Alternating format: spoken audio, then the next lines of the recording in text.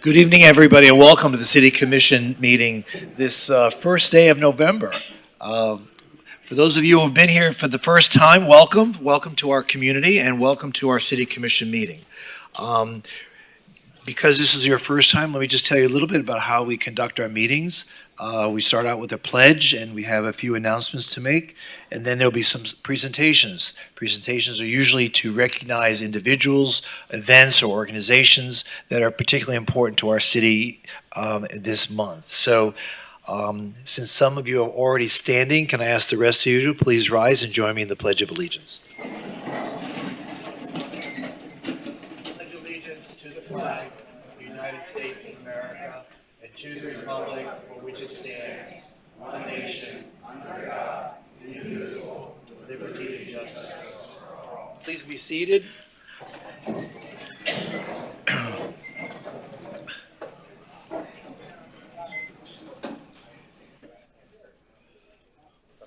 I'll go sit someplace else.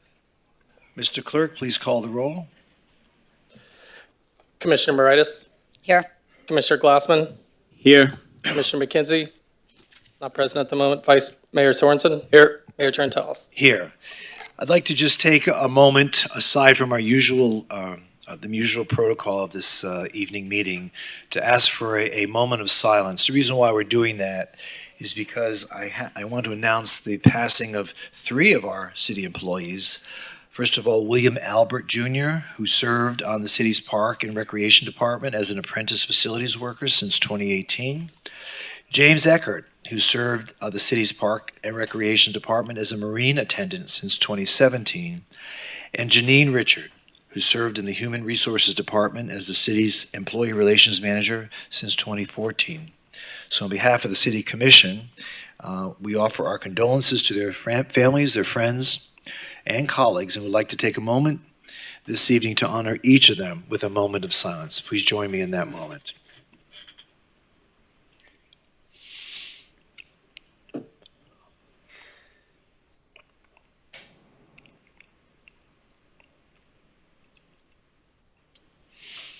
Okay, thank you. They will truly be missed. Okay, agenda announcements. Presentation 2 has been removed from the agenda. Individuals accepting the proclamation were unable to attend. CM3 is to be removed from the consent agenda and will be heard as a separate item, as a motion item.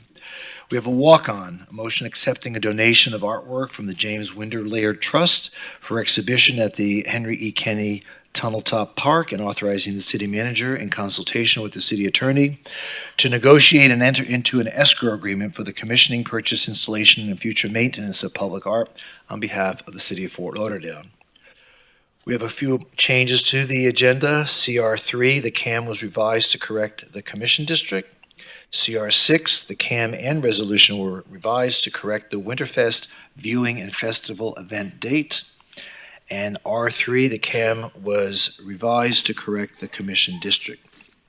Having said all that, do I hear a motion to approve the minutes as well as the agenda? So moved. Second. Moved and seconded. Please call the roll. Vice Mayor Sorensen? Yes. Commissioner Moritas? Yes. Commissioner Glassman? Yes. Commissioner McKenzie? Yes. Mayor Trentalis? Yes, and those items have now been approved. So now we move on to our presentations. I know a number of you are here on behalf of the Sheriff's Department, so we'll put presentation number 6 first, because I know a number of you are standing, and I'd like to help you out on that. So I invite our Chief, Patrick Lynn, to recognize the Broward Sheriff's Advisory Council. Chief, good evening. Good evening, Mayor and Commissioners. Chief Swisher is with me also this evening to do the presentation. And I see we have the members of the Broward Sheriff's Advisory Council coming up.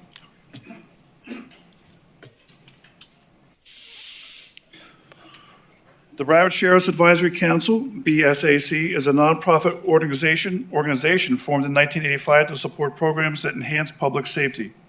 This organization also supports first responders who have been killed or injured in the line of duty through the generosity and donations from the community and its members. The Fort Lauderdale Police Department has developed a strong partnership with the BSAC over the last few years due to their support of SWAT operations and, sadly, the unfortunate passing of Officer Jennifer Seapot. We would like to take this opportunity again to thank the BSAC for the generous support of Jennifer's husband and family during their time of need. Today, we would like to publicly acknowledge another collaboration between the BSAC and Fort Lauderdale Police Department, which took place in February 2020 during the height of the COVID-19 pandemic. The Fort Lauderdale Police Department SWAT team has long needed night vision goggles to conduct life-saving missions under the cover of darkness. These high-tech goggles are expensive, and due to other operational needs, the purchase of night vision goggles has taken a back seat. The BSAC was aware of this need and seized the opportunity to once again support the Fort Lauderdale Police Department SWAT team. In April 2020, the Commission approved a donation from the Broward Sheriff Advisory Council to the Fort Lauderdale SWAT team in the amount of $70,000 toward the purchase of night vision goggles. The Fort Lauderdale Police Department hereby recognizes the men and women of the Broward Sheriff's Advisory Council for the continued support, and we say with a sincere thank you. Also with us tonight, we have members of the SWAT team who are present also to express their gratitude. Thank you, Chief.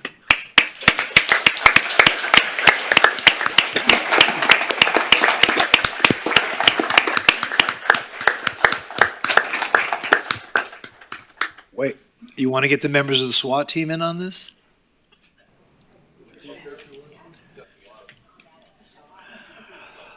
Whew. Woo.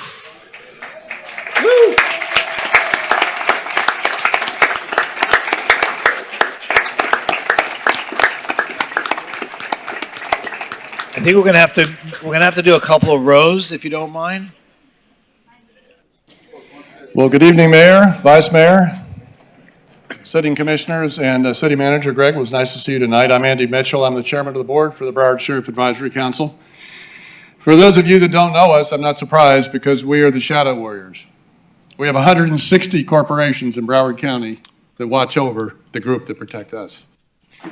From everything from night vision goggles, which mean they now will own the night. If you've never looked through these phosphorus lens goggles, it makes nighttime pitch black look like this room, and it keeps them safe.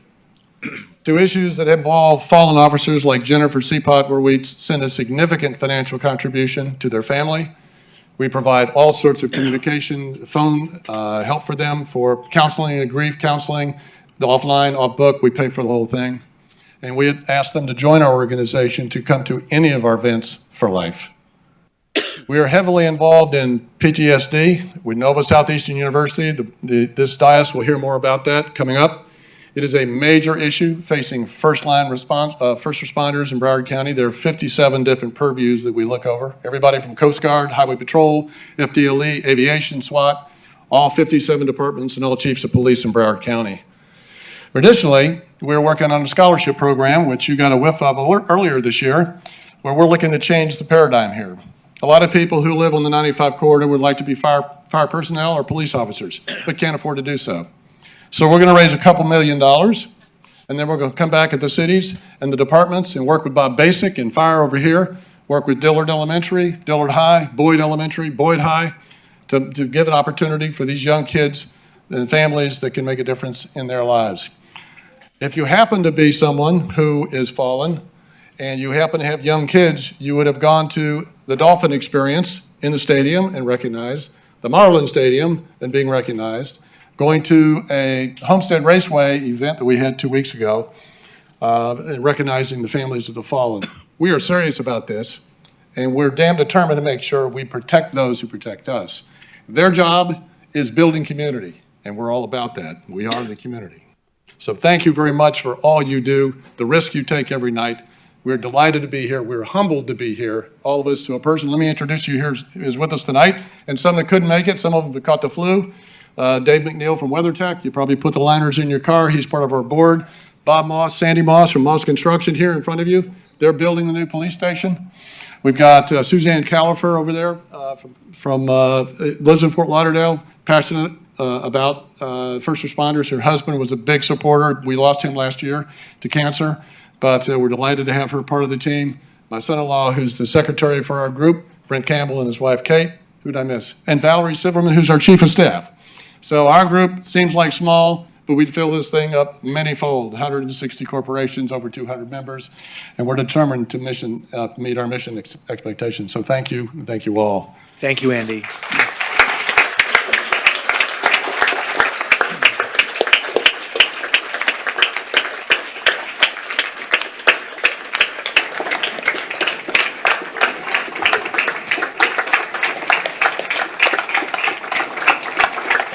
Thank you. Thank you very much. If I would be remiss if I didn't take one more minute, Mayor, to talk to this dais before you guys depart. This is the last time you'll be meeting together as a group. My family walked in here tonight, almost brings tears to your eyes. This was kind of an exciting time for this city. The work that you guys have done over the past 4 years is impressive.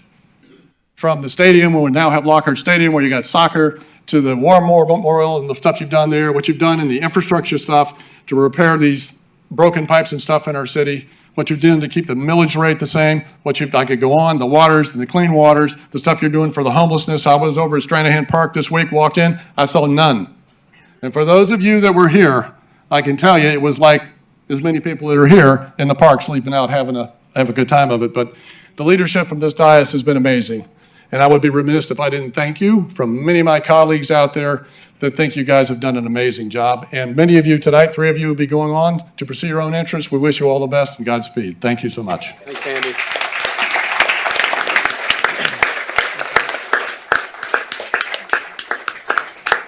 Thank you, folks, for your service. We really appreciate it, and Fort Lauderdale is a better place because of you. Thank you. Thank you.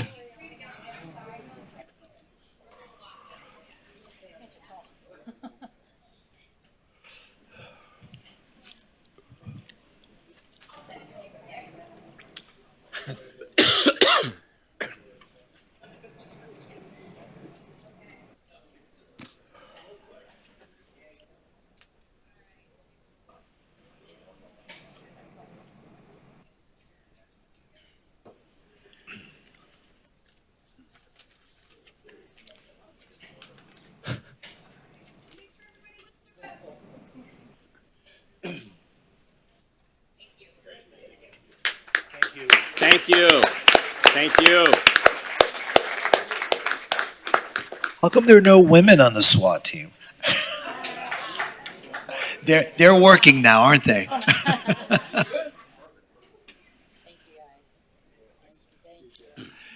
Thank you, folks. Thank you for taking the time for coming here tonight. Next, I'd like to invite the Vice Mayor to present a proclamation declaring November 2022 as Homeless Awareness Month in the city of Fort Lauderdale. Mr. Vice Mayor. Thank you, Mayor. I appreciate it. And Mayor, before I do that, if I could just take a moment of personal privilege, Mayor. Tonight's my last commission meeting. It's Commissioner McKenzie's and Commissioner Moritas' last meeting as well. And I just wanted to thank all of you for serving together, working together, Commissioner Glassman and Mayor. It's been an honor, all of us working together. As I think Andy said so well, I'm so proud of what we've accomplished together. It's been just amazing, and couldn't have done it without all of you. And so I'm just excited about continuing to watch you all continue to do great things in the city, and Robert at the county, and Heather, all that you're doing. And I look forward to continuing being part of the community and serving and helping in whatever way that's appropriate. So, and most importantly, that makes all that possible, my wife Anna's here. Anna, if you'd stand up, if we can just give you a hand. Thank you for putting up with me and loving me through it all. Love you, and just so grateful for you. So, Mayor, thank you. Thank you. Yeah, you're welcome. Thank You're you, welcome. Ben. Thank you, Mark. Appreciate it. Thank you all. Thank you. Thank you. And now to one of the reasons I ran for office in the first place. And I just encourage all of you out there, when you see a concern in our community, the opportunity to do something about it. And, homelessness was one of the main reasons I ran for office, because I saw an opportunity, a need of so many of our loved ones in our community, and the chance to work together with so many of the people that we're going to recognize here tonight to just all pitch in. And if we all pitch in and support each other and support some of the least of these, we can do amazing, amazing things together. And so I'm just so grateful for that experience. And so want to celebrate through this proclamation and going to try to get everyone, as I call your name, ultimately to come up here. So we've got my amazing team members, Ryan and Renee, who have been an awesome part of the team as well. So give it up for them. They have been awesome. Thank you. I'll take that, Ryan. Thank you so much. Want to read the proclamation first, and then I'll call everyone up. So this is from the mayor. It's in recognition of National Hunger and Homelessness Awareness Month, November 2022. Whereas the National Coalition for the Homeless and National Student Campaign Against Hunger and Homelessness have designated November as National Hunger and Homelessness Awareness Month. And whereas the intent of the National Hunger and Homeless Awareness Month is to end homelessness and support the activities of local organizations that serve those experiencing hunger and homelessness. And whereas in the city of Fort Lauderdale, in partnership with the 17th Judicial Circuit Community Court, Broward County Homeless Initiative Partnership, Backpack Barber Foundation, Broward Addiction Recovery Center, Broward Sheriff's Office, Broward House, Broward Healthy Start Coalition, Care Resource, Fellowship Foundation Recovery, Community Organization, Fort Lauderdale Police Homeless Outreach Team, Fort Lauderdale Behavioral Health Hospital, Henderson Behavioral Health, Hope South Florida, Salvation Army, Second Chance Society, Showering Love, SunServe, only 150 more, and Task Force Ending Homelessness are addressing homelessness in a collaborative way. And there's just so many, and that's not even all of them, but that's how we get stuff done together. Whereas the city is allocating funding and providing resources for programs and initiatives designed to address homelessness, including, Mayor, I think we were at $6.2 million as a city, just city dollars committed to homeless efforts just this upcoming year alone. Whereas the support of our partners, Community Court provided comprehensive services to take over 30 individuals through pretrial diversion component and over 600 walk-ins in 2022. And whereas the city's housing navigation program links 60% of those identified, helping them receive housing services. This year, Fort Lauderdale Police Homeless Outreach Team reunified 32 homeless individuals with their families. Therefore, we, the city commissioners of the city of Fort Lauderdale, hereby proclaim November 2022 as National Hunger Homeless Awareness Month. Dated this, the first day of November, signed your mayor, Dean J. Trantellis. I'm going to miss that. Amazing job. And so I want to try to call up folks so you recognize kind of them as they walk up. The community court staff, Chrisla, Danielle, and Laura, you here? Can you come up here? Come on up. Give them a hand as they come up. Judge Barner. Is Judge Barner here? I didn't see. Do you see her, Mayor? I didn't see. She's not here, Louisa. Okay. Judge Barner and Judge Tudor. Come on, right up to the front. Do an amazing job. Fort Lauderdale Police Homeless Outreach Team, where y'all at? Come on out to the front. PD, thank y'all. Amazing job. Sergeant Monica Ferrer and Captain Hart, come on. You're part of the team. Get up here. We need you. And the Homeless Outreach Team, we got Brian, Scott, and Michelle, right? Good, right there. Awesome. Let's see. We also have Backpack Barber Foundation, get up here. 3 of you, get up there. Broward Addiction Recovery Center, where's my BARC people? Broward Addiction Recovery, are they here, Louisa? I don't see that. They're over there. Come on up, Broward Addiction Recovery. Broward Sheriff's Office, anyone from BSO not here? Great. Broward House, Broward Health. Broward Health, great. Get up here, Broward Health. Thank you. Get on up here. We're one big family. Broward Healthy Start. Broward Healthy Start. Yep, they're here. Thank you. Fellowship Foundation Recovery Community Organization. Fellowship Recovery. No. Okay. Fort Lauderdale Behavioral Health Hospital. Louisa. Yep. Up here. Good. Henderson Behavioral Health. Henderson Behavioral Health. Good. Hope South Florida. Ted, come on up, brother. And I don't know what other parts of your team. Get the whole team up here. Hope South Florida. Amazing. Salvation Army, I didn't see Major here yet. Okay, good. Salvation Army, come on up. Fantastic. Second Chance Society, Second Chance. Okay, showering love, showering love. Where we got showering love, give them a hand. Showering love. Sun Serve here. Broward County Homelessness Initiative Partnership. All here. Good, come on up here, thank you. 17th Judicial Circuit Community Court, I think we got all those folks. Yeah, say it again, Louisa. Task Force for the homeless. Yeah, Task Force in the house, thank you. And by the way, we have a homeless symposium this Thursday, November 3rd, 9 a.m. at Holiday Park to meet all our service providers, talk about how we can work even more collaboratively as a community. Let me pause there. Louisa, anyone else I'm missing? Is anyone else involved in homelessness outreach and want to be part of this? Get on up here if you are and want to be part of this. Fantastic. All right. Thank you all. I'm going to jump in here for a picture, and then I want to hear comments from a couple folks.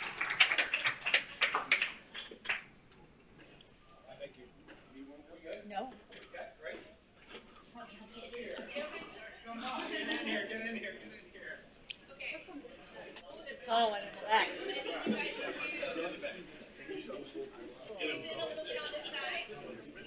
Get some of the, yeah. Shuffle them.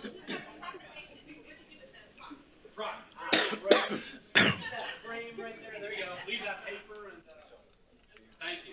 Send it on down. Thank you. Yeah. What do you lovely ladies?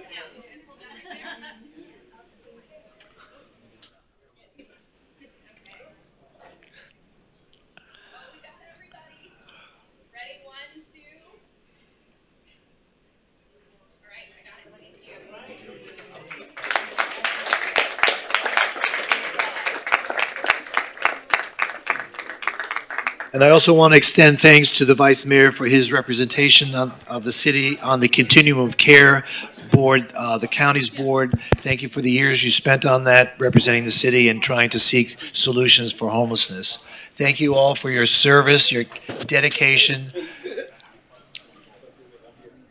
and thank you for being here tonight. Absolutely. I'd now like to invite Commissioner Glassman to present a proclamation regarding Celebrity Cruise Lines. Commissioner Glassman. Yes, thank you, Mayor. It is my distinct honor to invite two very special women to join me at the podium so that I can present this to them. I'd like to call up two people who are very special and do so much for our community in so many ways, and you'll hear some of that. But with us this evening is Michelle Hamoki, who is the Director of Sales, Southeast Region for Celebrity Cruise Lines. And also, we're very honored to have with us the President and CEO of Celebrity Cruise Lines, Lisa Lutoff-Perlo. Thank you, lady.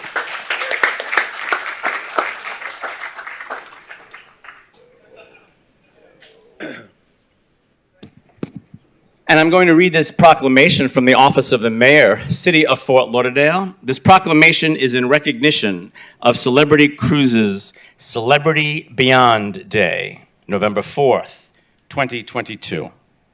Whereas, the cruise industry is indispensable to the economy of Fort Lauderdale, and we welcome the industry's return to full operation after the COVID-19 pandemic.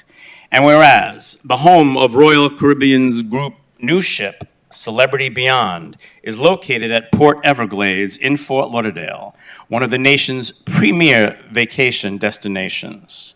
And whereas Cruise Terminal 25 at Port Everglades is a revolutionary facility with cutting-edge technology, innovative design, and interactive art installations that create a sophisticated and inviting environment for cruise guests.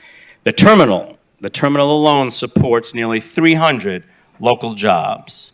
And whereas the gold medalist and world champion gymnast, Simone Biles, has been named the godmother of Celebrity Beyond and will officially christen the ship in Fort Lauderdale on November 4th, 2022.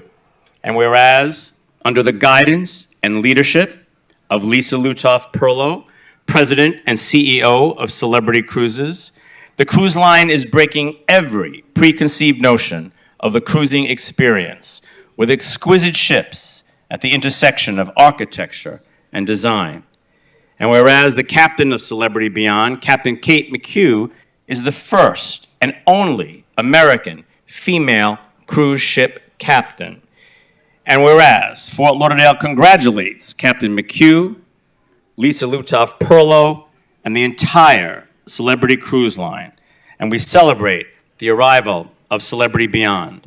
Now, therefore, we, as City Commissioners of the City of Fort Lauderdale, Florida, do hereby proclaim November 4th, 2022, as Celebrity Cruises Celebrity Beyond Day in the City of Fort Lauderdale, and dated this, the first day of November 2022, and signed by our Mayor, the Honorable Dean J. Trentalis. And I would love to invite the President and CEO, Lisa Lutoff Perlow of Celebrity, to say a few words. And correct me if I'm mistaken, but I believe you are also, besides Kate McHugh being the first female captain, you are the first female president and CEO of a major cruise line, correct? Correct. Yes. Thank you. Mayor, Vice Mayor, Commissioners, Commissioner Glassman, all of you here today, thank you so very much. Celebrity Cruises loves Fort Lauderdale. All of our ships are based here. We built the beautiful Terminal 25. One of the things that we love about this community is what we do for each other, and it was so wonderful to sit here and see the person who built our Terminal 25, the most beautiful terminal in the world, if you ask me. Bob Moss was here, and all that he does for the community and his wife and what he did for Celebrity. And then watching the homelessness initiative. I'm also the chair of the United Way of Broward County, and homelessness is so important to us. And celebrating everyone and inviting everyone and being a brand that welcomes everyone, gender equality, diversity and inclusion, are really something that Celebrity focuses on in a very meaningful way. So to have our ship and our brand recognized tonight, to have her being sailing in on Friday under the command of Captain Kate McHugh, is really an honor, and to be here tonight is really an honor. And the only other thing I'll say, as a light note to end this, is I would love the day that Celebrity Cruises has this much passion as pickleball, because right? I know why all of you are here, and that is just awesome.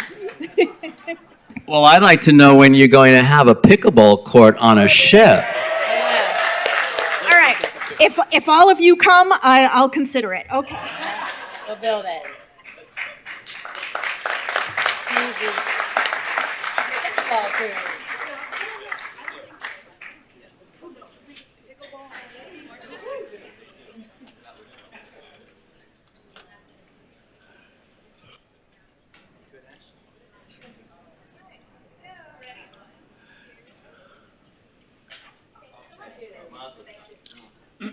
Thank you, everyone. Okay.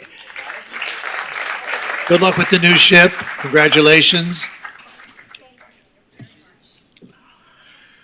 So Commissioner Glassman, don't go away. Okay. We're going to ask you to present another proclamation regarding International Film Festival Week.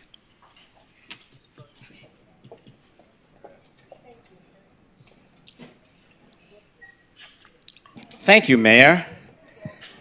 A great event is coming to our city, and for those of you that are not aware, but I'm going to give a proclamation from the Mayor's office declaring November 4th through 13th as International Film Festival Week in the city of Fort Lauderdale. And I would love to, is Gregory with us this evening? Okay, Gregory's not with us.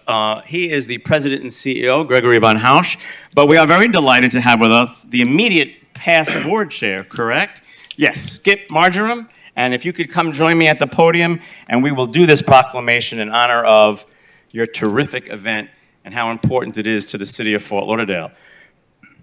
This is from the Office of the Mayor, City of Fort Lauderdale proclamation in recognition of the 37th Fort Lauderdale International Film Festival. Whereas the Fort Lauderdale International Film Festival, also known as FLIF, first launched in June 1986 and has entertained residents and visitors of Fort Lauderdale for nearly 4 decades. During that time, organizers have produced 13 St. Augustine festivals and 5 film festivals on location in Grand Bahama and Key West, in addition to the 37 film festivals in Fort Lauderdale. And whereas the Fort Lauderdale International Film Festival has produced 10 French film festivals and the first ever film festival in the sky, partnering with Carnival Air to show films on every flight to Fort Lauderdale for a month. During the pandemic, organizers produced 22 drive-ins and 2 boat-ins and toured more than 50 cities in Florida from Tallahassee to the Keys. And whereas the Fort Lauderdale International Film Festival was named the longest film festival in the world by Guinness World Records for an unprecedented run of 6 consecutive years from 1996 to 2001. Since 1998, FLIF also has presented the latest independent and international films daily at Broward County's only year-round art house theaters, Savor Cinema in Fort Lauderdale and Cinema Paradiso in Hollywood. And whereas the Fort Lauderdale International Film Festival has hosted and honored celebrities such as Audrey Hepburn, Vincent Price, Jenna Rollins, Ben Kingsley, Jane Russell, Martin Scorsese, Michael Caine, Matt Damon, Eva Marie Saint, Ben Affleck, and many more. And whereas the Fort Lauderdale International Film Festival has hosted more than 200 benefits for South Florida charities and civic concerns, including the donation of ticket sale proceeds.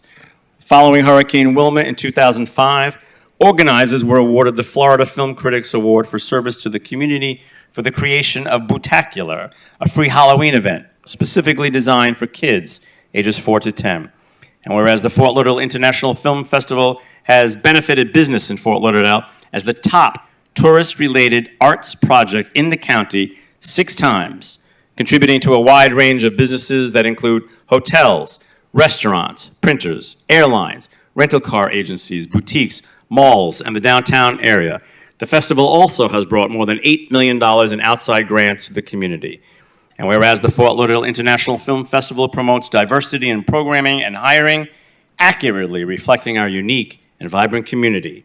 Now, therefore, we, as city commissioners of the city of Fort Lauderdale, Florida, do hereby proclaim November 4th through the 13th, 2022, as Fort Lauderdale International Film Festival Week in the city of Fort Lauderdale, dated this, the first day of November, 2022, and signed by our mayor, the Honorable Dean J. Trentalis.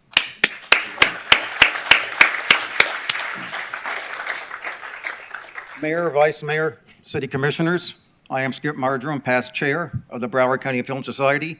As one of the few international events that share the Fort Lauderdale name, before I finish, we're going to do a pickleball movie, I promise. I promise. I think we pulled that from the agenda, didn't we? No. The Fort Lauderdale National Film Festival wants to thank the staff and commission for their support in moving our film forward. We're in our 37th year currently, and we have a 10-day event starting on Friday. We have 168 films during that 10 days from nearly 50 different countries. 14 world premieres, 7 North American premieres, and 30 Florida premieres. I invite the commission and the public to join us over the next 2 weeks, experience the economic power and engine that we are as Broward's only not-for-profit cinema. I encourage you to take a vacation from ordinary film and join us. Thank you for this honor.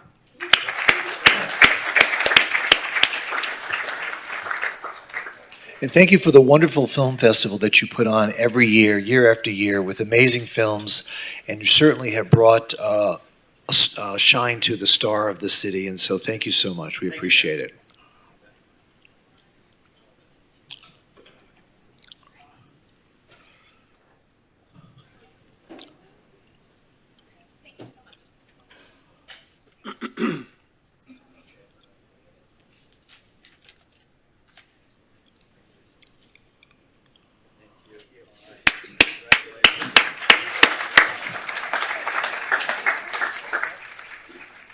Ready? Now I'd like to invite Commissioner McKenzie to present a District 3 Community Appearance Board WOW Award. Is Sharon Woods and Jack Placotaris here? Yes? There we are. Hey, how's it going? Hello. You again? Good evening. Sharon, come up and join me at the microphone, please, or the podium.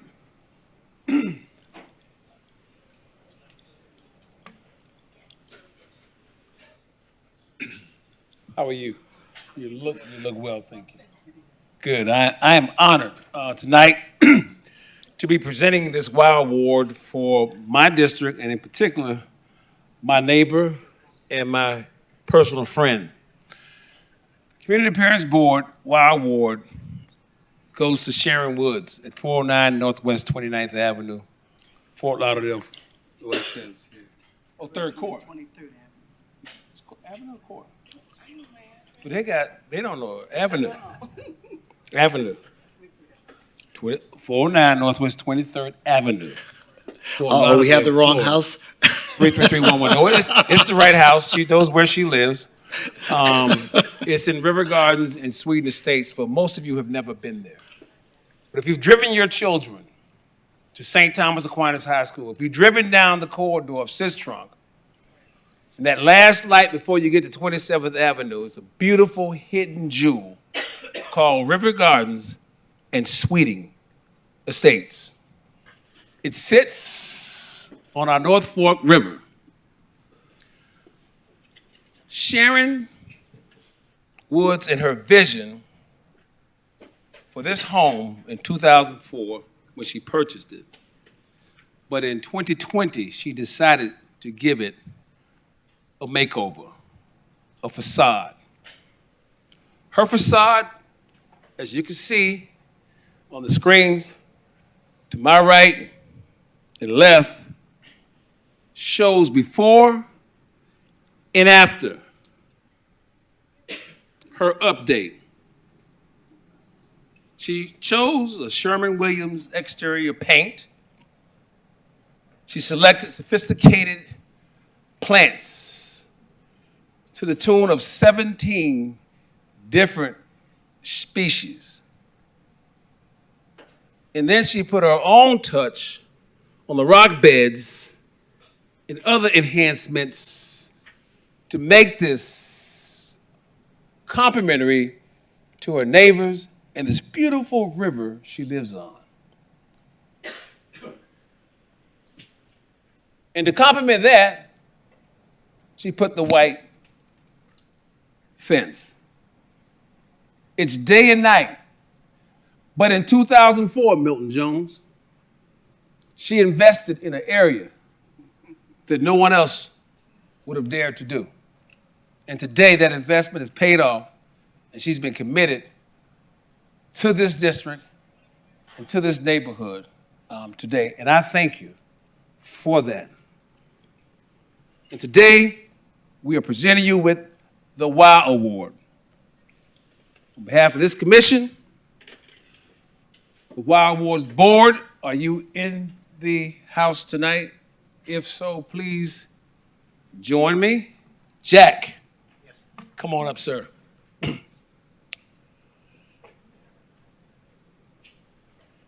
We have a certificate for you.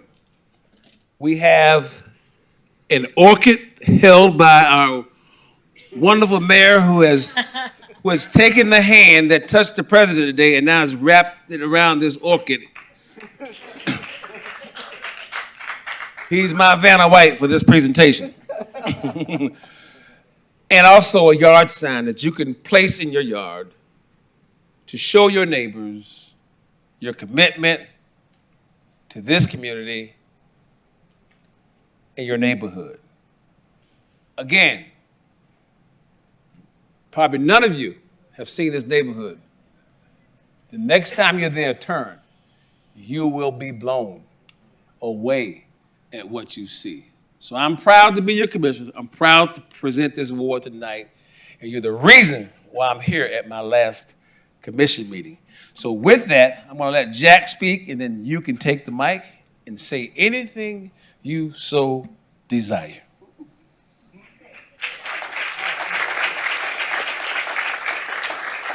Go ahead. Thank you. Take it away. Thanks, everybody. This little neighborhood truly is, I mean, it's a gem in our city. And it just pops out you like the orchid that the mayor is holding. So I just can't, I don't know what else to say. I found this little neighborhood, and God bless, I found Sharon, and it's great. So please tell us a little bit about it. Thank you, Mayor, Vice Mayor, Commissioners, and my Commissioner and friend, Robert McKenzie, for District 3, for a short period of time until he goes over to the county and will remain my commissioners, my county commissioner with the county. And for years and years and years, the late, great Carlton Bradley Moore, he was the Vice Mayor for the city of Fort Lauderdale, and was also Commissioner for District 3. He had a vision for the historical area of Sistrunk. That vision was to revitalize it. That vision was to have homes built. In 2004, 12 of us moved into the 12 homes that were built by Mr. Bobby Young and/or by Lennar Company. I was one of the 12. Why? How could I not? As they say, location, location, location. The back of my house abuts the North Fork of the New River. I'm down the street from ARLIC, the African American Research Library and Cultural Center. I'm steps away from downtown. There is no reason for me to say no. I had to say yes. I'm very happy. I'm in the historical area of Sistrunk. I've never been a happier camper for I don't know what. And I want to thank the CRA and that they had monies available for those who took advantage of it to fix up their homes, and some of us took advantage of it, some of us did not. A result of the 12 pioneers that moved into this area, there are townhomes there now, and there are more single-family homes thanks to this district commissioner. So we are a vitalized community. Come by and visit us. You'll have a great time. Thank you.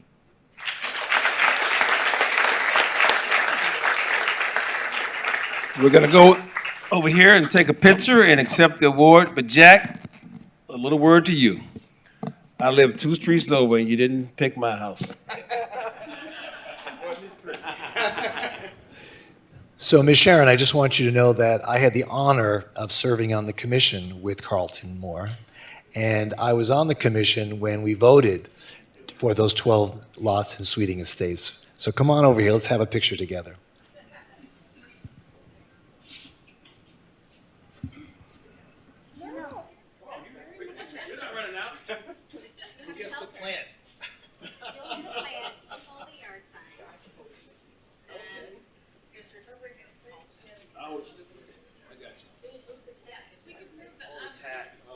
Come on, man. Why don't we set it here in the foreground of the photo, right there?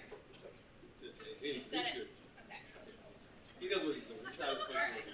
Here we go. 2.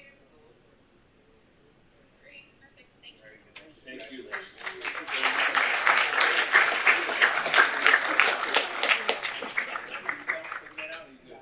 Okay. Here's your money. Good job, Dave. So before... Congratulations. I can leave? No. I gotta stay here? No, take a seat. Oh, I gotta go through this ceremony. So anyway, thank you all for being here tonight. I know we have a lot of people who come here for certain items on the agenda, but I'd like to take this point of personal privilege to take a pause in our meeting tonight to recognize some folks here in this chamber who several years ago stepped up to the plate and decided that they were going to commit themselves to public service. And tonight, we're going to witness their last moment here in this chambers, serving on members of this commission. You know, when anyone decides to serve in public office, it's never an easy decision, but it certainly comes from a personal objective to do good for their community. And we don't always agree on what good is or how to get there.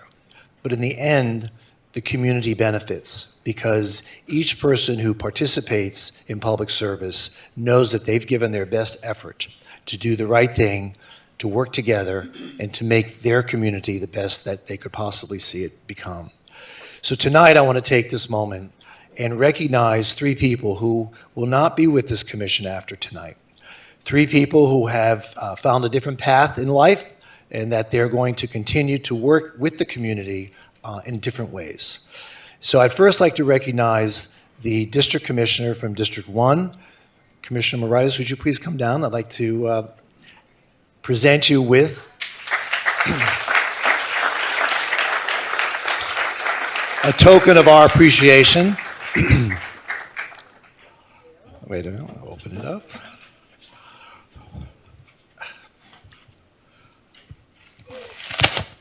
Fresh out of the box. So, Commissioner Heather Moritas, District 1, in recognition of your leadership, vision, and dedicated service to the residents of the City of Fort Lauderdale 2022, congratulations and thank you. Thank you. You want to say a few words? It's been an honor to serve. I love this city. You all know I was born here. My grandparents lived here. I'll continue to live here and serve our community just in different ways. I think I'm just getting revved up. I'm just getting started. So who knows what's next, but I've loved every minute of serving this city and serving with you all, even though we're very different. I've learned a lot, and we've come together to really benefit the entire city and community. So thank you for your leadership, Mayor. Thank you. Don't go away, Heather. Don't go away. Commissioner McKenzie, could you please join us down here?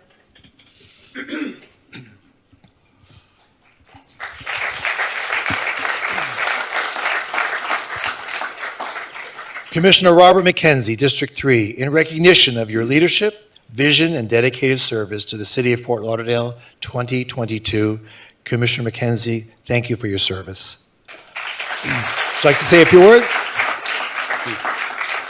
He wore his best suit for tonight, I know. I knew I had to compete with him. It's bittersweet that tonight is my last commission. Is the bitter part. The sweet part is the memories, the WOW awards, the residents, the employees, staff, or whatever you choose to be called, this community that I was born and raised in, this community I had the honor of serving on the backs of others who served on this commission, and in particular in my district. Big shoes to fill. I'm leaving footprints for the next one, whoever that might be. But I want to say thank you to all of you. And as I do in all my speeches, police and fire, thank you even more. You're the ones that answer the calls when there's a first response. So I thank you all for that. I'm not going far. I'll be across the street if you need me. If you don't need me, I will be watching. Thank you and God bless. Thank you. Don't go away. Don't go away. And certainly I'd like to invite our Vice Mayor, please join us, Vice Mayor Ben Sorensen, District 4.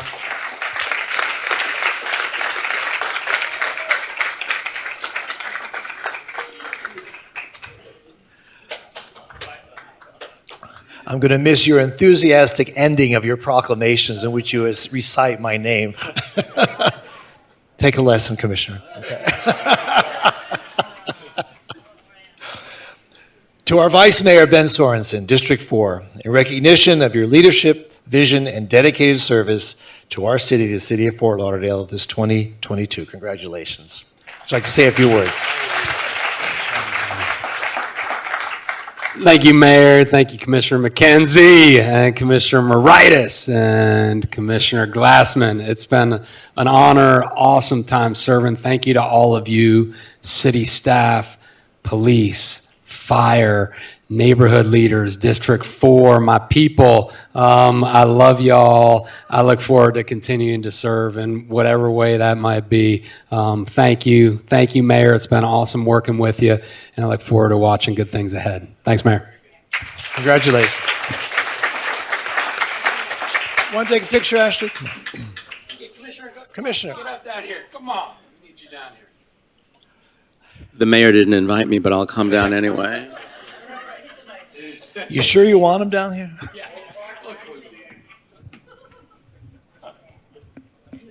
The can-do commission, Mayor. We did it. We did it.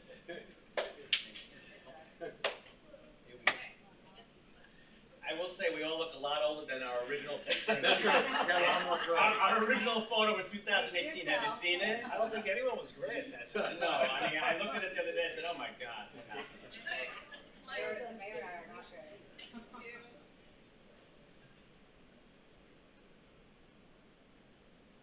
Come on, let's give it up to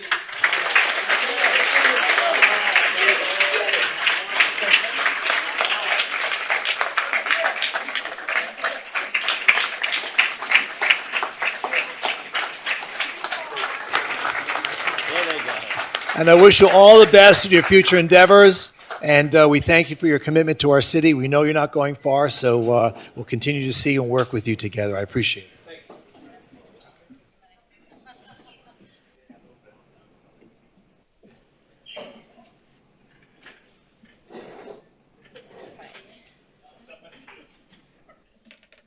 Thank you, Mayor. Very nice. Pickleball. Okay. Thanks, brother. Thank you.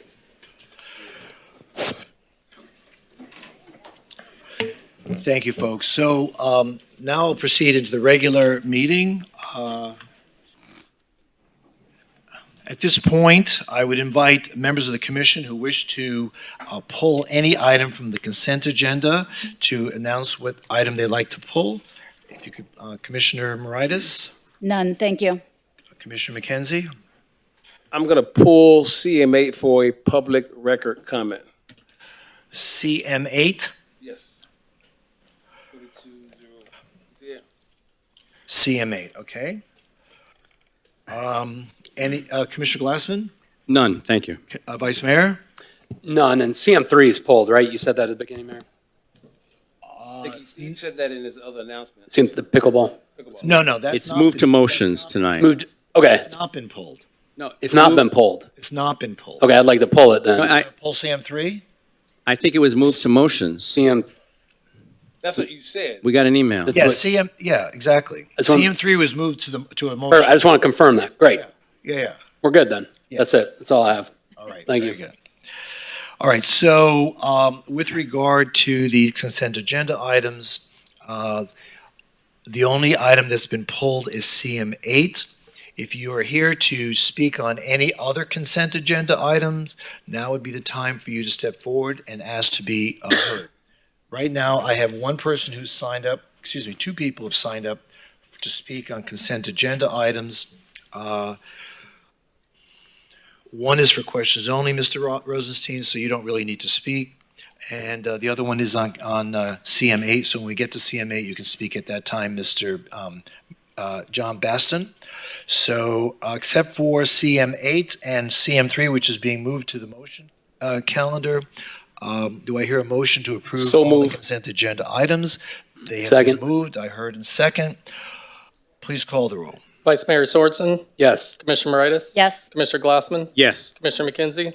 Yes. Mayor Trentalis? Yes, and those consent agenda items have now all been approved. If there's anyone here on those items, you're welcome to stay to participate in the rest of the meeting. Otherwise, you may leave if you'd like. So, CM8, Commissioner. I pull this item because I once represented this plaza as a District 3 Commissioner. It's no longer in my district. It's now District 2. And when it was in my district, there was an original agreement on the table to have a grocery store in this plaza. And tonight we will be amending that for a broader range of retail. And the district I represent adamantly opposes it. I was elected by that body, so I speak on behalf of District 3. This item probably will pass tonight, but I must go on record on behalf of my district that didn't want me to support this item. I am personal friends with the Joneses, but I am a representation of District 3, and this is the voice of District 3 speaking through me. And so I go on record tonight that I do not want this change to occur, and that's the reason why I pulled it. Okay. Is it John Baston? Is he here? You signed up to speak on CM8? Yes, no, going once? Check to see if he's outside. You think he's outside? Could be. Could you check? Mayor, while you're checking, can I just also respond to that? Sure. Thank you.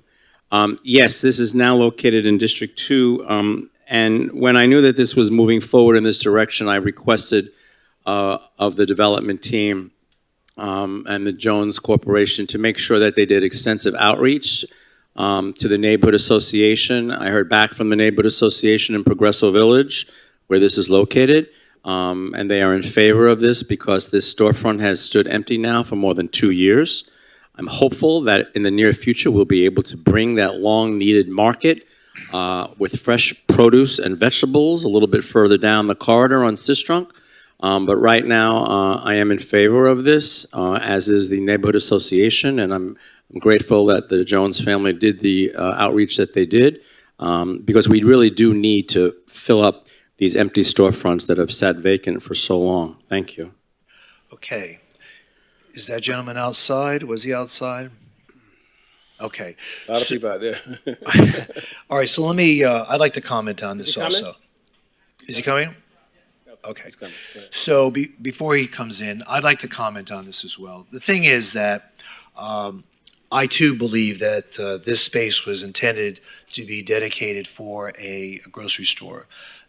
We have a food desert in that area of town, and partly because the critical mass of population has never really reached a point where a lot of grocery store chains had indicated an interest in locating there.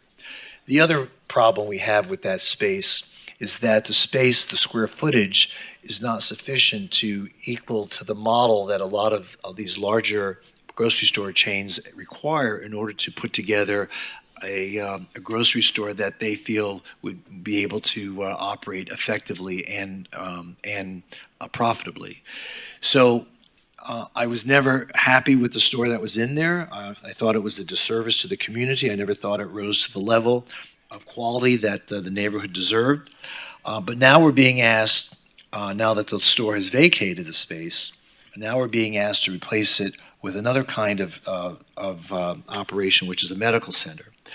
Now, I noticed that the backup said the medical center or any other type of retail. Honestly, I don't think I can accept that. I want it to be specific to this particular type of business that I think is Chen Medical Centers.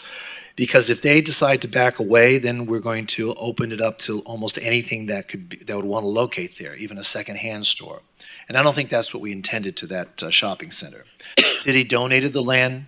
A lot of money was put into that investment, both the city and the owner. And I just think that we need to have some representation on behalf of the owner of the shopping plaza tonight, that this particular company, this medical center, is going to be the future occupant of this space. You want to come up and make that representation, Mr. Jones? I would like to limit this item just to expand the use for that medical center alone.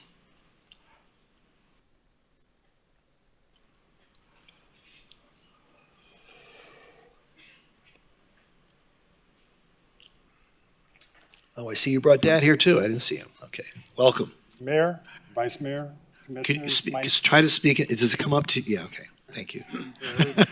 Can you hear me? Yes. Yeah. Okay, fantastic. For the record, my name is Sean Jones. I'm here on behalf of MJDC AOA LLC, the owner of the property. We have had interest from Chin Medical. They want to be there, but since our discussions, we've been approached by another large medical group that's local. And I would hope that you would allow, we don't have a problem with the medical use, but the opportunity to explore that opportunity. So you're saying that it may not be this particular medical center, but a medical center? Yes. Okay, so if we limit this item just to an outpatient medical clinic, which is what you're proposing, I'm good with that, but not just any retail, because we don't want just any retailer there. We're doing, tonight we voted to allow a new restaurant to go in there, so we're trying to upgrade that corner. And I really think that you would agree that a medical center would upgrade that corner, and that we do not want to, this commission does not want to see just anything going in there. We want to see something, we really want to see a grocery store, but we understand the expectations of these big grocery stores and the minimum footprint that they require and so forth. So can you commit to that tonight, that a medical center will go in there? Yes. Okay. All right. Can we modify the CAM and the backup to show that at least a medical center will go in there? Well, the agreement itself would be modified to limit it to that. As you may be aware, otherwise, if it's not in the agreement, there's an attachment, Exhibit E, to the Fourth Amendment that has an extensive list of permitted uses. Right. So we just want to limit it to a medical center. Right, and by medical center, just to be clear, so it's providing care and services. Outpatient clinic care. Okay, so we would amend, then the amendment would be limited to that in the agreement itself, not just the CAM. Okay. Would someone like to make a motion to accept the recommendation with the, as amended? So moved. Second. Please call the, I'm sorry? Oh, did he come back? We lost him again. He left again. Okay. Where? I hear you. Stand up and come up. Are you John Baston? City View. Yes. Okay. Good evening. Good evening. How are you? Good. I'm here for City View Townhouses. We support the change in venue or whatever it's called. We feel, something is better than an empty shopping center, which is what we've had for a while. The medical thing is great. If it goes for offices, we're for it. We would just like to see more tenants and more development in the Northwest area. Okay, great. Thank you, sir. Okay. Thank you. Thank you. Okay. You want to call the roll? Vice Mayor Sorensen? Yes. Commissioner Moritas? Yes. Commissioner Glassman? Yes. Commissioner McKenzie? No. Mayor Trentalis? Yes, and the item is approved. Thank you. I don't blame you, actually. Okay, so moving on to motions. We'll take up CM3 at the end of these other motions. M1, motion approving an event agreements and related road closures for the 2022 Fort Lauderdale Light the Night and Vegan Block Party Winter Festival. Mayor, could we do pickleball first? Be possible, please? If you don't mind. Yeah, but You don't want to participate in this wonderful meeting. I'm ashamed. Shame on you. You got a lot of fans. Democracy in action, Yeah. and you just want to walk yeah, out. Thank you. Mayor. Yeah. Yes. All right. So this Mayor. is the thing. Can I say something to that? Yes, sir. Yes, sir. I'm just as excited about pickleball as everyone, but I thought it was going to be on the consent and done. I would be willing to entertain it if we're not going to have 50 million people come up here and say that you're in support of it. And can we do it a different way where we say, stand up if you and we can get this thing going? Because we pretty much know that it's a done deal here based on our previous conversations on how we got here. I agree with you, except I've got a number of people who have signed up that oppose this. So we can get a feel. I mean, you got to count. It's not, and it's still going to be. Give me a second. Okay. Just to be fair to everybody, because at least with me, no one can come here to this day and change my mind tonight on stuff I've been working on my whole career. This came up a little over a year ago. A district commissioner ran with it. I didn't particularly care for it, but we worked out the kinks, and I think it's good. It's Well, good. That's what he wants. I personally think that there's tremendous merit for this, but I have to tell you that a lot of people signed up to speak against it. Okay, well, that's good to hear. Can we do it at the end then, of these motions? Because we came here prepared to do one thing, and now we're changing that. Yeah, let me go through the motions first, and then we'll get to. But I don't have a problem doing it. Yeah, I just have to leave a little, Mayor, I told you. I want to get through these motions first, and then we can do that, because a lot of people have signed up, and I don't want to keep these other people waiting who came for we'll get through them very quickly. M1, the Vegan Block Party, do I hear a motion to approve? So move. Second? Moved and seconded. Please Vice- call the roll. Vice Mayor Sorensen? Yes. Commissioner Moritas? Yes. Commissioner Glassman? Before I vote, Mayor, I just want to mention on all these events in District 2, again, because I've mentioned this every time with the events, Beach has been very accommodating to the events.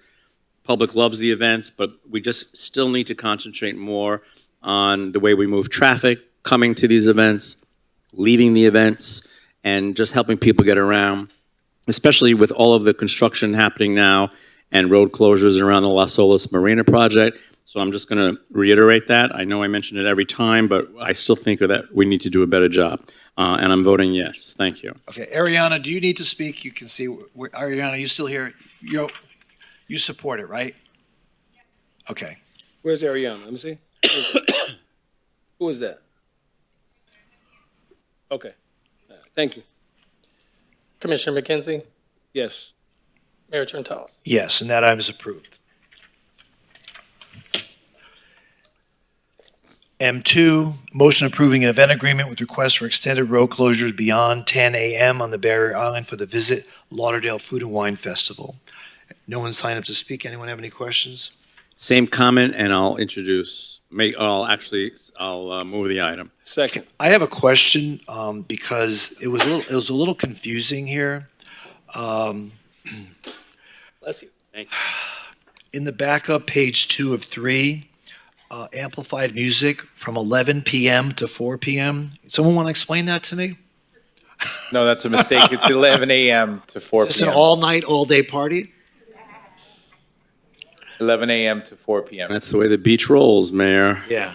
Is that supposed to be 11 a.m.? Yes. 11 a.m., yes. Okay. Why is that a problem from 11 a.m. to 4 p.m.? That's not beyond. Is that because the road closure is going to happen beyond 10 a.m.? Is that what we're voting on here? Someone want to explain this to us? Come on. Yeah.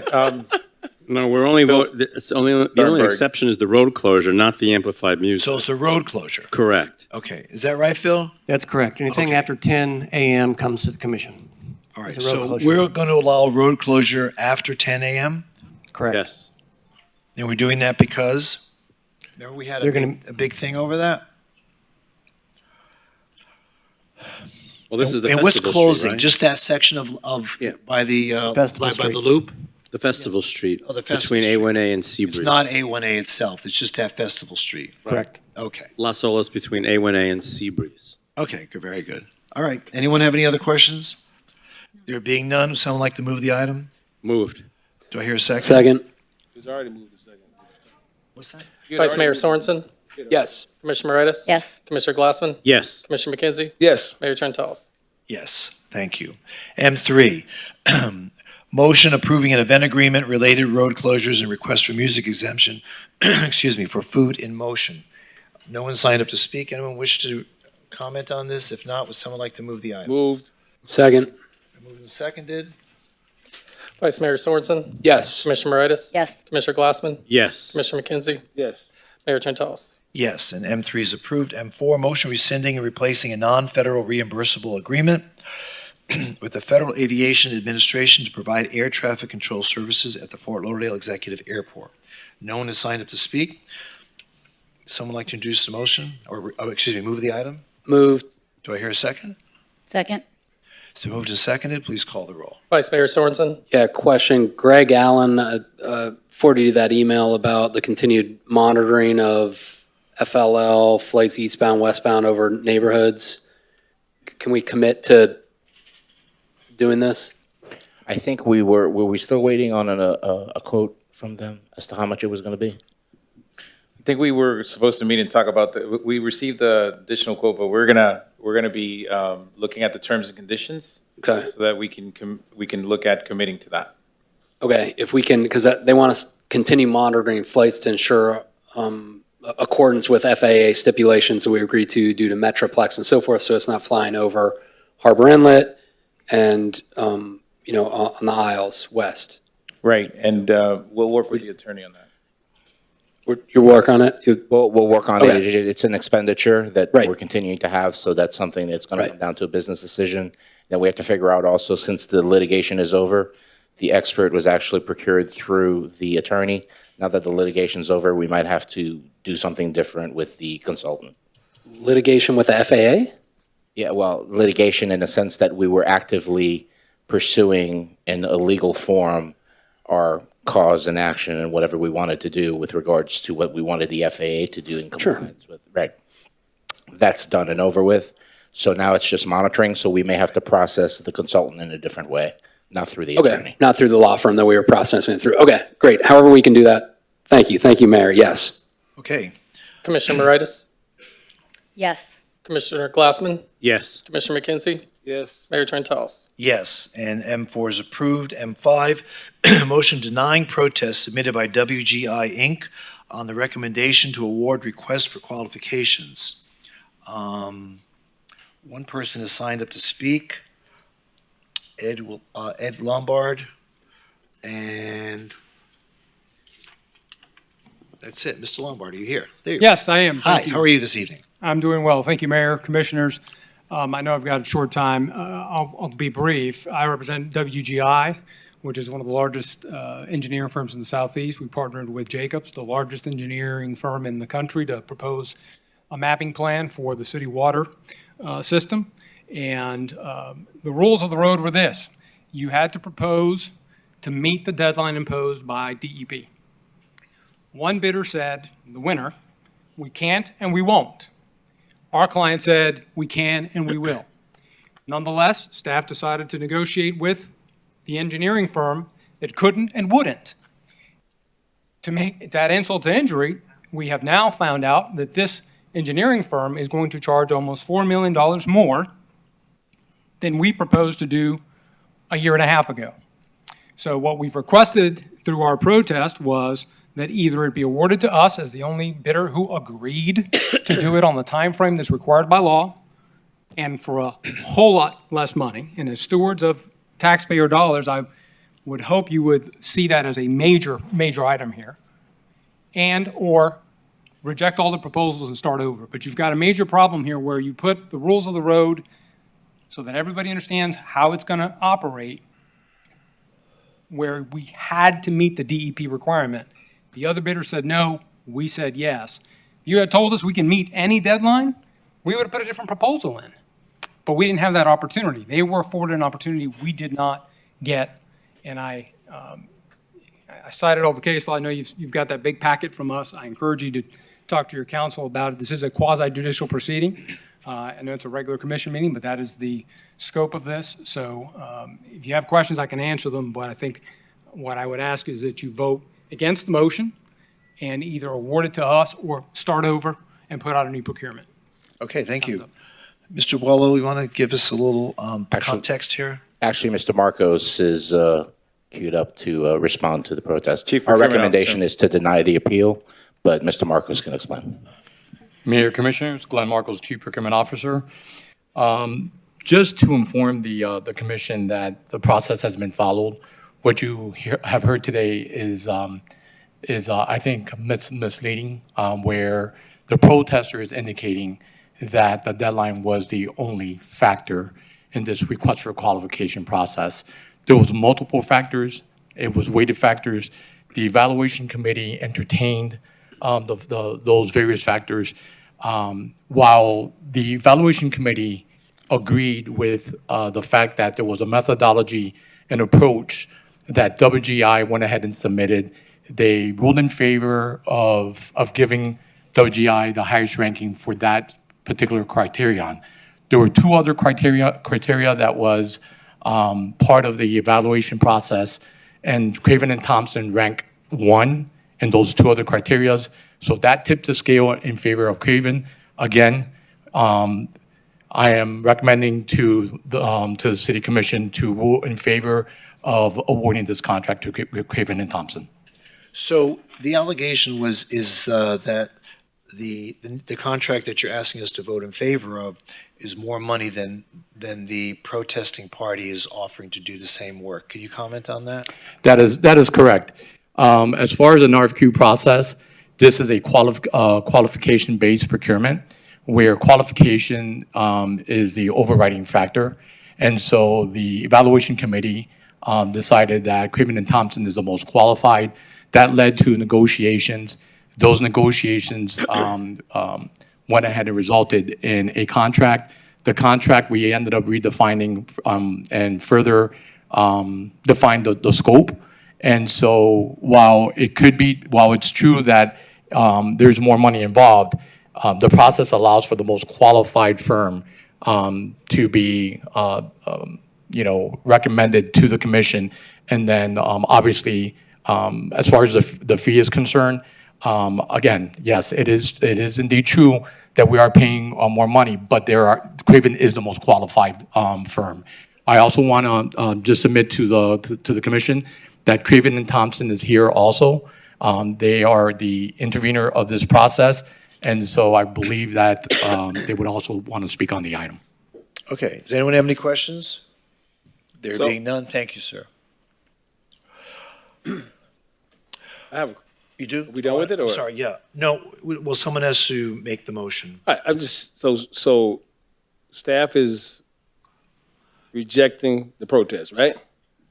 No, they want to deny the protest. That's Right, so the protest was actually, the protest was filed, the protest was denied. We're denying by the it. chief procurement. We're denying it. We met our procurement. Right, and now they're processes. so the chief procurement officer denied the protest. Now they're appealing that denial. Our recommendation is that appeal be denied as well, based on staff's recommendation and the processes that we reviewed along with Mr. Marcos. He's quite correct that an RFP is, for example, the lowest bidder. That's not the case here. This is an RFQ. So our recommendation is to deny the appeal based on qualification. Based on qualifications, and the process was followed. I move the item if everyone else is. Okay, do I hear a second? Second. It's been moved and seconded. Please call the roll. Vice Mayor Sorensen? Yes. Commissioner Moritas? Yes. Commissioner Glassman? Yes. Commissioner McKenzie? Yes. Mayor Trentalles? Yes, and the motion is approved. M6, a motion approving agreement for water consent order and mapping services. Mr. Lombard.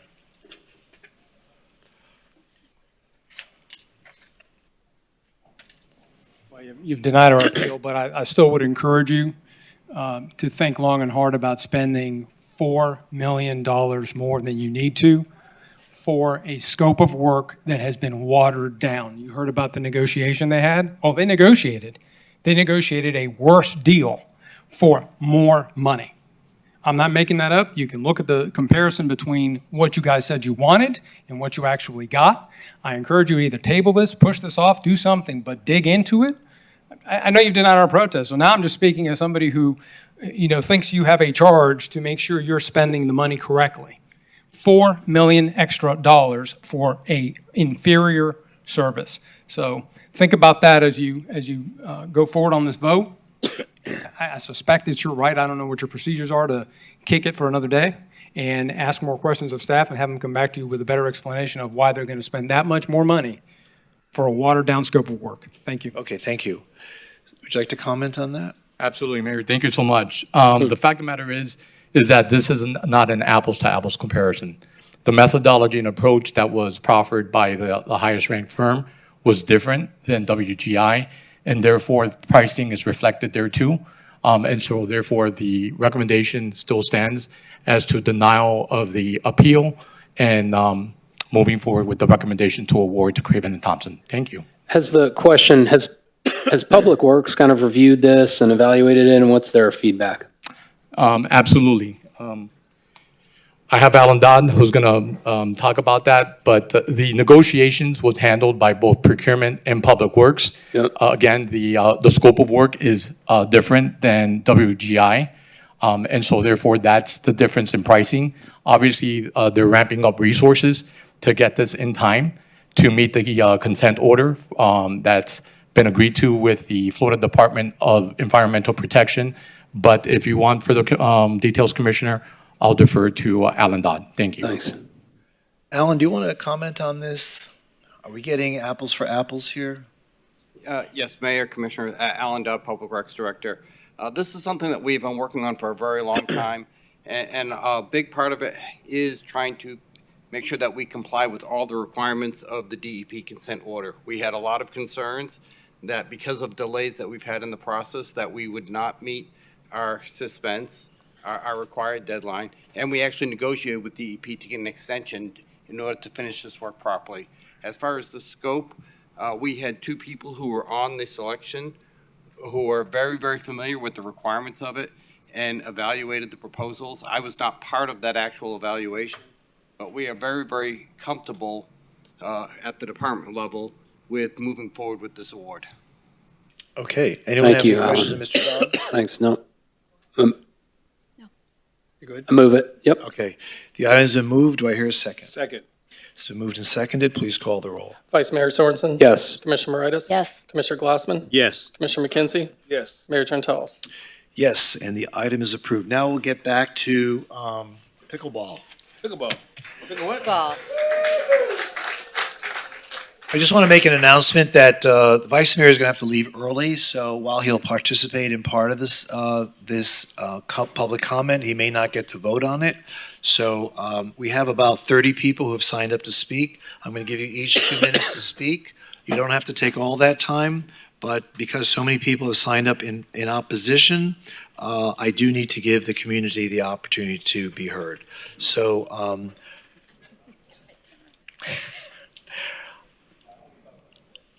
anyway, well, I hope there are 3 of us who are still going to be here to vote. So anyway, oh yeah, okay, thank you. Okay, I'm going to call you in threes so that you're prepared to, you might want to line up behind the podium. Jane Kish, followed by Kitty McGowan, followed by Nancy Long. So is Jane here? Okay. I'll give you each 2 minutes. Jane Kish, followed by Kitty, followed by Nancy Long. Okay, thank you. Well, if anybody's outside, I don't know if they can hear me, but if anyone is outside that wishes to speak, can they stand in the back of the room? Because I don't think there are that many. I don't want to delay the proceedings. Mayor, do you want the applicant to present first, or do you want that after public comment, or when do you want that? Good point. You want to? It might be helpful to present first. Yeah, Jane, can I ask you just to sit down again? I forgot there should be a presentation. So yes, could you come up? Thank you, Vice Mayor. Where's the laptop? You said it would be on the laptop. I think I said I'd give you 10 minutes. Okay. Is it They've got it on the screen. If right you're here on the yep. screen? Do y'all see it or no? Yes. Yep. Yep. You want to help me? I'm sorry. There usually is a laptop here. I'm sorry.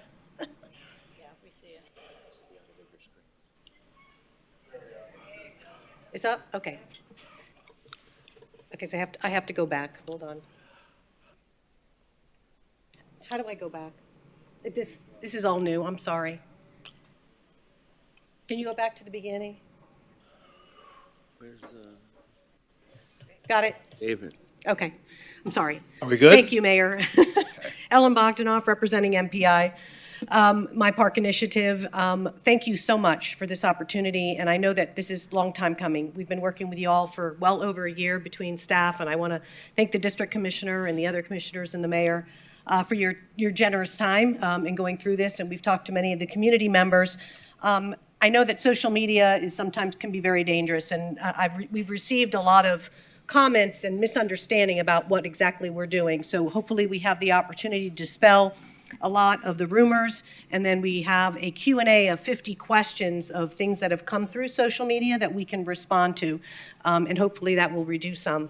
And I just up front, because we've asked a lot of the pickleball folks, that if they would just kind of be here for support and not necessarily speak. So if you are supportive of the project, if you would just like to stand and let the commission know how many of you are here.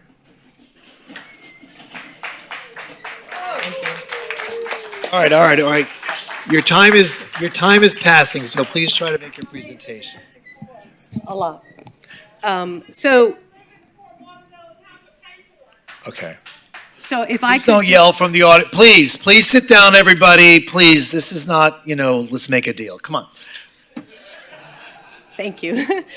First, I wanted to clarify that this is 100% open to the public, 100% open to the public.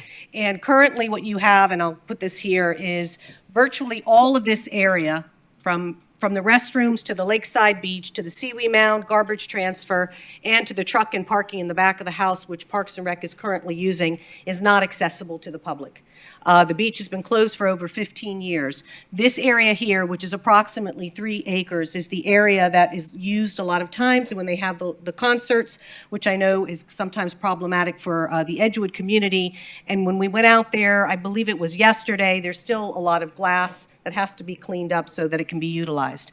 But this is in the northwest corner, or southwest corner of the park. When we overlay what we're looking to do, we are literally activating the entire area, making it 100% accessible to the citizens.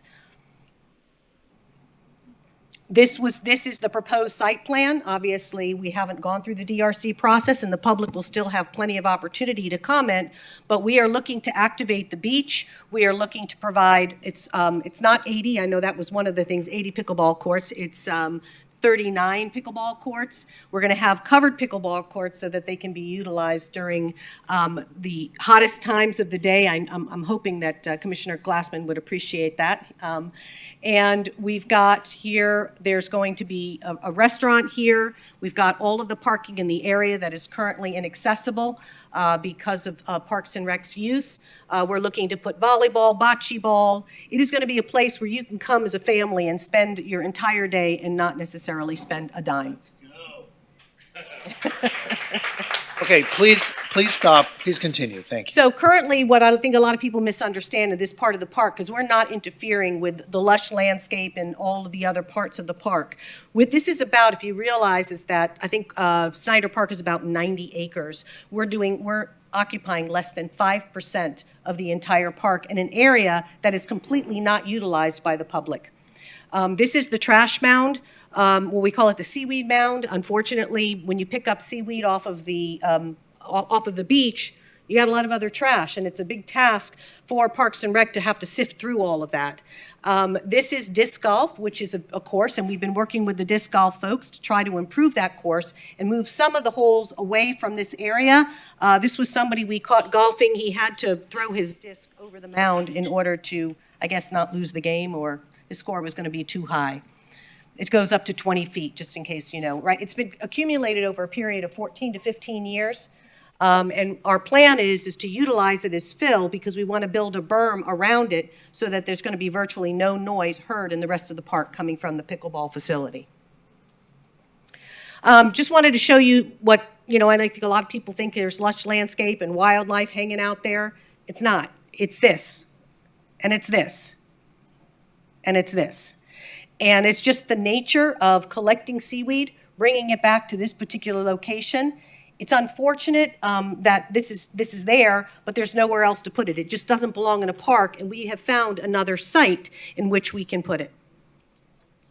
This is also the bathrooms that are part of that particular site that have been shut down, and they're not utilized. And we've talked to Parks and Rec about maybe can they be rehabilitated, and the answer to that question is we're probably going to have to tear them down.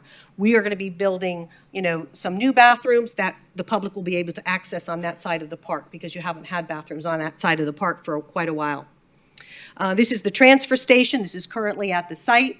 Again, necessary. You know, garbage isn't pretty, but we have to have it. And there's a better site that is more appropriate, not in a park. This is just more pictures of what's currently there. Again, I think there's a misunderstanding about what is actually in this section of the park.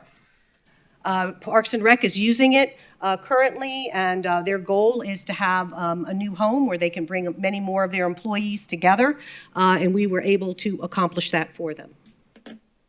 A lot of people were talking about the noise levels, and we just wanted to clarify that the ambient noise that comes from all of the other activities around the park, including 595 and the airport, are far greater than anything that's going to be heard from the pickleball facility. This is where the pickleball facility will be currently, and when you go out 100 feet, the decibels start dropping. And when we put up the berm, which is our plan, using some of the fill and adding other fill, you're virtually going to have zero noise coming from that section of the park.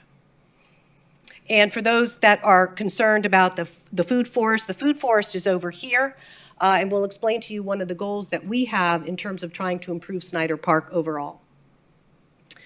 So one of the things we have to do as part of this plan is to move the employees that are currently housed in the train station and having availability for their trucks. There's a north site that the city owns. It's over approximately 5 acres. And right now, it's pretty much vacant. It hasn't been used in years. There's a lot of dilapidated buildings, and it's not utilized. And this is about 1,000 feet north of Snyder Park. This is where the existing site conditions are now. You have Building 1 and Building 6, which are salvageable. What my park is prepared to do is we are going to completely renovate Building 1. It's going to be about 9,000 square feet, and it's going to house a lot of the parks. We've been working with the Parks and Rec Department, and they're pretty excited about the project to be able to bring a lot of their employees together and have more space. We've got Building 6, which we need to put on a new roof, but we're going to be adding an additional 3,500 feet, and that's going to be used for their workshop. The transfer station and everything is going to go over on this side of the park. Let me show you here. This is basically what the proposed new site is going to look like. So we're going to renovate Building 1, renovate Building 6, add 3,500 squares to Building 6, move over here, the transfer station and the seaweed mound, and then provide the tremendous amount of parking that they are going to need over periods of time. And it's going to be right here. And this is going to be permeable because what we're trying to do is a lot of the concerns, well, what are you going to be doing, with the storage? Obviously, when we build on the facility, we have to make sure we have appropriate storage, and we do for water. We have an advantage because we're working with the sea level rise guy who's going to help us make sure that nothing floods, but this is going to be permeable and because these are all asphalt. But this is what we're looking to do here. This is going to be at our cost. So the city had received a proposal about 3 years ago to build on this site a complete Parks and Rec, and the proposal was about $8 million. If they renovated the site and did a little bit more, it would be potentially $5 or $6 million. The city is not going to have to come out of pocket more than $800,000, and there's another $200,000 for contingency. So the city's going to get what they were going to spend $8 million doing for about $800,000. We're picking up the rest of the tab. So the question is, what are the benefits to the public? Needless to say, pickleball is extremely popular. It's one of the fastest growing sports. It is the fastest growing sport in the United States. We're going to have covered pickleball courts. We're going to have other sports on the facility. We're going to have reactivation and rejuvenation of the beach that has been closed for over a decade. Discounts for membership for Fort Lauderdale residents, discounts for amenities for Fort Lauderdale residents. And keep in mind, this model is very similar to what you have at George English and what you have at the Jimmy Everett Tennis Center. When you go, you either pay a membership or you can walk on. Our goal is to keep the membership as low as possible. We're looking at, a month as low as $20. You're going to have walk-ins. We could potentially do walk-ins for $10 or $12. We don't really know completely yet because we're still working on the numbers, but we're keeping it as low as possible. The gentlemen that are doing this are Fort Lauderdale residents who live here and who play here and who absolutely love the game. They retired young, and now they have the ability to take their, I would call, entrepreneurial skills and do what they love and they do every day, and that's play pickleball. So it's kind of cool. Can you We've sort of also wrap- can you so- negotiated can you with sort the of wrap city. it up? I will, just want to give the additional benefits. We've negotiated with the city access to space for community meetings, Edgewood. We talked to the folks at Edgewood, and they would like the opportunity, and any other homeowners association or community could utilize the facility. Free equipment for parks and recreation youth programs, which we will be providing to the city. Free equipment to the 26 Fort Lauderdale schools who are interested in teaching pickleball. We're going to train the coaches for free. Free access to the entire site will include many amenities where families can spend the entire day at no cost. Zero impact to wildlife. We know that because there's no wildlife hanging out in that particular area of the park. Lunch and learns. 12 designated city events per year at the park site. That is something that we negotiated with the city that they had asked for, that we agreed to do. And we're setting aside a minimum of $100,000. And some of the commissioners are hard negotiators, so we increased to 1%, but a minimum of $100,000 a year. And the goal would be to continue to put money back into Snyder Park to continue improvements, whether it's to improve the volleyball courts or to improve the trails, whatever we need to do. It could be used at other parks, but we're hoping that we can really spend some time outside the bond money doing good things at Snyder Park. And basically, we're going to have a lot of youth and senior programs, free lessons for Fort Lauderdale residents. We keep coming up with new ideas every day, but we're very excited about it. Again, we've been working on this for well over a year. I want to thank you all, and we hope we can get your support because we're looking to get moving so we have more pickleball courts for all of these players, and I think there's about another 50 outside. Okay. So, thank you. All right, thank you.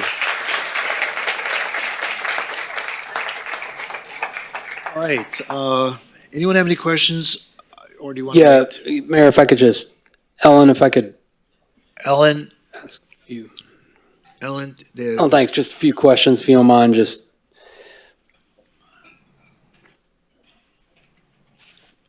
Yes. thanks for the presentation. Couple concerns, and just want to kind of, and maybe Greg, this might be a question for you, but just want Ellen to be part of it.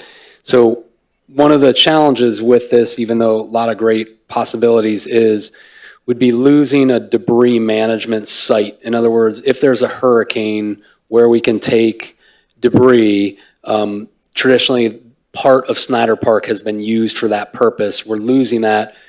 Greg, impact about that? I mean, holiday parks, we have several debris management sites, but what's from emergency management standpoint? So certainly we would have to reassess. We can certainly use the Nova site as well because it's a parking lot for staff. I think in an emergency mode, we would certainly readjust and look at potential sites near the area for staging and clearing of debris.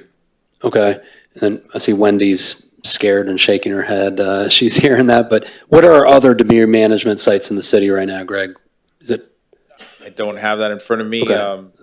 but we can get you some updates on that. Okay. And then, Alan, you and I were talking about this from a procedural standpoint. If this were to pass, at some point, there will be, the city commission would still approve or disapprove a site plan for this. In other words, one of my concerns is just, so this is my last meeting as a city commissioner. The next commission will be, taking office soon. So will they have an ability to evaluate this? Yes, so I added a provision where before the site plan goes through the DRC process, the city commission, city manager will have an opportunity to look at it, comment on it, and object to it if they want to. I mean, it's not, it's a little different here because we're talking about courts, configurations, but if for some reason the commission doesn't like how the beach is being activated, so on and so forth, they'll have an opportunity as proprietor of the property to comment and object to that if need be. And then they can go through the regulatory process. And then potentially, depending on the level of site, you may have an opportunity to call that up afterwards as well. But especially, at the beginning, you will have an opportunity to comment and specifically review the site plan. So in other words, even if it's approved, that in the future, whenever it may be, November, December, January, into the new year, the commission will be able to say, hey, too many courts, we don't want this part of it. They'll have that ability. Correct. Okay. So I think that matters to be aware of.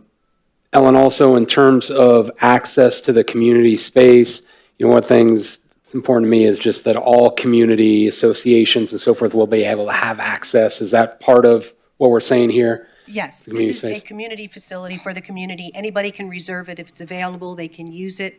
And also, our parking lot can be used for the debris management as well. I mean, it's the same space that's there now, so you can use that as your debris management So we as could well. use That would that, be on the table. that southwestern parking lot, Correct. right? Sorry, saying. Okay. And then Greg, from a business, and Alan, from a business standpoint, you could argue that it behooved the city to have as small of a year commitment to this. So we're at, I think, 50 years right now. Is that right? With 50 with 2 renewal terms For of 5 5 years years. each, so a maximum of 60. Okay. So and Greg, from a strategic business case standpoint, would we want lower than 50? Are we good with 50? What's from a business standpoint? I think 50 was the time period where it makes business sense for the proposer. Mm-hmm. We understand that they have an investment to achieve, and but at the same time, they are also committing to doing certain needs that the city has today for centralizing, providing greater efficiency for park staff. Yeah. Centralization of park staff at that north site, like Ms. Ellen provided. We have estimates from 3 years ago at $6 to $8 million. And so that's something that, 6 to 8 million to do that improvements. To do those improvements, right, that they say they can take care of. Which we're limited in the park bond dollar allocation for what we can spend on Snyder Park. It's not, I don't know, I forget what the exact dollar allocation is, but it doesn't get close to the 6.6 and 8 million. No, it wasn't part of it. It wasn't even part of it, right? So the idea of, hey, let's just do this ourselves, we just don't have that bandwidth in the park bond that the voters passed. And then the only other option to fund that would be out of the general fund, which is very limited to do substantive projects. Am I kind of saying that right? Yes. Okay. Yeah, and debatably, you wouldn't be able to use park bond money for the transfer station, and so that would be more of an operational. It's not really a parks or recreation aspect, despite the fact that it's in the park. I don't think you'd be able to Utilize bond those money. funds. And then, Alan, another concern is pickleball is amazing, and in 20, 30 years, if it's, maybe not as popular, something happens, what flexibility do we have as a city? Bite your tongue, Vice Mayor. Yes, exactly. Heresy. So that can always occur, and that's a contingency that we discussed, and we have a provision in there that allows my park initiative to try to repurpose, should in 20 years pickleball go away, just like squash kind of went away.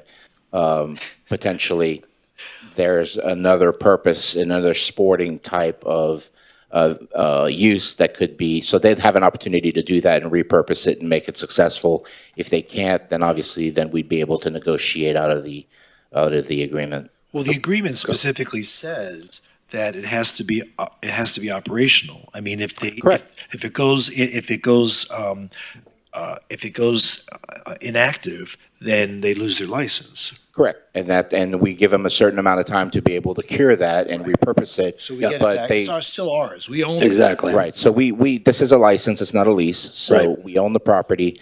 The improvements are ours, we own them from the beginning, at the minute they're done. And we just give them an opportunity to repurpose it. If they can't, we also have a time limitation. I think it's 180 or 120 days, whatever it is. So they can't just sit on it. Obviously, they can ask for more time if they need more time. But we put provisions in there to make sure that if there is a loss of purpose, that they just don't sit on it.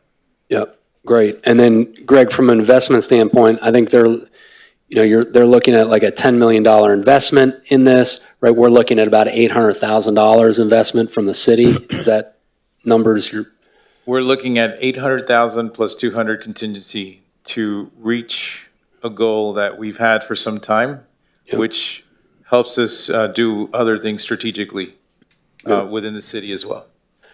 Great. And then from a Fort Lauderdale resident price, what, maybe Phil, if you, or if anyone else knows, Phil, the cost for Holiday Park, if you're going to play tennis, do you know what that fee is per Fort Lauderdale residents? Does anyone? $9? Is that it? Thank you. Okay.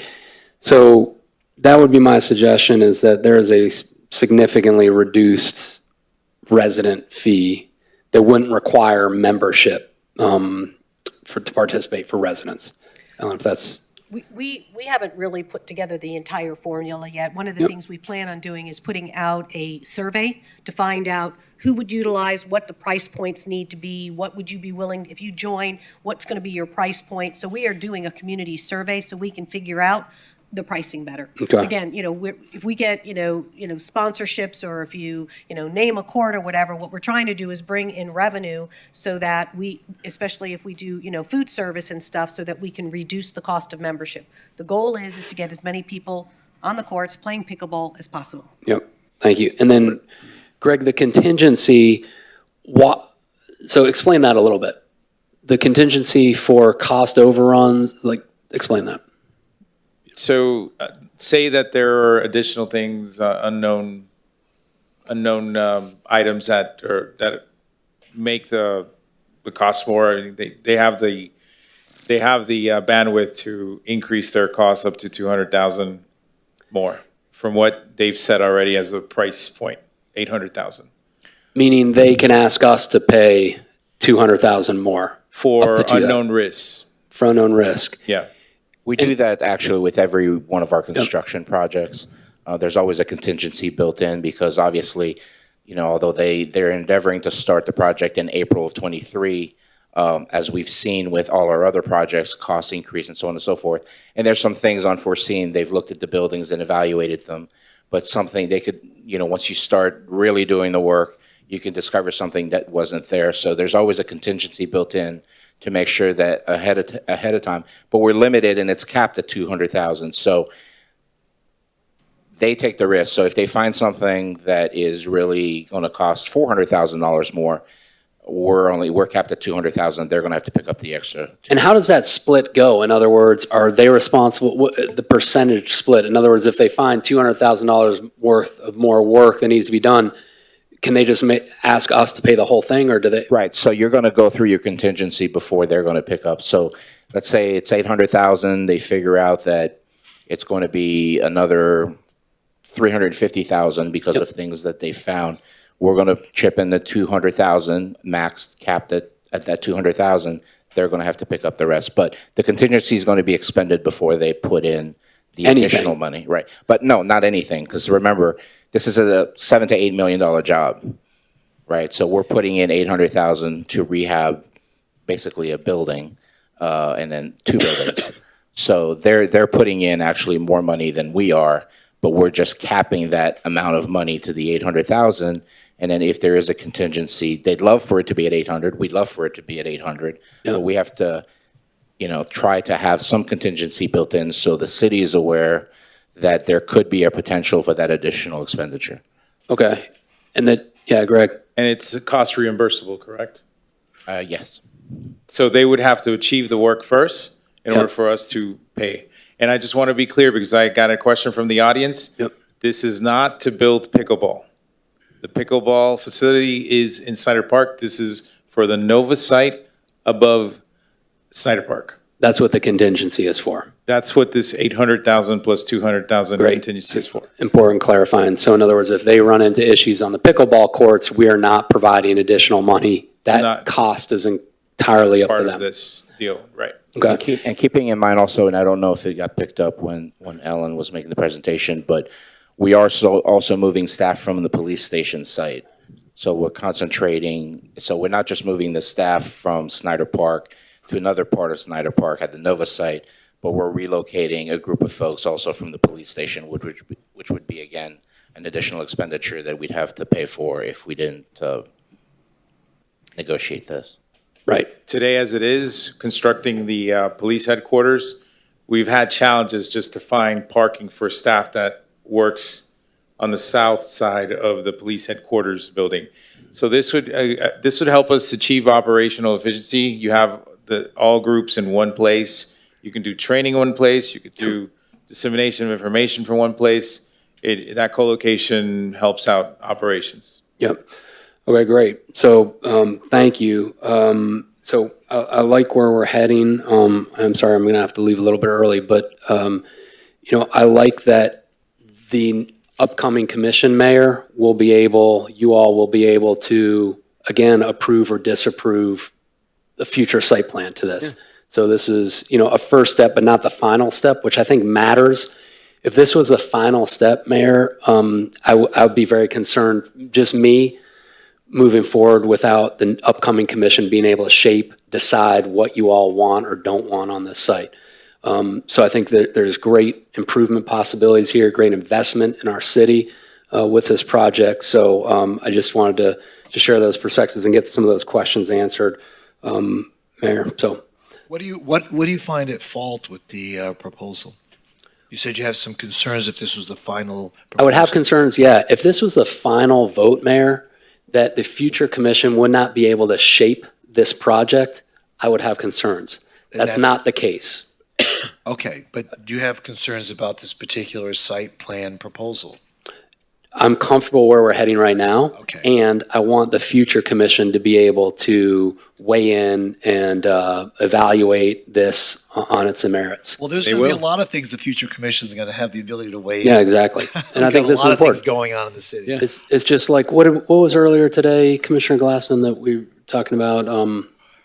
We're talking about the amendment to the PDD. Amendment to the tonight. PDD. In Yes. other words, that idea of, hey, big things we need to allow the future commission to evaluate. And so I think that was the right decision there to do that. And this, again, because there's a future vote and future evaluation, I like where we're heading, like where we're going on. Okay. But we would, because what the city attorney said he's already built in terms of us Exactly. looking at that site plan before it even goes to DRC. Exactly. And we That's have what I'm the saying. entire regulatory process of DRC, planning and zoning, and then back to this Right. commission with the site plan. So there's plenty of time for public input as well as us weighing in. So I think that's great. I only had one Sorry, question. Greg wanted to say something. Oh, sorry. Greg, To answer your question about debris management and where we Yeah. can stage, there's a county park very close, Edgewater Passive Park, which we would need to get certified in order to have that site as a host, and we could work, if this project is approved, certainly we would want to work with the county to get that site approved. So we certainly would want Commissioner McKenzie's support on that. Yep. In the future. I think we could get that. Or his successor. Right. All right, great.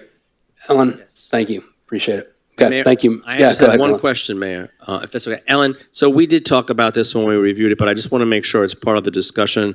We did talk about looking at the possibility of a minimum of hours where there would be free play for residents in Fort Lauderdale. Yes, Commissioner. We're not sure exactly. That's going to be part of our survey. When are you playing, what's going to be, what's going to be the demand and when we can free it up. But we were talking, thousands of hours because, there's going to be opportunity for people to come in and play. Yeah, and that makes sense. I really like the fact that we're offering all of these programs to the school children and helping them get out there and learn, and also teaching the coaches. And I think it's great, all around. So, and I'm happy to see that we will be exploring a minimum number of hours for free play for the city. So, and thank you for raising the percentage on the revenue to the city.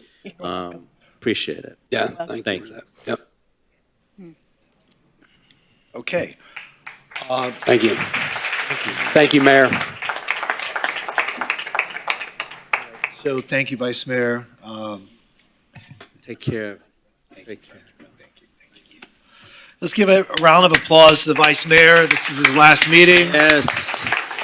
Well, Mayor,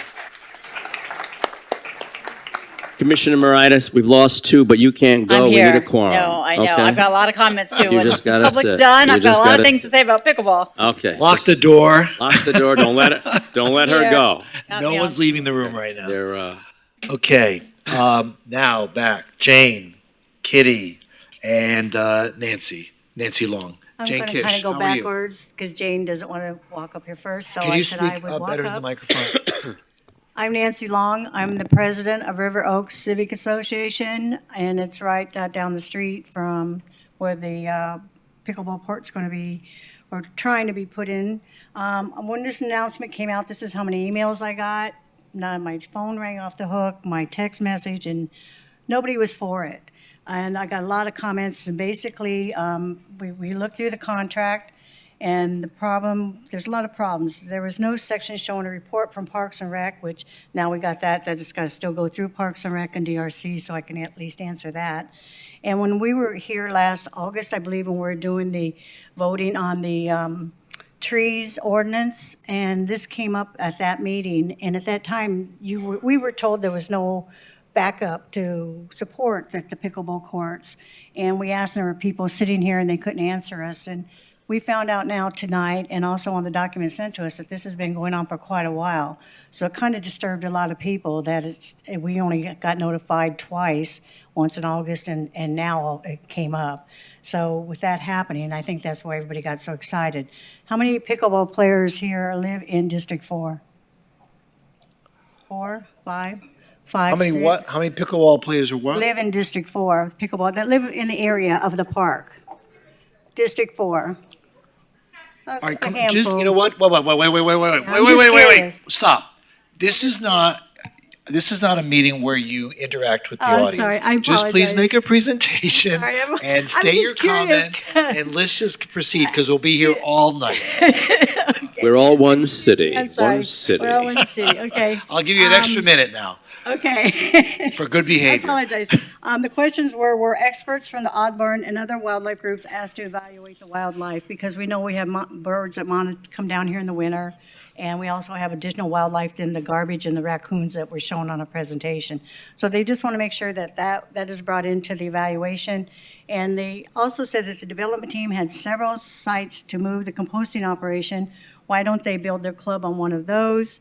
And it says, Trentella says that the city does not provide an area suitable as a destination for pickleball players. This indicates that Snyder Park is earmarked as such and will be a center for tournament play. And the problem with that I got is the traffic and the amount of people that come for tournament play runs into thousands of people that would just tear up our neighborhoods, fill up our neighborhoods with traffic and in and out. We have problems with traffic already. Pickleball may be popular in years to come, but people always need to be able to get outside and into nature. The city seems determined to increase population and decrease amount of natural space available for enjoyment. And then I got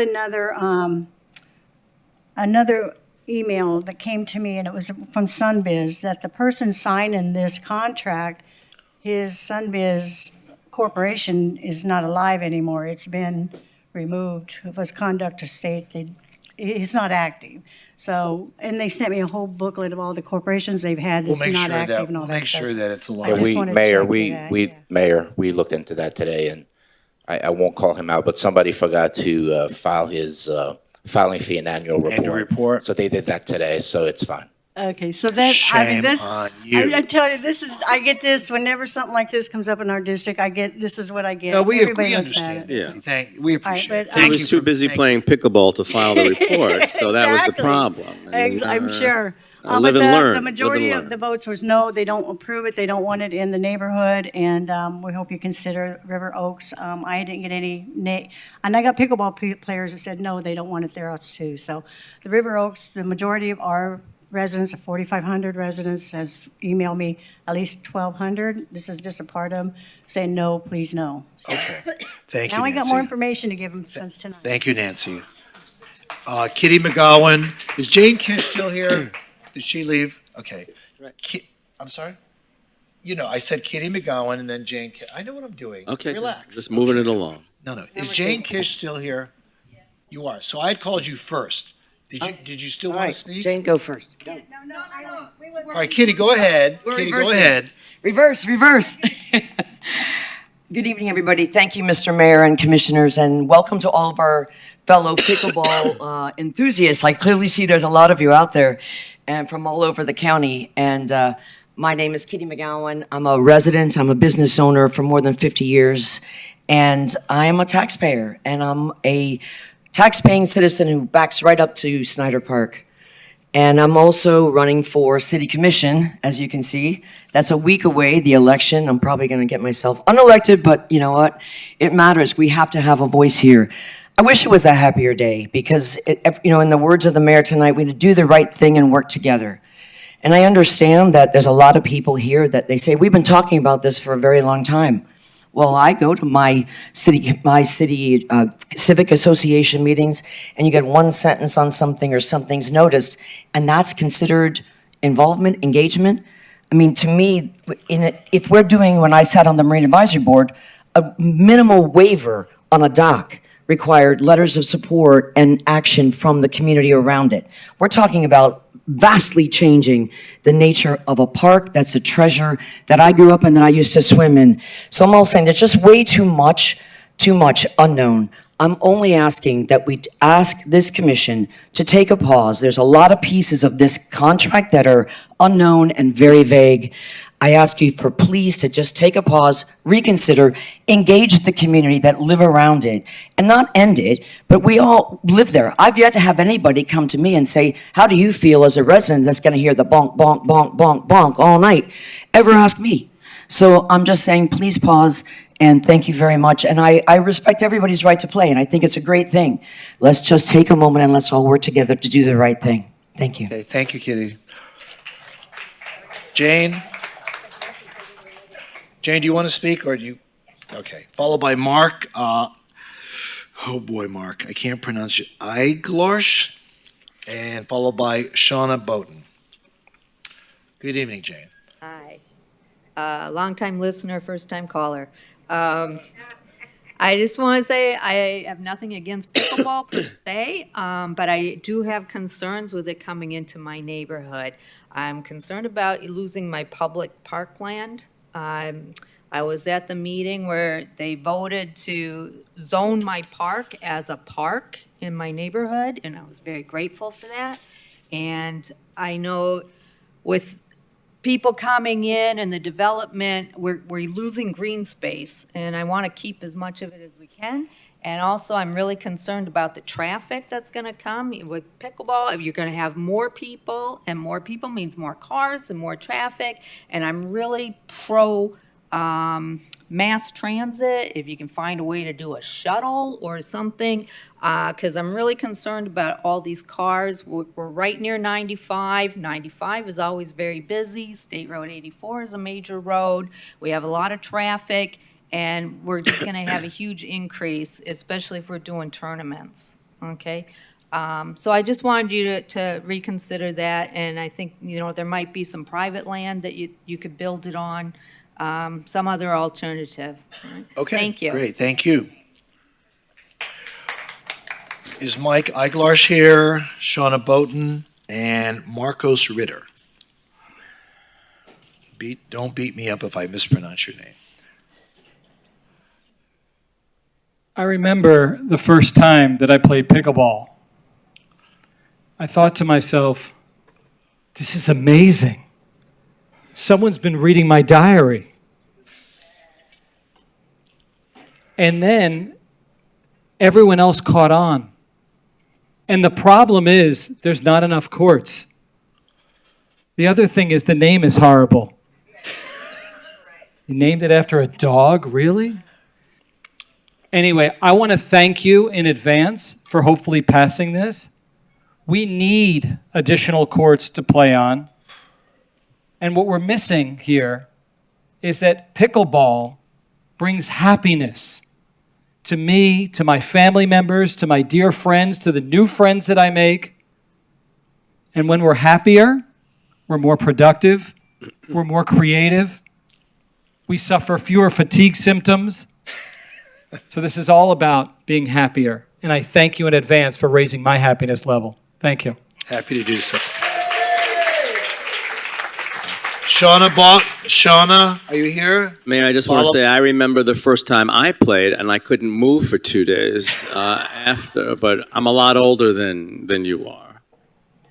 Shauna, followed by Marcos Ritter, followed by Layla Haddad. Are you Shauna? Yes. Hi, Shauna. Shauna Boughton. I came to the meeting on June. Can you speak into the Sure, microphone? I'm sorry. I was at the meeting on Pull June. it closer to your mouth. Thank you. Lower, is what you're saying. Now? Good? Better. No, we're not good. Okay. Hello, there we go. Yeah. Test. I'm a resident of River Oaks, and I was at the meeting June 6th. And most of my questions have been answered tonight to only a degree, and I'm happy about that. What is disappointing is that I was the one to ask for more information on June 6th, and I was told that will be forthcoming. Now I've read 77 pages of plans in the last 2 days that we could have had a year ago, and the commission had a year ago. So that was an unfair, answer to my question of just how many courts? Just how many courts? It was very nice of Brad, who was absolutely willing to answer questions, but why our commission, who also had that information, didn't is sad. I think that there's been plenty of time to work out exactly how much this will cost per hour, the membership fees, whether there'll be initiation fees. I've run clubs and put together clubs for 25 years myself. I know what this takes. I could pre-sale a club that wasn't going to be open for 2 years and know exactly what that would cost. Yes, dues go up, but the public doesn't, I think it's a good idea. Really, I do. I don't think it's a problem. I do question whether a private venture like this should be done without full knowledge of the public. It's on their land. I believe that most people think they're going to just play for free, and maybe they will. It's vague at what time they're going to play. This should have been probably brought to neighborhood associations as well. So there's a lot of misunderstanding here that I think will be cleared up, and it could have been handled much more positively. Okay, great. Thank you so much. Marcos, followed by Layla Haddad, followed by Louis Moritz. Good evening, and thank you for letting me speak. Approximately 5 years ago, there was 6 ladies in Cooper City that I met, and I started playing pickleball with them. We started growing our community. A good friend of mine, her name is Carmen, went to the city, and she petitioned to create some courts in Cooper City. Our group is now over 300. We participate in playing with fellow pickleball players in Plantation, Weston, Deerfield, the works. We hang out. But what I want to touch on is I heard earlier today when the firefighters and the police were here, the sense of community. Oh, that was so important to everybody, right? Well, you know what? The pickleball community does exactly that model. Every day. We donate to women in distress, homeless. We have gone as far as helping orphanages in Guatemala. Okay? This is something that I'm extremely proud of. Our community does. Okay? It's not just about a game. The game is fun. We enjoy it. We play in our tournaments. We win our medals. We brag and we do, In fact, we're looking forward to having the commissioner for Lauderdale challenge the commission of Cooper City, and maybe we'll get the Plantation Commission to challenge the Weston, and we'll create that community. And we find that the pickleball community brings dollars into community. I overheard a lady saying, well, who's going to pay for this? How many people live here? You know what? We're going to come to your city, and we're going to spend our dollars. And you're going to come to our cities, and you're going to spend your dollars with us. This is what we do as pickleball players. We share. Okay? And I'm very, very proud of it, and I thank you for your time. Thank you, sir. Layla Haddad, followed by Louis Moritz, followed by Joe Holmes. Layla? Good evening. My name is Layla Haddad, and I want to thank you for the opportunity to voice my support of this redevelopment of portion of Steidner Park and to give longevity to my Halloween costume. It is long overdue that a portion of this parcel under discussion is returned to its intended purpose when the land was donated 50 years ago. That purpose was to be a park, not to be a maintenance site for maintenance storage and piles of seaweed. The other portion of the parcel, my understanding, is very much underutilized, and it deserves to be redeveloped. I am in support of this parcel as a pickleball complex along with other uses. An unintended, or maybe intended, byproduct of pickleball is that it creates communities. We live in a very divisive time, and we're now more in need than ever to build communities. I support any and all activities that bring forth communities while creating opportunities for healthy, safe, and enjoyable activities. I'd also like to add, there is misinformation that the entrance to this pickleball complex is on Perimeter Road. It's not going through the main entrance of Seidner Park. Thank you. Thank you. Lewis, followed by Joe Holmes, followed by Hayden Burrows. Lewis? Mr. Mayor, Good evening. Commissioners, my name is Louis Moritz. I'm a longtime Fort Lauderdale resident, and I'm addressing to you today as a longtime resident, as a person who's intimately familiar with Snyder Park and with the Edgewood neighborhood. I went to Edgewood Elementary. I lived near Snyder Park. I grew up there, swam in the lake, fished there, went to the Gold Coast Railway Museum, and it is a wonderful park, and I've extensively reviewed the plans, and I believe that this project is going to greatly increase the utilization of the park.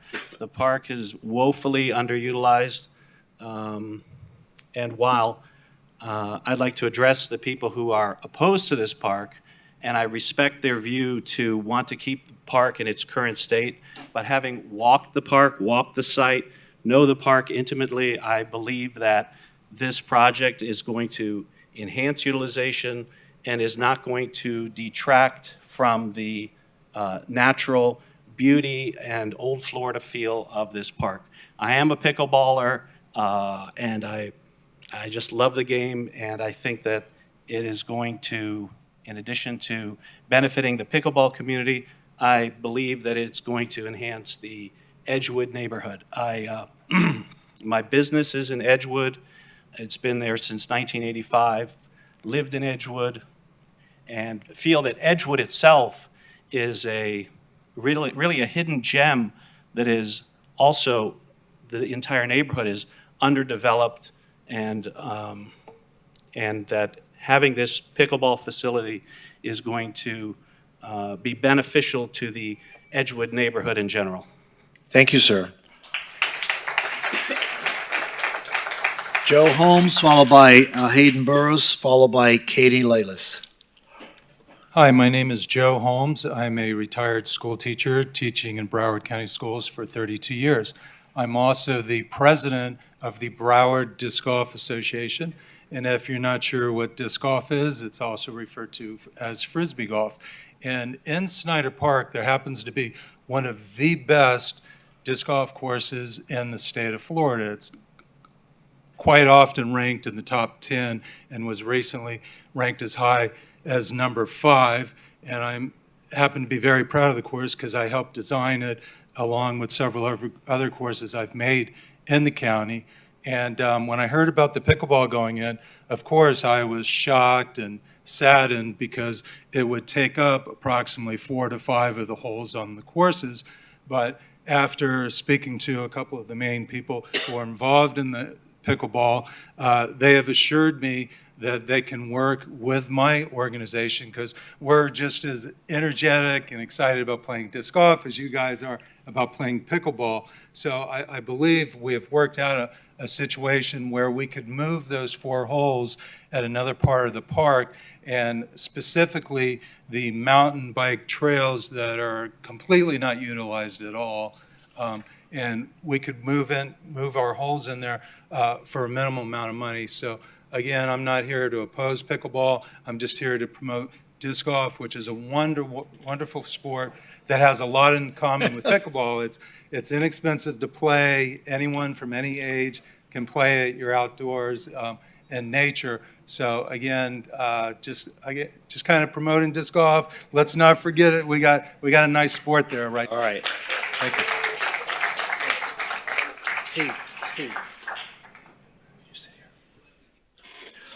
Hayden Burrs, followed by Katie Lalis, followed by Dennis Clark.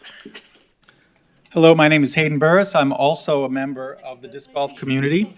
I just want to add a few more points and statistics to help Joe passionately share our love of disc golf. The Professional Disc Golf Association, which has all of the members of disc golf, has 109,000 active members. It has grown from 24,000 members to 109,000 members, the 354% growth since 2014 when the Snyder Disc Golf course was installed. Over the past several years, Snyder Park Disc Golf Course has hosted increasingly prestigious PDGA tournaments, including several A-tier tournaments. A-tier tournaments are tournaments that are at the highest level that attract disc golfers from all across the country and even internationally. On December 9th to 11th, the South Florida Open, an A-tier tournament, will be held, and there are currently 246 registrants from 23 states and 3 countries that will be traveling to Fort Lauderdale to play disc golf. So we need to make sure the disc golf course at Snyder Park remains excellent and attractive to everyone, everywhere in the world. Thank you.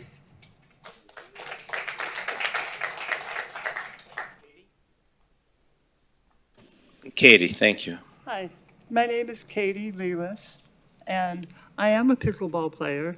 I recognize several people in the audience, and unfortunately, I was not included in the loop earlier, partially because of what other people recognized as not being notified. But what I would like to say is I'm pro pickleball, but I'm against Snyder Park as a venue for that. From what I understand, my park's initiative, when they approached the city unsolicited, determined that Snyder Park was the best location. I would like to know what other locations were part of their analysis, and I would like to know how they concluded that that was the best location. And then, like everybody else said, you know, the green space is important. I don't understand why having more people utilize a park is necessarily better for the city. Sometimes passive use is also good from a preservation standpoint. And everybody here is aware of the gopher tortoises. I'm familiar with the park. I've lived in Fort Lauderdale for many years, and I am a pickleball player. And the report that came out about 2 weeks ago, around October 11th, stating that the tortoises were not endangered for the U.S. Endangered Species Act, but they were still threatened. They're threatened by development. And that was from the U.S. Fish and Wildlife Commission. And so 8 acres of development is significant. And it contradicts the city's environmental and sustainability management policy. I would like to know how the development of 8 acres aligns with the city's environmental and sustainability management policy. We all know what development causes. I'm almost done.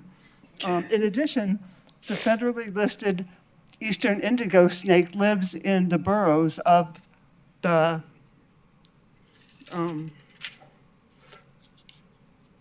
Okay, please wrap it up because we have lots of speakers. Thank you. Okay. Anyway, so I would like to know, was it the federally listed eastern indigo snake, when the last biological survey was done on that species? That would be important, and it should be included as part of the plan moving forward. Thank you very much, Katie. Dennis. And then after Dennis, if we can have Art Turple get ready, and then Jared Campbell, thank you, and followed by Alec Bogdanov. Thank you. Dennis. Oh, thank you. Good evening, Mayor and Commissioners. I'm here to support the pickleball project, and I want to do it through the prism of the relationship of the City Parks Department and myself and some early adopters of this sport. For years, myself and friends played paddleball or racquetball after that at Holiday Park, and we aged out. Don't ever say that. After that, there was 10 years of golf. But we were stick and ball people. So when I heard about pickleball, I read about it in the Sun Sentinel as a promotion for Deerfield Beach, who was way ahead in that game at the time. Myself and a friend, Manny Fernandez, the banker, not the football player, we went to Delray and learned about the game, came back, got in touch with the City Parks Department, and we were told that there were a few tennis courts imprinted with the pickleball lines. And one of them was Hardy Park, which is just down the street here. And we started playing Saturday mornings 10 years ago. And but the tennis players are smart enough to play late at night, so we couldn't play at night, only Saturdays. And we talked to the city, and the next thing we knew, they put out 3 or 4 portable pickleball nets in Holiday Park. And they brought them out at 6 o'clock, and they took them away again at 8:30. And then they spread that out to 5 nights a week. And suddenly we had started with 10 or 12 players there, and now there were 50 or 60, all ages, men and women.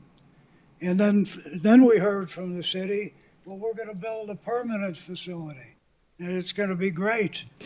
And we thought so too. We'd play the same place weekends and evenings. It didn't turn out quite that way, because after 5 or 6 weeks of the new courts being open, they were totally crowded by people who I never saw before. You know, they say build it and they will come, and that happened. We had to go back to Hardy Park to get a court that nobody else knew about. So I know there's not much question about the need for courts. I think Fort Lauderdale was the reason why, I know the Parks Department people talked together, why now probably 20 or 25 cities in this community have some form of pickleball.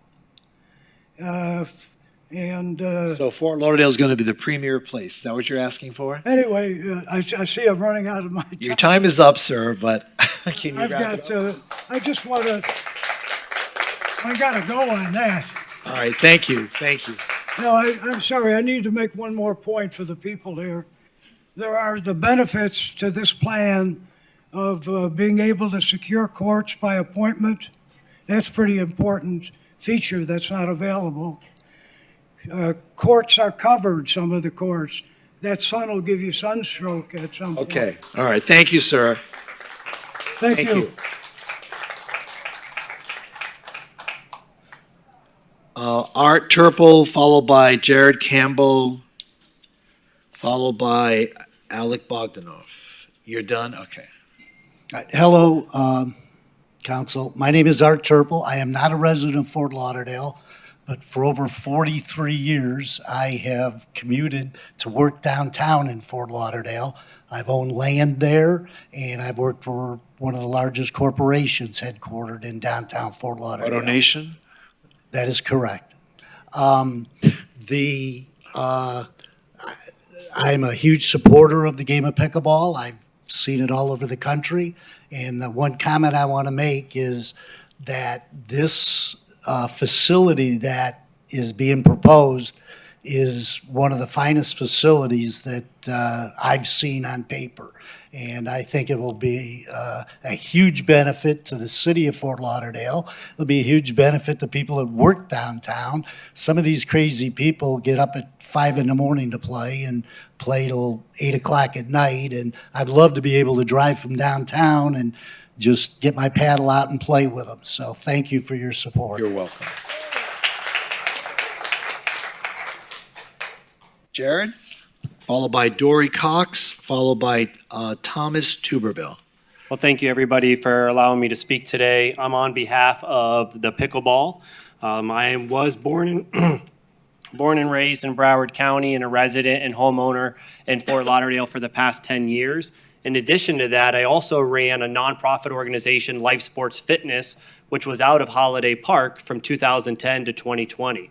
We luckily came across pickleball when the 55-plus community left their nets in the gymnasium, and our youth absolutely loved it. It became one of our core sports due to the fact of the camaraderie, diversity in age, as well as the ease to play.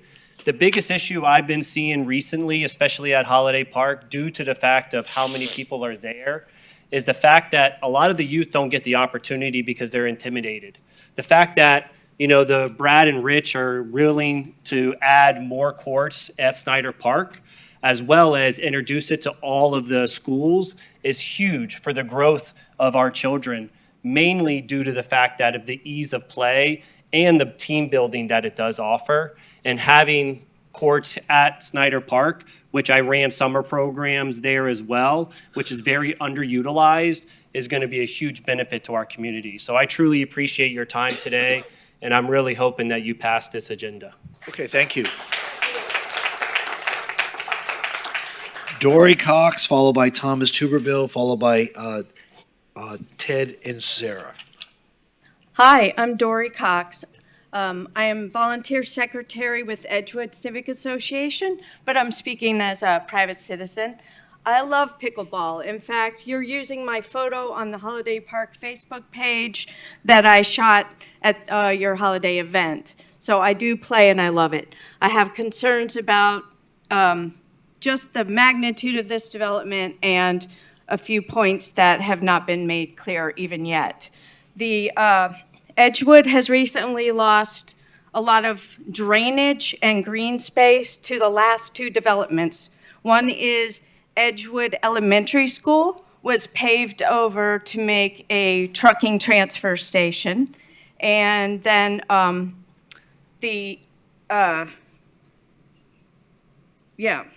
and I'm just concerned about, and we're having a drainage problem now. It's to be fixed, but I'm concerned about that.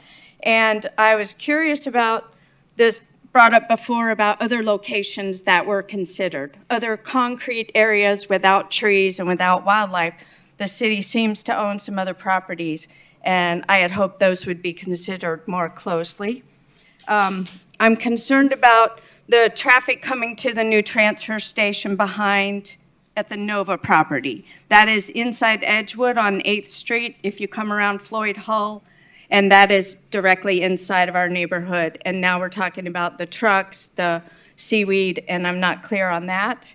And curious where the concerts will go that are currently being held in that area.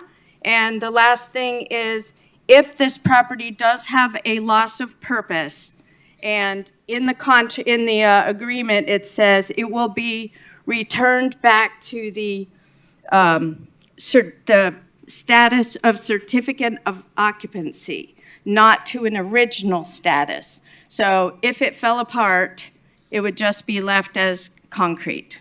So, thank you. Thank you. Thomas, followed by Ted, followed by Mark Tickerman. Good evening, Mr. Mayor, commissioners, some of the commissioners. I'd like to start off by, well, Vice Mayor's not here, but I appreciate his efforts in facilitating a meeting between Edgewood.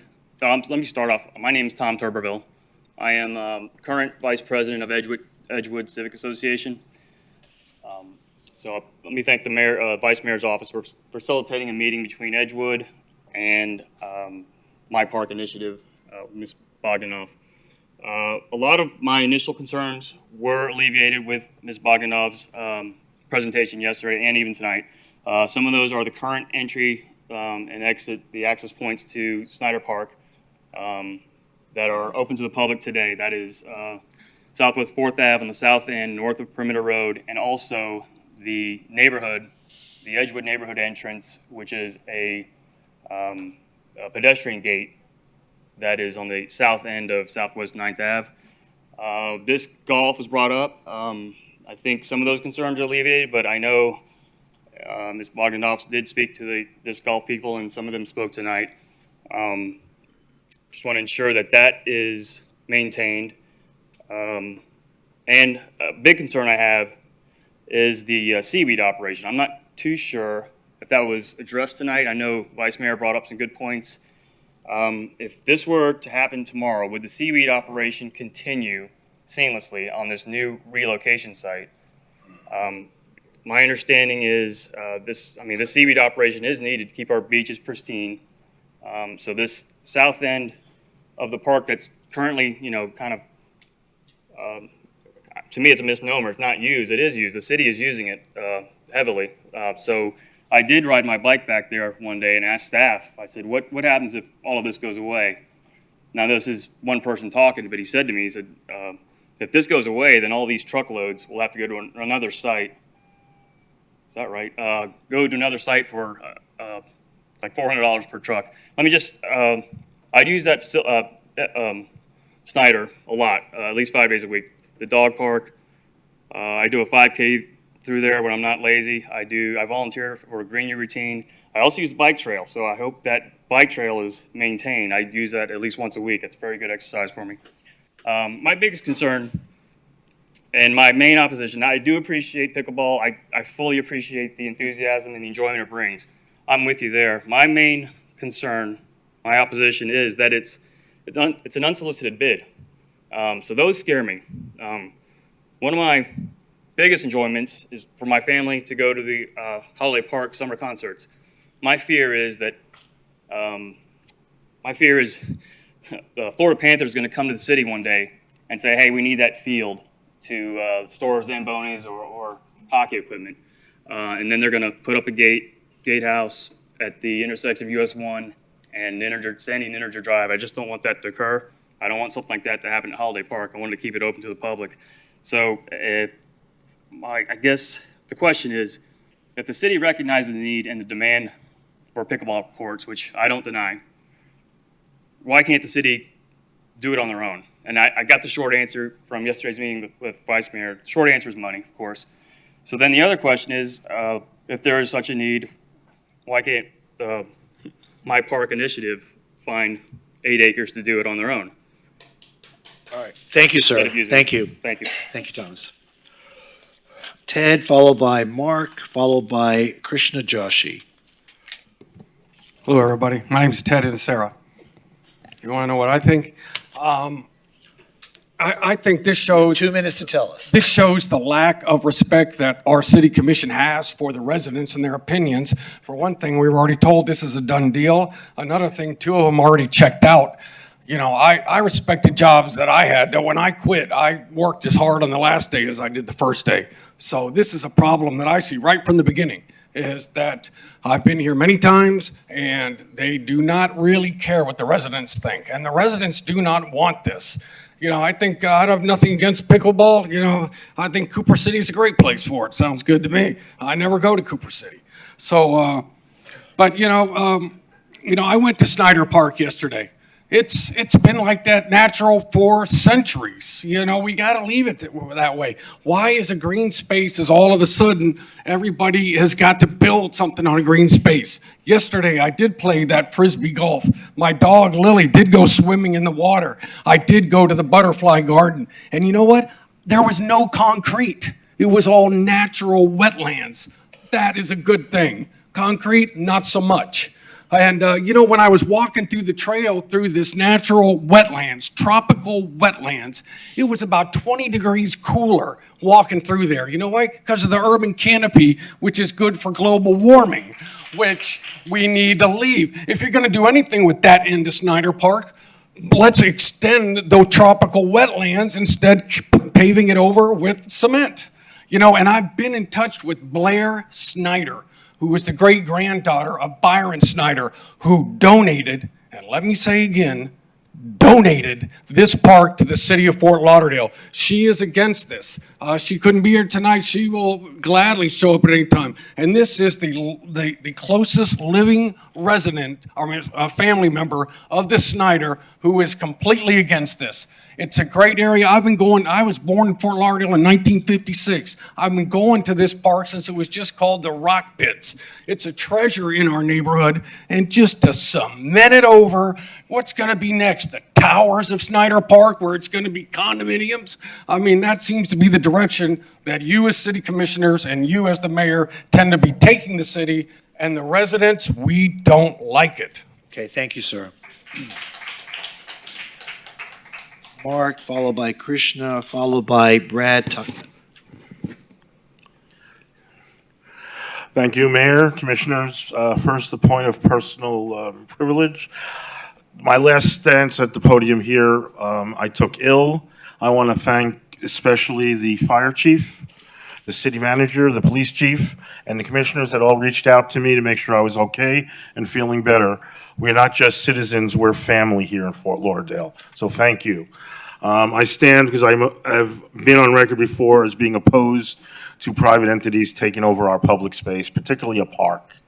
And it is my hope that even though I don't want to be a sour pickle, and I'm sure it's a great sport, it's not something I would be active in, but my chocolate chip, and if you ever tried to dry a long-haired dachshund after it's jumped in the water, it's kind of difficult, but he loves Snyder Park, I love Snyder Park, and I think there could be other places for a private company to build. Thank you. Thank you.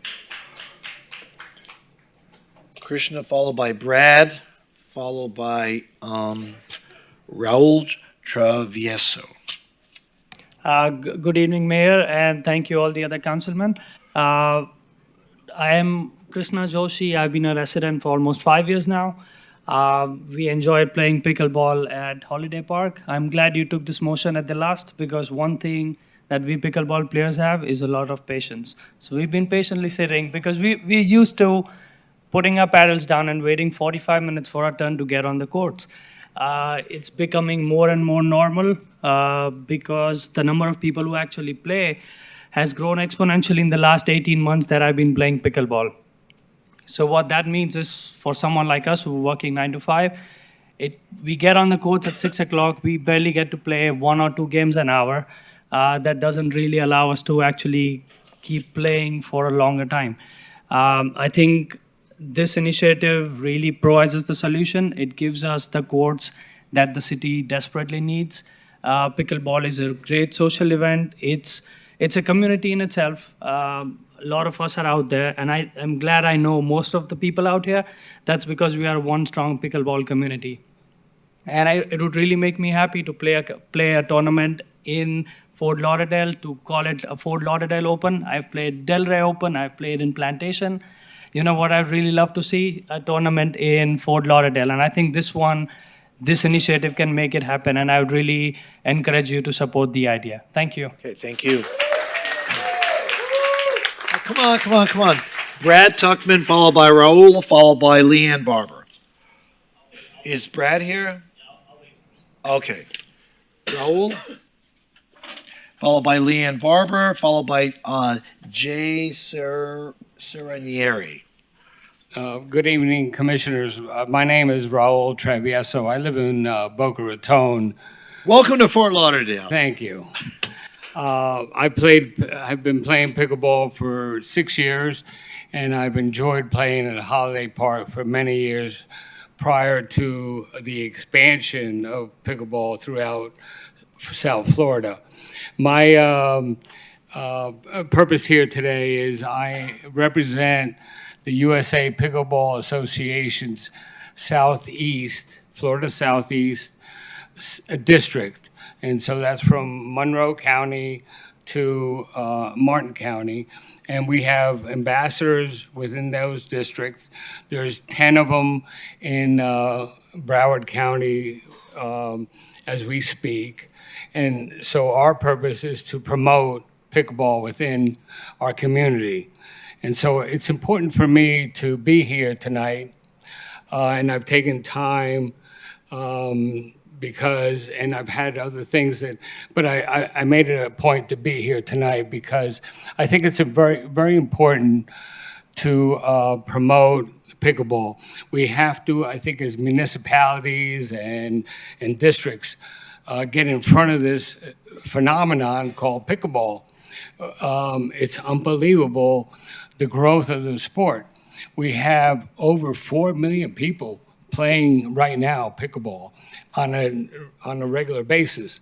And within 5 years, that's projected to be 40 million. So not that we're talking about tennis or pickleball, but what we're talking about, I think, is having the ability for our citizens to recreate and to play a sport that's easy to learn and that helps get us out and being active. The other thing that's very important is getting our youth involved, and pickleball is the way to do it.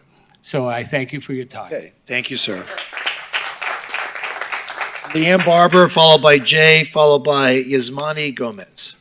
Hello, good evening. It's Leanne Barber. I'm president of the Flagler Village Civic Association, but I'm really here as a Green Your Routine volunteer in Snyder Park. When the one-stop deal was lost, I thought my T-shirt would be retired. But once again, the developer has set aside on public land, this time through a company called My Park Initiatives. Note the emphasis on my park, not our park. I have no issue with pickleball. You have heard what a wonderful sport it is tonight. That is not what the decision is about. This decision is about granting exclusive use of 8 acres of public park wildlife land to a private for-profit company for 60 years that will be allowed to charge whatever they feel like for access to any of their amenities. That is what the contract says. It's not what the presentation said, it's what the comprehensive agreement says. As one of your earlier speakers stated, the developer is sophisticated enough to know what his business case needs to be to make a profit. But once again, you're poised to sign a contract without a business case. It's a false choice between what the park is today versus this proposal. It's a choice between future public uses of the park versus a private corporation limiting public use. When you keep carving off and privatizing public land, you cut off options for the future. The population of Fort Lauderdale increases while the amount of public park space, green space, shrinks. We don't need less public green space, we need more. And by the way, this is not the same proposal as the Jimmy Everett Tennis Center. That's a public facility run by the city. And I'm also disputing what Ben Sorensen says. When you sign a comprehensive agreement, you lose all negotiating power. Your DRC process has no teeth when the vendor has a signed contract in his pocket. One final comment. If the millionaire developer has a philanthropic interest in the city, why don't you convince him to propose a scaled-down, nonprofit relationship for all of the residents, not just those in his private club?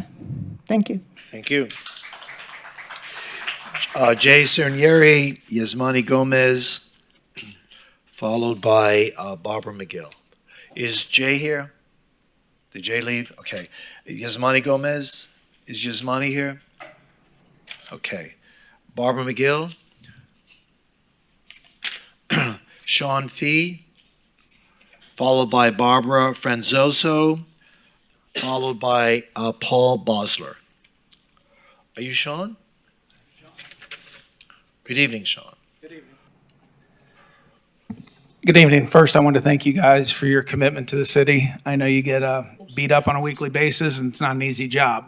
I'm a former Parks and Recreation Beaches Advisory Board Vice Chair. Was in Holiday Park for 15 years, 6 nights a week. As I've gotten older, I go to Snyder Park now. I wish I was more active. I do walk that entire park 3 times a week. And believe it or not, I walk back through the transfer station where I'm not supposed to go, obviously. I kind of changed what I was going to say because I've met these people and they're absolutely fantastic. I would love to be a part of this community. They seem to really have a sense of community, which is fantastic. Snyder Park, though, is a jewel in this city that is underutilized. I told Phil years ago that it's totally underutilized and we need to figure out how to activate this park more, and especially that area. I grew up going there as a kid, swimming in that lake. Asked years ago, can we reactivate this lake? Everything comes down to money, a staffing issue. I don't even know if the lake's swimmable now. Who knows what's in there? I do have to say, it sounds like this is a done deal, and it's a shame that there's only 3 of you here left, and I know the other 2 personally, and I understand their rationale of not being here, I would imagine. You need to negotiate the best deal possible. You have to do it for the city. This is 8 acres we're never going to get back, okay, for 60 years. Ms. Bogdanoff did a great job of talking about this property. She downplayed how beautiful the property is. Yeah, those 2 acres where it's a transfer station, it's disgusting, absolutely. We're going to get some buildings built on the Nova site, which many people want that Nova site throughout Broward County. I just ask you to negotiate the best deal possible. One thing they can commit to you tonight is if you approve it, whatever fees you charge at Holiday Park for tennis and pickleball, make them commit to that for that park. Not depending on how much revenue they're going to create. Make them commit to that for the city of Fort Lauderdale residents, because that's our property. Okay. That's it. Thank you, sir. Barbara Fenzoso, not here. Paula Bosler, hi Paula, followed by Eduardo Colon, followed by Tom McDonald. Good evening, Paula. Hi, good evening. I'm here in support of pickleball. Could you put the microphone closer to your mouth? Could you put the microphone? Okay, can you hear me now? Yeah. Okay. I'm here in support of the pickleball courts at Snyder Park. As you can see, many of my friends are here as well. We're a wonderful pickleball community, and I'm a Fort Lauderdale resident, but have met many of my newest and dearest friends through pickleball. Pickleball people are happy people. And the best part is that the game is played by all ages. It's social and competitive, and not just for the over 50 crowd. Thousands of players every day are in search of pickleball courts in South Florida. Snyder Park offers an excellent venue and creates a much-needed family-friendly destination for the community in an underutilized part of the park. It's a win-win for Fort Lauderdale. Great, thank you. Eduardo, this was just for questions only, correct? I don't know if you're still, just for questions only. Okay, Tom McDonald? Mr. McDonald, I saw you here earlier tonight. Guess he left. Okay, James LeBrie? James? Jim, you want to talk? Jim?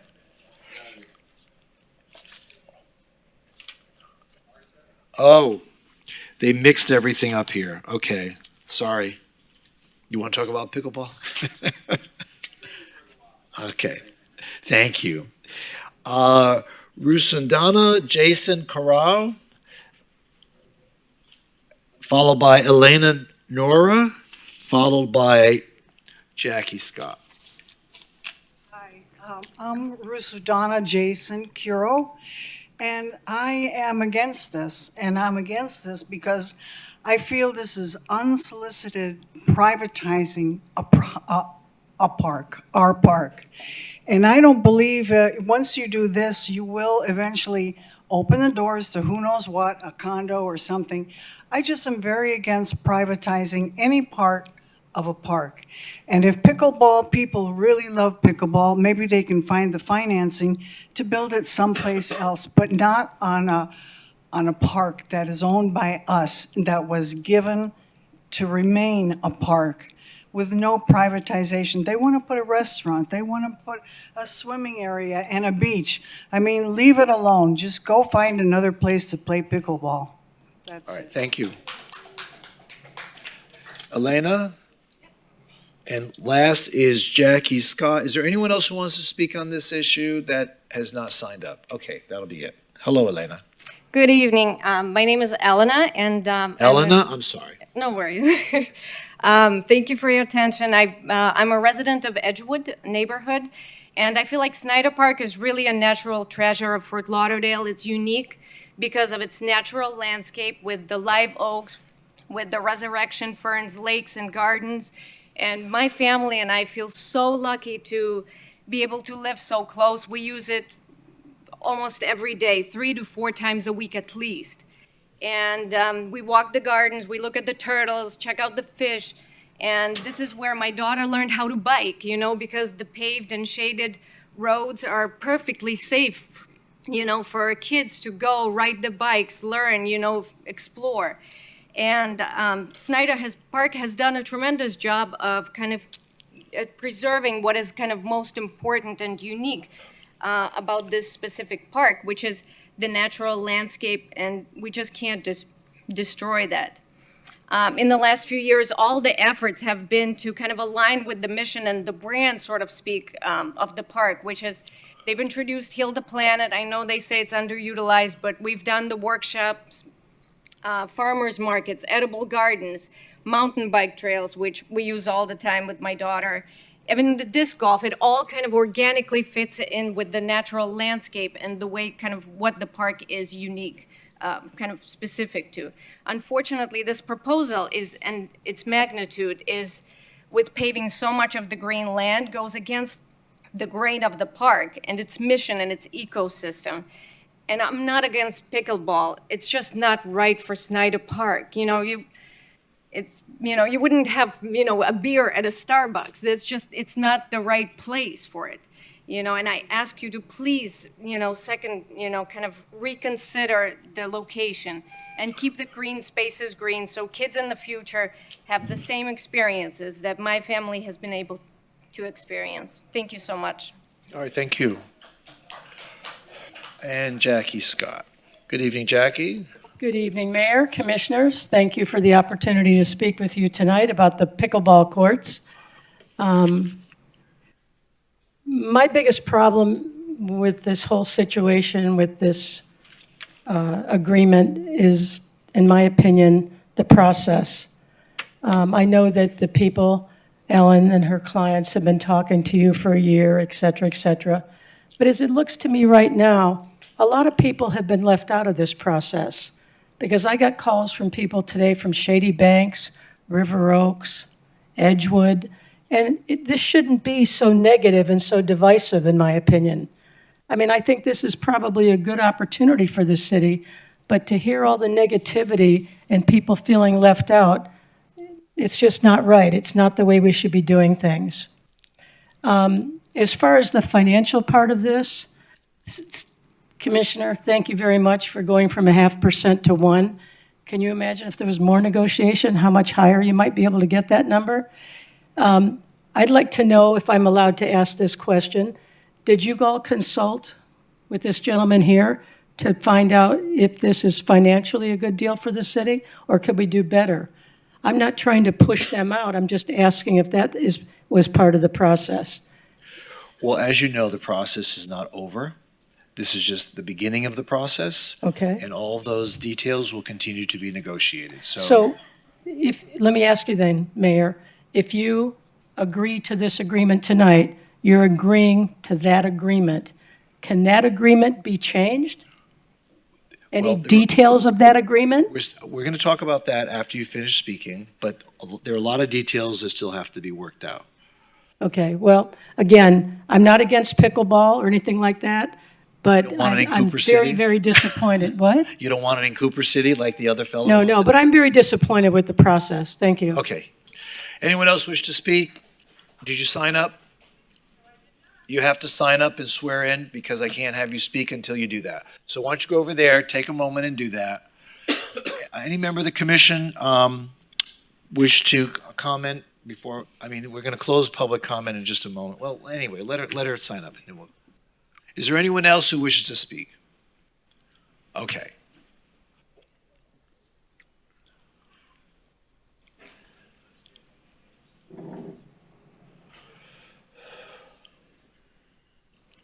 clerk will now swear you in.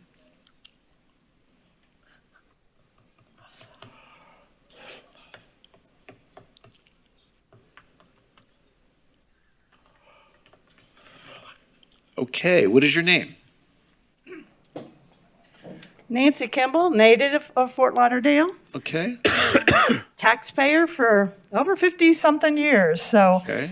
I am very disappointed that land that, I mean, you spend all this effort talking, we even had the bond issue for more green space for Fort Lauderdale, and all this money is spent for green space. But here we have land donated specifically to have the green space and the natural environment left. And everybody talks about, well, it's underutilized. Well, that's because nature itself doesn't need to be developed. It needs to be left alone and allow us to, I mean, if you think about it, the actual unmessed with nature is where you can actually go, be peaceful, be in solitude, and then be with the animals, be with the nature, be with the birds, be with the plants. And that sense of peace that you get will be destroyed when you're going to be trying to sit there and maybe meditate or just relax, and you're going to be hearing ping, ping, ping, ping, ping, ping, ping, ping. And literally the wildlife, they're going to go, okay, what? And I'm sure they're going to retreat from, who knows, wherever this is, and maybe even go into the neighboring neighborhoods to get away from the lights, the noise, and who knows what kind of concerts or whatever they have free range to decide what they're going to do with it in the future. And it's like, I'm sorry, underutilized, that's what it was meant to be when it was donated. It was meant to be preserved. Kind of like Birch State Park. They actually made them go back and reintroduce it back where the natural ebb and flow of the water from the New River, the intercoastal, actually came in, created the nurseries, created the wildlife, and that had been shut off. And only because they threatened to take back ownership of it did they end up going back and putting it back to its natural state. So I'm sorry, there's just no reason why this needs to be put in a public park. If everybody over here is just so concerned about having their pickleball community, raise funds among yourself and buy a piece of property to put it on. All right, thank you. Anyone else wish to speak? Do I hear a motion to close public hearing? So moved. Second. Please call the roll. Commissioner Moritas? Yes. Commissioner Glassman? Yes. Commissioner McKenzie's not present. Mayor Trentalis? Yes, and public hearing is now closed. Let's start with Commissioner Moritas. Do you have any comments you'd like to make? I do. Thank you, Mayor. And I'm excited to talk about this tonight because we have been talking about it for a while. And, a P3 process, the public outreach is a little bit different than a normal public process. It is confidential for a certain amount of time. Therefore, the public isn't really as involved until we vote on the project and it is out in the sunshine. So that process may have seemed a little bit different. So sorry if that's confusing to the public, but that was the P3 process. I'm a huge parks champion. Anyone who's followed me and what I've done knows I love parks. It's one of my huge passions and something I'm really excited about, what we've had the opportunity to expand in the city of Fort Lauderdale. But I also know that parks have programs. I know that to go to a park, I know you want to enjoy your passive environments and the birds and the nature and the tortoises. I understand that. But you do have, I believe it's about 94 acres, and we're only talking about 8 acres of that. So we're not taking all of it away from you. I think when you are a policymaker like we are, you have to weigh everybody's interest, whether it's the tortoises and the birds or the people who want to play pickleball. And when I think about noise, I'm thinking this pickleball can't possibly be any louder than the jets that are constantly going overhead right next door. Just a thought. I'm not trying to take away. I know, the ding ding. I might annoy you a little bit. So I don't think we're trying to cement over your green space. Once again, it's 8 acres and it's not utilized. I think, once again, we are creating an amenity for our entire city. I know we've heard some talk about District 4, but District 1 lives in Fort Lauderdale too. And we will drive from District 1 all the way down to Snyder Park to play pickleball and to play at a nice facility. I know cities need to partner with sports programs and recreational programs and sports teams. So let me just recap briefly what this commission has done in the past couple years to partner with all these types of organizations to bring you all sports programs or athletic events that you can participate in or you can watch. So this commission, we completely renovated the aquatic center and added a 27-meter dive platform, the only 27-meter dive platform in North America.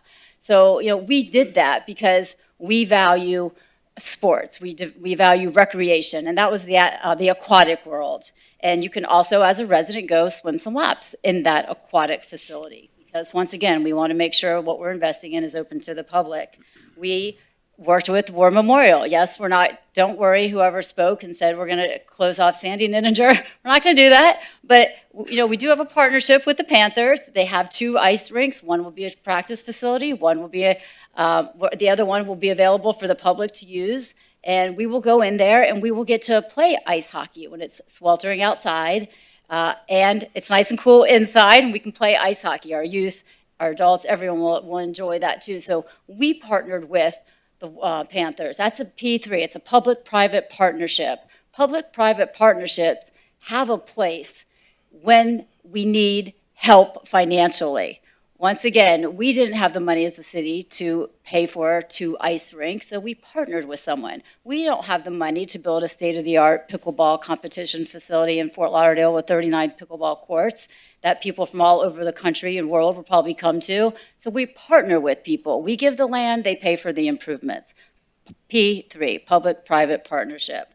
The biggest one that I worked on in my district, Inter Miami, we brought an international soccer team to the city of Fort Lauderdale, 64 acres at Lockhart, and we activated the park there as well, and we will activate the park there as well when I'm gone.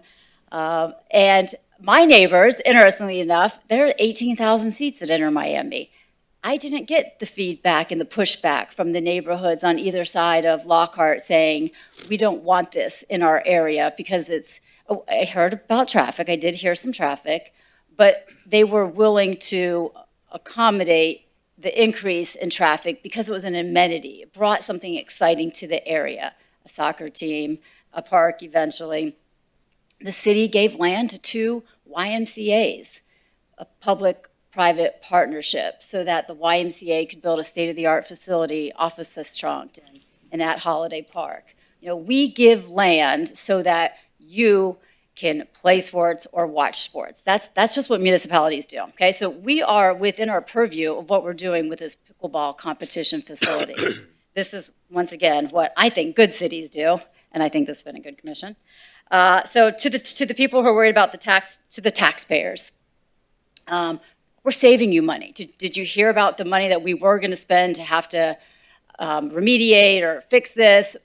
We're saving you money. 4.1193. How many years? 16, 15, something like that? 16 years. 16, 4.1193. That's how much you're still paying in your millage rate because we partner with people to bring you amenities, facilities that you're not paying for 100%. We're saving you money, taxpayers, okay? We talk about this all the time, and I think we're all pretty committed to that too. And lastly, I've had some people talk to me and say, well, you should let the next commission vote on this. And I said, why? I'm the one that worked on it. I'm the one that worked on improving this contract with the team. I'm the one that worked with this commission, with the staff, talking about how can we do better, how can we do better, how can we do better? Why can't I vote on it? I've been working on it. So I do think I have the right to vote on something I've been working on, and I'm excited about actually voting yes tonight. But the next commission, good job with the site plan. I'm sure you'll make any modifications as needed. And I'm really excited. So I'm just excited about moving this forward. Thank you. Thank you, Commissioner. Commissioner McKenzie, you have any comments? I never particularly liked this project from the beginning, and I talked to some of my very good friends about how I felt. I tried to follow the lead of the district commissioner, And tonight, after hearing so many people come and voice their opinions about not wanting it, and to see him walk out of this room with something that he championed, just gave me mixed feelings. And if he didn't think it was worthy enough to stay here and do it, but I ended up supporting it before because I wanted to support the district commissioner. His chair is empty. That concerns me. There are a lot of people tonight that talked to me outside. I watched the entire presentations. Did miss one. And I didn't know so many people were dissatisfied about this. And so I wanted that to go on record. Hopefully the others that are still here will make the decision that you want to hear. And I saw so many people storm out of here after they spoke, and those people weren't even Fort Lauderdale residents.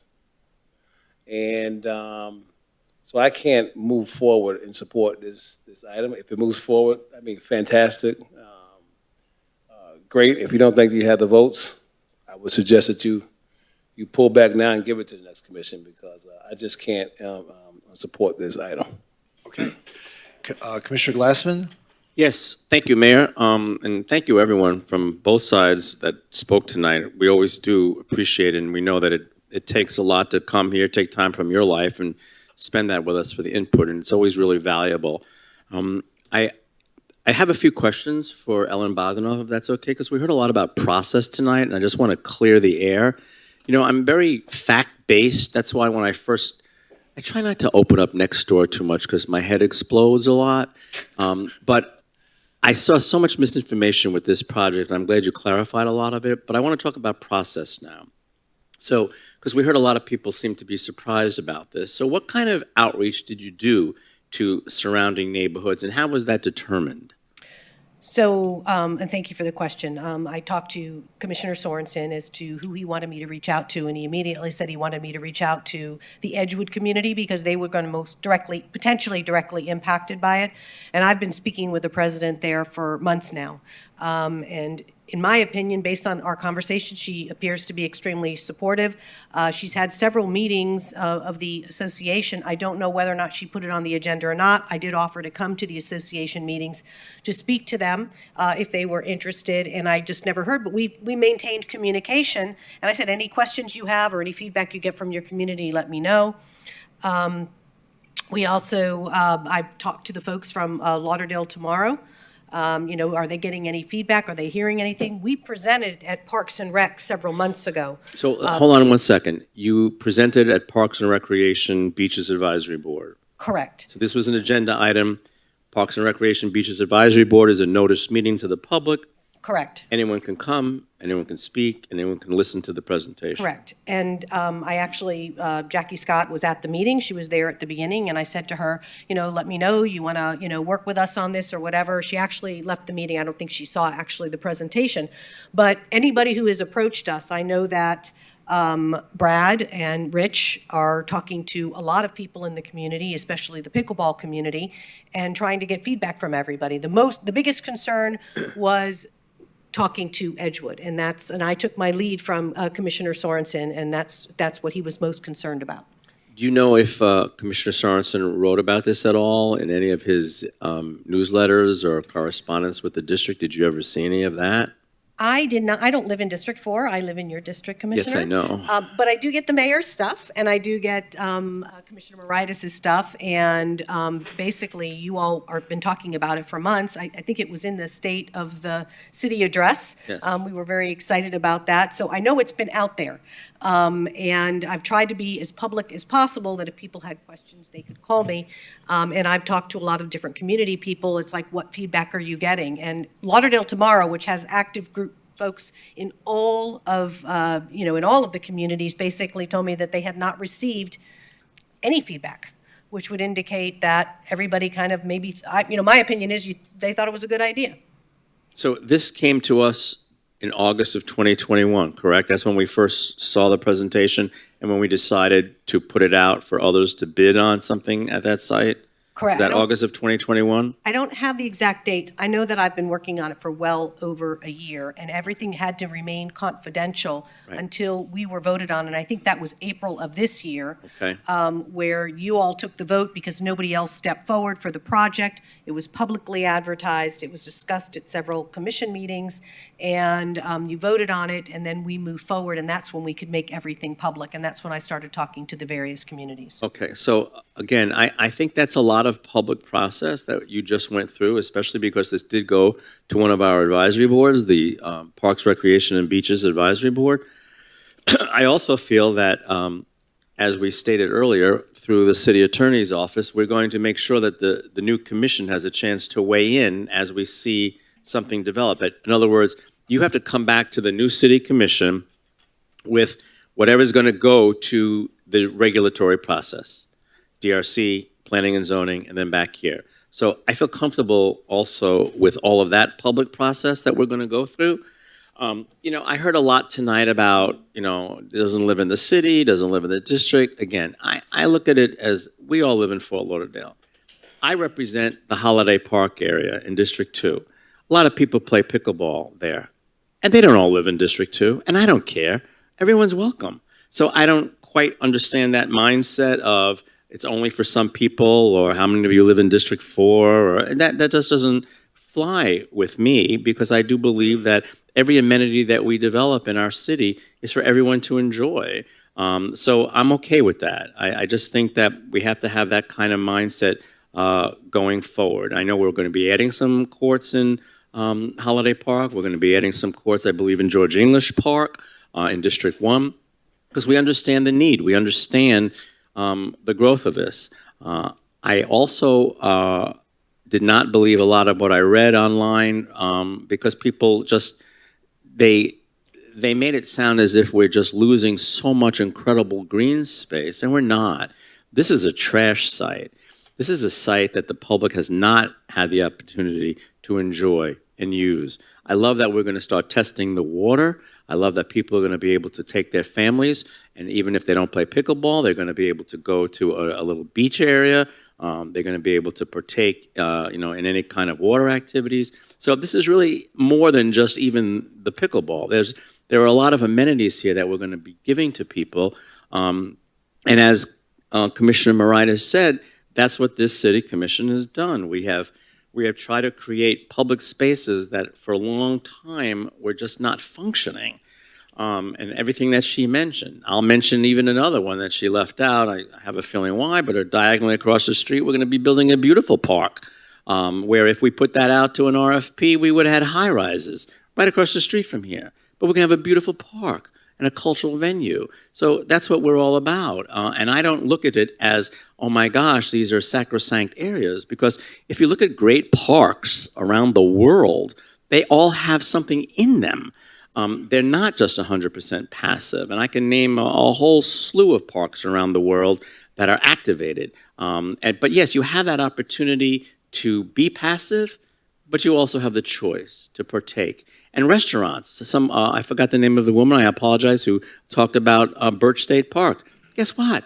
There's a whole new restaurant activated there now, and people are like going to that restaurant like crazy. So that was left out in her remarks, but I know there's a big restaurant there, and a very popular restaurant right in the park. They've also activated activities there where you can canoe, and you can do this and you can do that. Again, if you want to just enjoy that park for the passive aspect of it, go right ahead. You have that choice. But if you want to be a little bit more active and still be outside and enjoying and recreating, that's great. Someone mentioned the noise. I'm not too worried about that, although I do have a very powerful backhand, and when I hit that ball, we have to measure the decibel level of that. I'm just throwing that out there, but that's not typical, so I'm not too worried about the noise level either.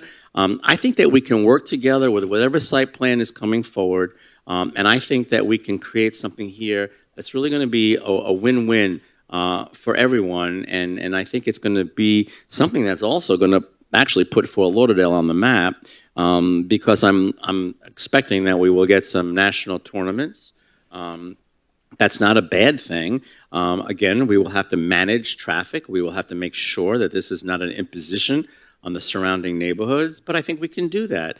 And I've seen that we've been able to do that in other instances. As the Commissioner for District 1 mentioned, there was a little bit of a concern about traffic when the soccer stadium was built. But has that sort of died down, or did people get used to it, or we were able to mitigate it to a certain extent? And then we'll be doing some park space there as well. So I think these are all good things, and I'm happy to hear that you did that outreach. What I would also suggest, though, is going forward, just don't think that there's been enough neighborhood outreach. I would say as your plans really develop before you come back to us or before you go through the regulatory process, I'm just going to make that recommendation that you do that round again, that you really touch base, go to those neighborhood associations and let them know how this is developing and still take their input and their feedback, because we'll have time to incorporate that feedback into any kind of mitigation plan or whatever we can do to make people feel more comfortable. Our plan, Commissioner, is we're going to be putting up a website, and people can actually track the progress of this. And, you can always do a better job on outreach, clearly, but it is our plan to kind of move forward and work with the new district commissioner to find out if they want to, you all have the pre-agenda meetings. It's a perfect opportunity to come in and talk to various communities, but we'll do as much as the community will allow us to do. And we'll have a website where it's going to be, you track it like day to day. You'll be able to look at. They even talked about putting up cameras so people could actually look at the work that's being done. Excellent. No, I think that we can make this something really special. So thank you, Mayor. I'm good. I'm supportive of moving forward. Okay, thank you. Ellen, can you put you had the graphic of the site plan. Can that be put back up again, please? Not the site plan, but the current image of the existing site, how it currently exists. Can you put that up? And while we're waiting for that, so, I've been listening to everybody tonight, and I think, this commission, since it took office back in 2018, I think was committed to making change in the city. I think they were voted in for the purpose of making change. And making change isn't always the same thing to everybody. I've come to learn that. And I know that this commission continues to feel dedicated to trying to do the right thing and to improve options and opportunities for people that live in our city, that visit our city. And the thing that I'm finding, what I find exciting about what this commission has done over the years is to be able to find opportunities and to seize those opportunities when they come before us, and to ensure that they're for the betterment of the community that we live in. And a lot of examples have been mentioned tonight, like the Drive Pink Stadium, like the hockey rinks in Holiday Park, and certainly to some extent the aquatic center that is soon to open officially. These are exciting opportunities for the people, not just as an observer, but as a participant. You can participate in these facilities that are being built. Snyder Park, I've lived here a little over 40 years, and Snyder Park has never really been appreciated for its potential. It's sort of in the edge of the city, and it's next to an airport. I know it has a dog park, and for many years it was the only dog park in the city. Never really took care of it. The lake is a great natural resource, but over the years we just let it go. Just like we let go the aquatic center, just like we let go Lockhart Stadium. Do you see a trend here? What the city has been trying to do over these last few years is to find ways to create opportunities for the community in order to make the quality of life here better than the way we found it when we first took office. And we did take advantage of those opportunities. This is another opportunity that's come across that we feel that is going to be for the betterment of the community. Are the details worked out? No. We're going to figure those details out. But the reality is that there's a significant demand in this community for additional recreational activity, including pickleball. And what I find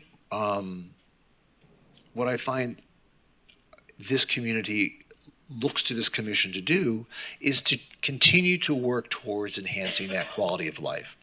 So, you know, I listened to each member of the commission and members of the public talk about the pros and the cons of this opportunity. And I've heard noise, I've heard traffic, I've heard,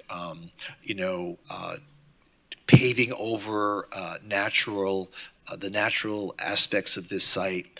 And I think we've addressed each one of those.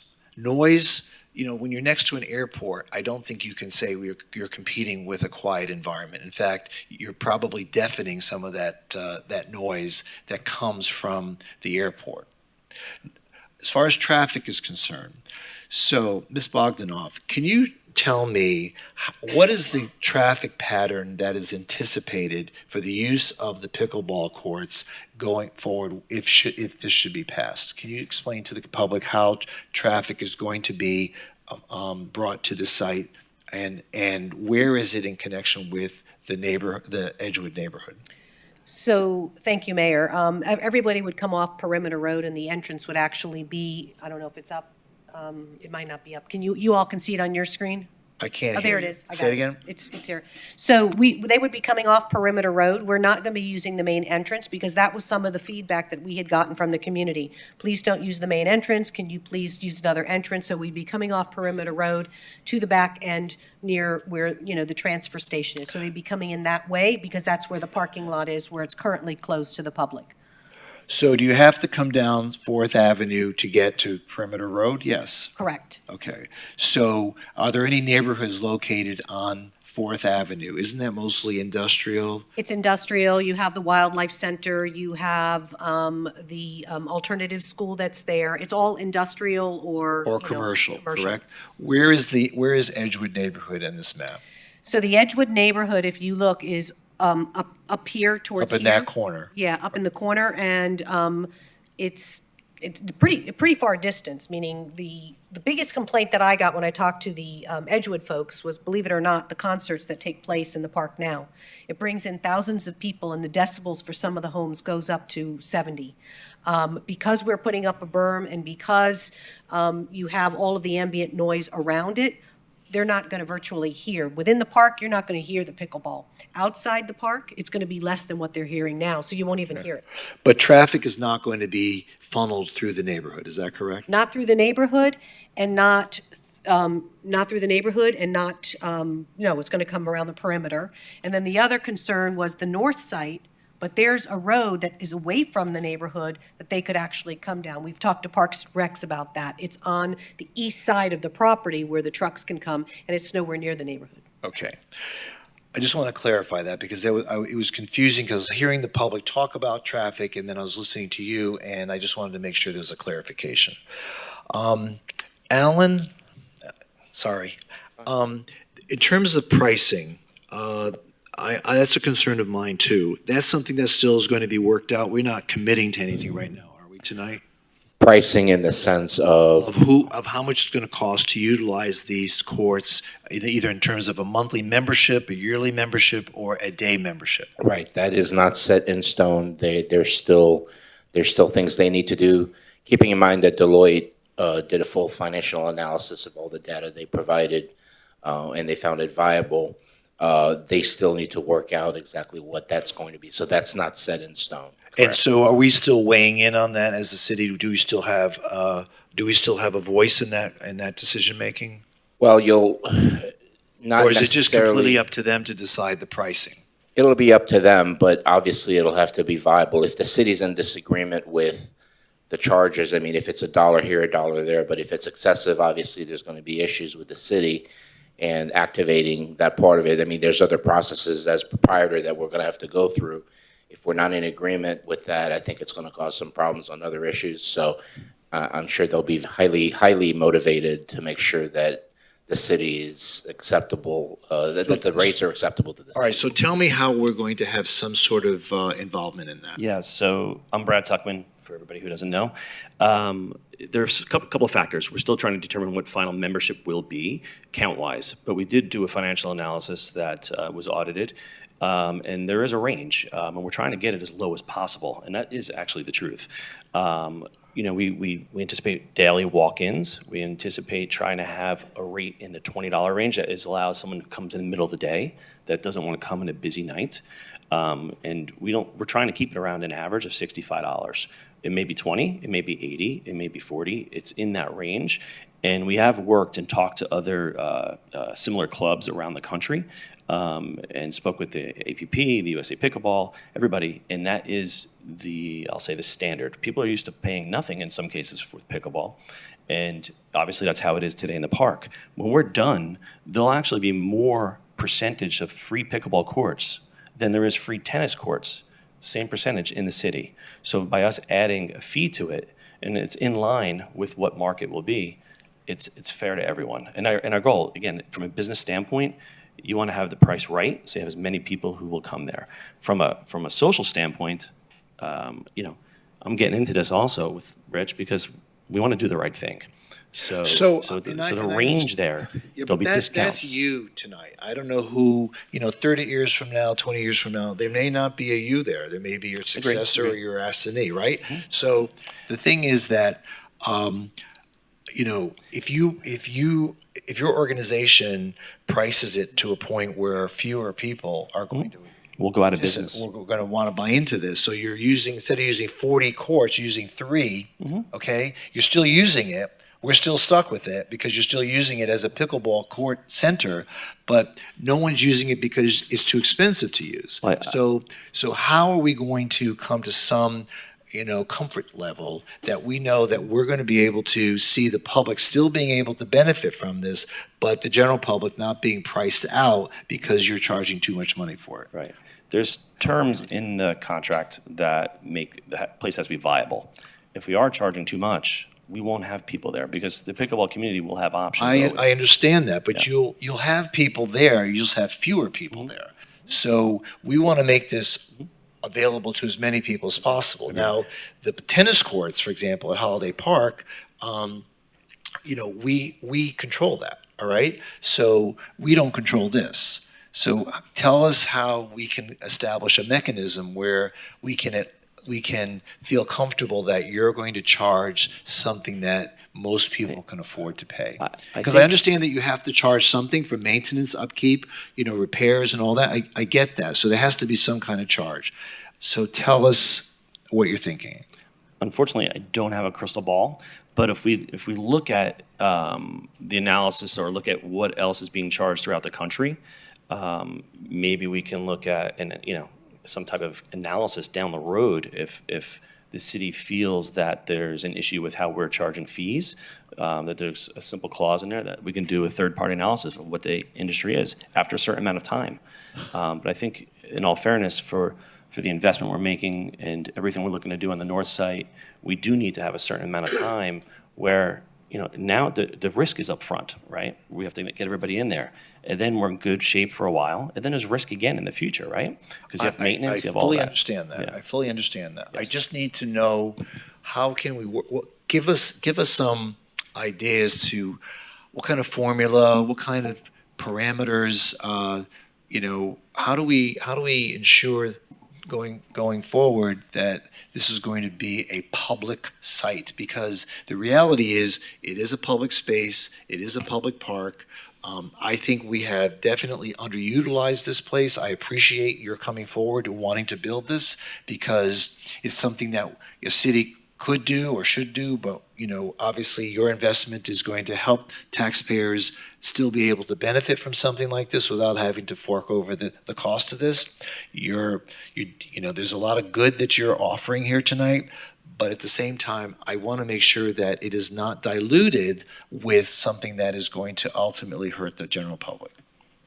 So I don't know if, Alan has an alternative because it's sometimes hard to put guardrails. But keep in mind that this is a partnership. This site is completely open to the public, and this is a partnership. If we have an angry public, I think our lives are going to be miserable in terms of operating this thing. Your life won't be miserable. My life will be. Well, but we have a partnership with the city, and there's a lot of other ways. I think, as Alan said, we have a long way to go, and we're going to obviously publicize our rates. And if the public is angry, they're not going to be successful. And I think that our partnership with the city, and I don't know, Alan, if you have any ideas of what kind of guardrails we could put in there. Well, it's hard to put numbers down because obviously we don't know what the economy, inflation, everything else, we don't know. You know, you look at concert ticket prices, those have changed over the years. So what we could possibly build in is with the provision with regards to site plan review, once you get a fee structure or a rate structure, whatever you want to call it, once you figure that out, we could put language in there that the city will have an opportunity to review it and you confer with them with regards to whatever rate structures you come up with. Obviously, you know, you have business concerns that you need to address, but I mean, that's the only idea I can think of. Well, Is the that city something we has- can do? Is that the something city we has can that- Yes, that's something we could do, and the city has access to our books as well. Okay. So, you know, that's something that we. All right. So if we can add that language then? That just will review whatever rate, once you get a rate structure that the city commission, city manager will have an opportunity to review that as well. Okay. We'll I work on mean, the we language. need to be fair to you. Obviously, you're putting a big investment in here. Plus, you're also contributing towards the payment for the rebuilding of a lot of public structures that, and we appreciate that because they're long overdue. We didn't have the money for it. And in order to help the city, we appreciate the contribution you're making. But at the same time, you know, let's be realistic. We want to keep this open to the public, to as many people as possible. And in order to do that, we have to make sure that the price point is affordable. So as long as we have clarification on that. Otherwise, hey, this is going to be great. I think you're suggesting this and you've come to the city to offer to do this, especially since the demand is so high. Doing the 40 course, which I understand is regulation size for tournament play, you know, I think it's a win-win for everybody, and I appreciate everybody coming out tonight to speak about it. But the bottom line is, I think it's one of the great amenities that this city will be able to offer the community, and I hope the commission votes for it, and so let's move forward. Anything else anyone else has to say? If not, do I hear a motion? So moved. If I can, Mayor, just to add that it's as amended. As amended. And I'll just specify very quickly, we're going to add what we just talked about. Yes. We're going to add the 1% instead of the 0.5%. And also, we're going to add some specificity with regards to the amount of courts and the dimensions of the courts and just the definition of the qualified project. And then we'll add that the neighborhood association isn't limited to just the current one that's named in the agreement, but any association that wants to use the park.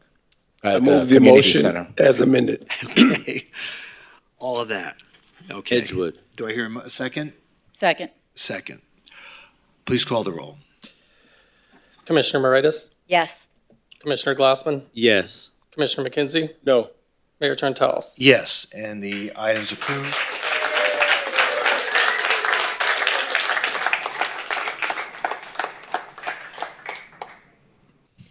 All right, moving on to the next item. I know you folks have been sitting here all night, so if you need to go, I understand. Do I hear a motion to extend the meeting past 10 o'clock to 10:30? So moved. Second. Good seeing you. Please call the roll. Commissioner Moritas? Yes. Commissioner Glassman? Commissioner Glassman? Been moved and seconded? Yeah.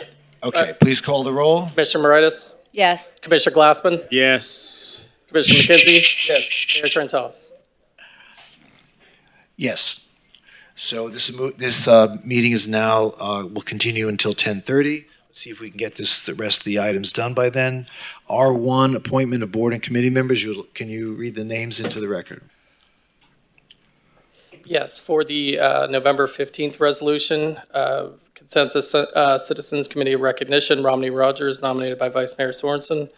Public Art and Placement Advisory Board, Andrew Martineau, nominated by Commissioner Glassman. Aviation Advisory Board, Kevin McElhaney, nominated by Mayor Trentalis. Paul Eichner, Citizens Police Review Board, Paul Eichner, nominated by Mayor Trentalis. Economic Development Advisory Board, Michael Stara, nominated by Commissioner Glassman. Education Advisory Board, Aaron Gall, nominated by Vice Mayor Sorensen. Fire Rescue Facilities Bond Issue Blue Ribbon Committee, Charles Tattlebaum, nominated by Vice Mayor Sorensen, and John Ritzness, nominated by Mayor Trentalis. General Employees Retirement System Board of Trustees, Mark Burnham, nominated by Mayor Trentalis. Parks, Rec, and Beaches Advisory Board, Dr. John Fleetmeyer, nominated by Vice Mayor Sorensen.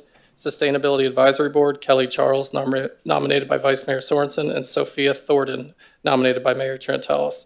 And for tonight's meeting, Citizens Committee of Recognition, Michael Albetta, nominated by Commissioner Glassman. Citizens Police Review Board, Carol Lee Ortman, nominated by Commissioner Moritas, and Sustainability Advisory Board, Jason Hignite, nominated by Mayor Trentalis, and that rounds it out. Would someone like to introduce the resolution? Introduce. Are there any further names to be added? None? Okay. Please call the roll. A resolution of the City Commission of the City of Fort Lauderdale, Florida, appointing or nominating, if applicable, board and committee members as set forth in the exhibit attached here to and made a part hereof. Commissioner Moritas? Yes. Commissioner Glassman? Yes. Commissioner McKenzie? Yes. Mayor Trentalis? Yes, and that resolution is now passed. I want to thank all the people who have volunteered to serve on those boards or committees. Thank you for your commitment to our city. R2, a resolution levying the fiscal year 2023 operating millage rate of .6250 and debt service millage rate of .4450 of the Downtown Development Authority of the City of Fort Lauderdale. Someone like to introduce the resolution? Introduce. It's been introduced. Any questions? Anyone here from the DDA? There's a whole little. That is the Are you DDA. enjoying yourself? Please call the roll. A resolution of the City Commission of the City of Fort Lauderdale, Florida, levying an ad valorem tax for fiscal year 2022-2023 on behalf of the Downtown Development Authority of the City of Fort Lauderdale, Florida, pursuant to Chapter 2005-346 Laws of Florida. Commissioner Moritas? Yes. Commissioner Glassman? Yes. Commissioner McKenzie? Yes. Mayor Trentalis? Yes, and that resolution is now approved. Spend it wisely. R3, resolution approving the issuance of general obligation bonds, Series 2022A, Parks and Recreation Project, $62 million. Okay. Introduce. Any questions? There being none, please call the roll.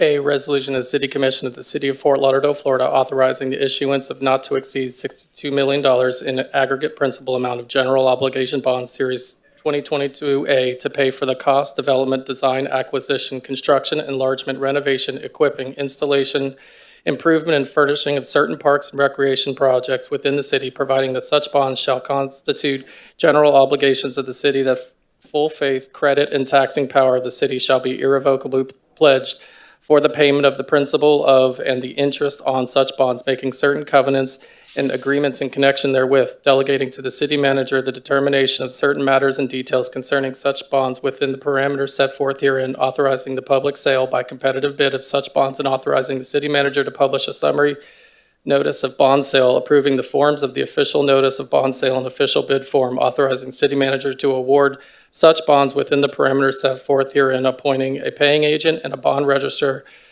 providing for the printing and use of a preliminary official statement and an official statement, authorizing the execution and delivery of an official statement, covenanting to provide continuing disclosure in connection with bonds with such bonds in accordance with Securities and Exchange Commission Rule 15C2-12, authorizing the execution and delivery of a continuing disclosure commitment with the respect thereto, and appointing Digital Assurance Certification LLC as the initial dissemination agent, authorizing a book entry registration system for the bonds, authorizing certain officials of the city to take all actions required in connection with the issuance of such bonds, providing for severability, providing for repeal of inconsistent instruments, and providing for an effective date. Commissioner Moritas? Yes. Commissioner Glassman? Yes. Commissioner McKenzie? Are you serious? It's a lot of money. Vote yes. It's all that reading. Yeah. Yes. Yes. Mayor Trentalis? So that resolution's approved. He started. Spend that wisely, Bill. R4, resolution approving the issuance of general obligation refunding bonds, Series 2022B, $15 million.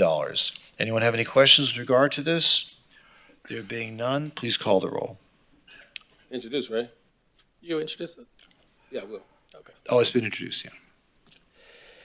A resolution of the City Commission of the City of Fort Lauderdale, Florida, authorizing the issuance of not to exceed $15 million in aggregate principal amount of general obligation refunding bonds, Series 2022B, for the purpose of refunding all or a portion of the city's outstanding general obligation bonds, Series 2011A, providing that such refunding bonds shall constitute general obligations of the city and that the full faith, credit, and taxing power of the city shall be irrevocably pledged for the payment of the principal and of the interest on such bonds, making certain covenants and agreements in connection therewith, delegating to the city manager the determination of certain matters and details concerning such bonds within the parameters set forth herein, authorizing the public sale by competitive bid of such bonds, and authorizing the city manager to publish a summary notice of bond sale, approving the forms of the official notice of bond sale of official bid form, authorizing the city manager to award such bonds within the perimeter set forth herein, appointing a pay agent and a bond register, providing for the printing and use of a preliminary official statement and an official statement, authorizing the execution and delivery of an official statement, covenanting to provide continuing disclosure in connection with such bonds in accordance with Securities and Exchange Commission Rule 15C2-12, authorizing the execution and delivery of a continuing disclosure commitment with respect thereto, and appointing Digital Assurance Certification LLC as the initial dissemination agent, authorizing a book entry registration system for the bonds, authorizing certain officials of the city to take all actions required in connection with the issuance of such bonds, providing for severability, providing for repeal of inconsistent instruments, and providing for an effective date. Commissioner Moritas? Yes. Commissioner Glassman? Yes. Commissioner McKenzie? Yes. Mayor Trentalis? Yes, and that resolution is now approved. R5, a resolution approving an affordable housing loan in the amount of $600,000 to Related Fat Village LLC for the gallery at Fat Village project located at 600, should be North Andrews Avenue, and authorizing the city manager to execute any and all related instruments and delegating authority to the city manager to take certain actions. Would someone like to introduce the resolution? Introduce. A resolution. Any questions? Okay, please go ahead. A resolution of the City Commission of the City of Fort Lauderdale approving a loan of $600,000 to Related Fat Village LLC for the gallery at Fat Village mixed-use affordable housing project located at 600 North Andrews Avenue, authorizing the city manager to execute any and all documents related to this transaction, delegating authority to the city manager to take certain actions and providing for an effective date. Commissioner Moritas? Yes. Commissioner Glassman? Yes. Commissioner McKenzie? Yes. Mayor Trentalis? No, and the resolution is approved. R6, resolution declaring the city's notice of intent to convey city-owned property located at Northwest 8th Avenue in the Northwest Progressive Flagler Heights Community Redevelopment Area to the Fort Lauderdale Community Redevelopment Agency and setting a public hearing for December 6, 2022. Anyone have any questions? Introduce. It's been introduced. Please call the roll. A resolution of the City Commission of the City of Fort Lauderdale, Florida, providing notice of intent to convey one city-owned property located in the Northwest Progressive Flagler Heights Community Redevelopment Area to the City of Fort Lauderdale Community Redevelopment Agency for the public purposes pursuant to Section 8.02 of the City Charter, subject to terms and conditions, providing notice of a public hearing before the City Commission at 6 p.m. on December 6, 2022, for consideration of the terms and conditions and to authorize execution of the conveyance instruments by the proper city officials and providing for an effective date. Commissioner Moritas? Yes. Commissioner Glassman? Yes. Commissioner McKenzie? Mayor Trentalis? Yes, and R6 is approved. R7, resolution opposing conversion therapy on minors. I believe there's another item later here where we're repealing the ordinance, and I believe this was done to state an expression of opinion, even though we're taking it off the books. Is that correct? I think Commissioner Glassman, you're the one requesting this? Yes, when we did the first reading of this, I had requested that we work on this resolution opposing conversion therapy following the lead of what Broward County did. City Attorney did explain to us at the last meeting why we are rescinding that part of our human relations ordinance, basically to come in line with the 11th Circuit Court of Appeals. But as other cities are doing, and the county, at the same time, they are approving these types of resolutions, stating the case for opposing conversion therapy on minors. Okay, anyone have any other questions? Okay, there being none, would someone like to introduce the resolution? Introduced. We have a speaker. Oh, we have a speaker. I apologize, Jim. You've introduced the resolution, though, correct? Commissioner Glassman? Yes. Yes. Okay. Yes. Mr. Labrie, sorry about that. No problem, Dean. Mayor Trentalis, Commissioner Moritas, McKenzie, and Glassman. My name is James Labrie, and I have been a resident of Poinsettia Heights neighborhood in Fort Lauderdale for 20 years. I'm the Vice President of the Poinsettia Heights Civic Association and a member of the Fort Lauderdale Infrastructure Task Force Advisory Committee. I am also a member of the Equality Florida Broward Steering Committee, Equality Florida being the largest statewide advocacy organization for the LGBTQ community. I'm speaking here tonight for myself and not as a representative of any of the aforementioned organizations or committee assignment. Following the October 18th City Commission meeting discussion as it relates to the topic of conversion therapy, and is again on the agenda tonight, I want to thank the city for bringing forth this resolution. I ask for the mayor and the city commissioners to take a strong stand opposing conversion therapy, do the right thing, and vote unanimously to pass this resolution. Thank you. Thank you, Jim. Anyone else wish to speak on this item? There being none, please call the roll. A resolution of the City Commission of the City of Fort Lauderdale, Florida, opposing conversion therapy on minors and providing for severability and an effective date. Commissioner Moritas? No. Commissioner Glassman? Yes. Commissioner McKenzie? He's not here? Not present. Mayor Trentalis? Yes, and the resolution is approved. Moving on to public hearing one. Public hearing resolution approving purchase and sale agreement for real property located at 800 Northwest 22nd Road in Fort Lauderdale. No one has signed up to speak. Do we have to close public hearing? If you have nobody, No one has signed up to speak. All right, so would someone like to introduce the resolution? Introduced. Thank you. A resolution of the City Commission of the City of Fort Lauderdale, Florida, approving the purchase and sale of retail property located at 800 Northwest 22nd Road, Fort Lauderdale, Florida, for $955,000, delegating authority to the city manager to execute all documents or instruments related to this transaction, providing for an effective date. Commissioner Moritas? Yes. Commissioner Glassman? Yes. Commissioner McKenzie? Yes. Mayor Trentalis? Yes, and PH1 is approved. OFR 1, this is the first reading of an ordinance amending the non-bargaining unit classification table of the pay plan of the City of Fort Lauderdale, Florida by creating one new classification. Anyone have any questions with regard to this? Someone like to introduce the ordinance? Introduced. An ordinance of the City of Fort Lauderdale, Florida, amending the classification table of the pay plan of the City of Fort Lauderdale, Florida, as amended by creating and adding one classification and providing for severability, repeal of conflicting ordinance provisions, and an effective date. Commissioner Moritas? Yes. Commissioner Glassman? Yes. Commissioner McKenzie? Yes. Mayor Trentalis? Yes, and that ordinance is now approved on first reading. OFR 2, first reading of an ordinance amending Section 26-91A of the Code of Ordinances to revise schedule of fines related to special events at the Broward Center for the Performing Arts parking garage. Anybody have any questions? There being none, someone like to introduce the ordinance? Introduced. Yeah, you can have it. An ordinance of the City of Fort Lauderdale, Florida, amending Section 26-91A of the Code of Ordinances of the City of Fort Lauderdale, Florida, entitled Schedule of Fines to revise the schedule of fines related to parking for special events at the Broward Center for the Performing Arts parking garage and providing for severability, repeal of conflicting ordinance provisions, and effective date. Commissioner Moritas? Yes. Commissioner Glassman? Yes. Commissioner McKenzie? Yes. Mayor Trentalis? Yes, and that ordinance is approved on first reading. OFR 3, first reading of an ordinance amending the pay plan of the City of Fort Lauderdale, Florida by amending the non-bargaining unit compensation table and Schedule 6, providing a 3% general wage increase effective October 1st, 2022. Anyone have any questions? There being none, someone like to introduce the ordinance? Introduced.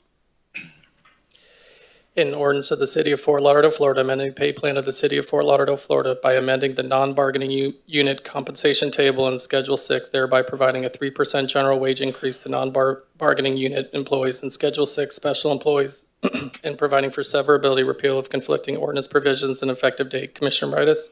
Yes. Commissioner Glassman? Yes. Commissioner McKenzie? Yes. Mayor Trentalis? Yes, and that ordinance is approved on first reading. Now on to OSR 1, second reading.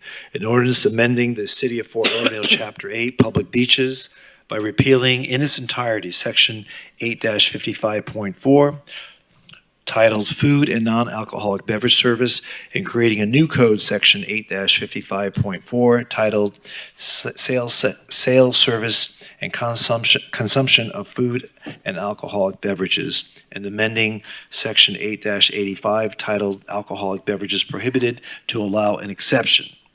I have several people who signed up to speak on this. Mr. Dickerman, are you still here? No. Mr. Tuberville, are you still here? There you are. Would you like to speak on this? Followed by Lisa Namor, followed by Dan Lindblade. Dan, did you want to speak on this? This is on the alcoholic beverages on the beach. Okay. Mr. Tuberville, 2 minutes. Good evening again, Mr. Mayor, Commissioners. Again, I'm Tom Tuberville, current Vice President of Edgewood. I have opposition to this. The way it reads, maybe I'm unclear. So to be clear, I'm not opposing drinking a beer on the beach. What I take exception to is regarding the fairness and equity. So someone please correct me if I'm wrong, but is this targeted to just certain hotels? In other words, can a mom and pop hotel walk across A1A and sell me a beer? Can I bring a cooler to the beach that's full of beer? Could the Elbow Room send their people across A1A and sell me a beer? So just have, the image of someone who works at the Hilton, walks across the street, selling a beer to someone in a cabana, and someone who works for the Elbow Room walks across the street, sells me a beer at the beach. I'm just unclear as to, is it only an exception for certain hotels, targeted hotels? Well, I think the purpose of doing it with the hotels, so the hotels would be serving the patron on the beach. They'll be monitoring the use and consumption, the activity of that patron, and they'll be cleaning up after that patron. That would not happen in the case that you just described. So this is the reason why we're doing it this way, because we want to ensure the proper maintenance and the proper conduct of people who are consuming alcohol on the beach. You're saying that the Hilton employees would clean up after the patrons and the Elbow Room employees would not? That's correct. Okay, I didn't make that assumption, but that's my question of fairness and equity. Okay. I have to say, I agree with where you're going with this, and I have brought this up a few times, that I do think it's a fairness issue also, and even people being able to bring their own alcohol to the beach. But we decided at the last meeting to at least start this way, maybe pilot this program, begin it, and then it will sunset in a year, meaning it will kind of expire unless the new commission votes to have it go forward. And what we talked about was in this next year, kind of exploring how we can expand the program to make it more equitable, I believe. That's kind of, I believe, was our intention when we were discussing it, to include other hotels, maybe other restaurants, maybe even the public being able to bring their own. And I do think you are correct that it is an equitable issue that we will have to address. And I concur with Commissioner Moritas. I thought it was a fairness issue too. It's a pilot, so next year we can add, take away, and move forward on it. I won't be here to do it, but at least I was here to start it. Thank you. Okay. So, but the hotels, Mayor,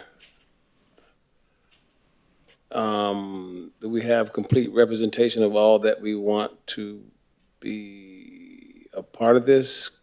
Because I think I got some emails and some questions about some being excluded. So, I mean, that are